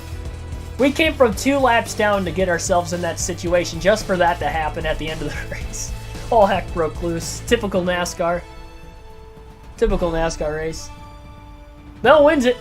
Eric Almirola 2nd. Joey Logano 3rd. Kurt Busch 4th. Bubba Wallace rounds out the top 5 in 5th. Austin Dillon 6th. Austin Cindric 7th. Harrison Burton had a great run. Was in the top 10 most of the day. Finished 8th. Kyle Larson 9th. And Kyle Busch rounds out the top 10. And we finished 13th. Good news is we still have the points lead over William Byron. The bad news is with Byron finishing 18th, we could have been over 20 points ahead of him with a win. Instead, we are only 5 points ahead of him going into Gateway tomorrow as we have 12 races to go in the regular season. But Harvick will have the regular season points lead after today. Stenhouse, DNFs, of course, after, you know, he was doing good. I mean, he was in the top 5 most of the second half of the race, and then DNF'd after missing pit road. And obviously the contact there as well. That is unbelievable. Yeah, Corey LaJoie finished 12th.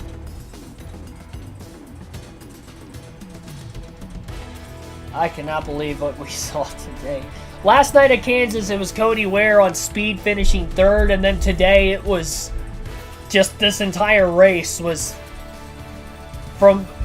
It all started at the start of the stream when the caution came out during the national anthem and we had to reboot the race. And then the game crashed halfway. Well, and then we had a light glitch, which I knew was going to happen, where in this game, when you race in day to night transitions, when the lights turn on, the game kind of goes black and flickers back and forth. And most of the time when that happens, I crash. I didn't crash. Then we get halfway through the race. We get to the end of stage 2. Not to mention we were 2 laps down at one point in stage 1. Got to 1 lap down. Got to the lead lap. Finished 9th at the end of stage 2. The game crashes. Then we have to restart the race. Then, because I restarted the race, I ended up having to requalify, qualify 23rd, I think, the second time. So we go from possibly being 9th to back at 23rd. Now we're back in traffic. We have to go off strategy again in the second half of the race. We win stage 3 on a last lap pass. And then we get into the final stage of the race. And we were leading. We pitted. We were leading. We held on again. We pitted with 17 laps to go. waiting for everybody to cycle through, and with 5 laps to go, well, not even that, we were waiting for everything to cycle through, and with about 9 to go, Stenhouse pits from the middle lane.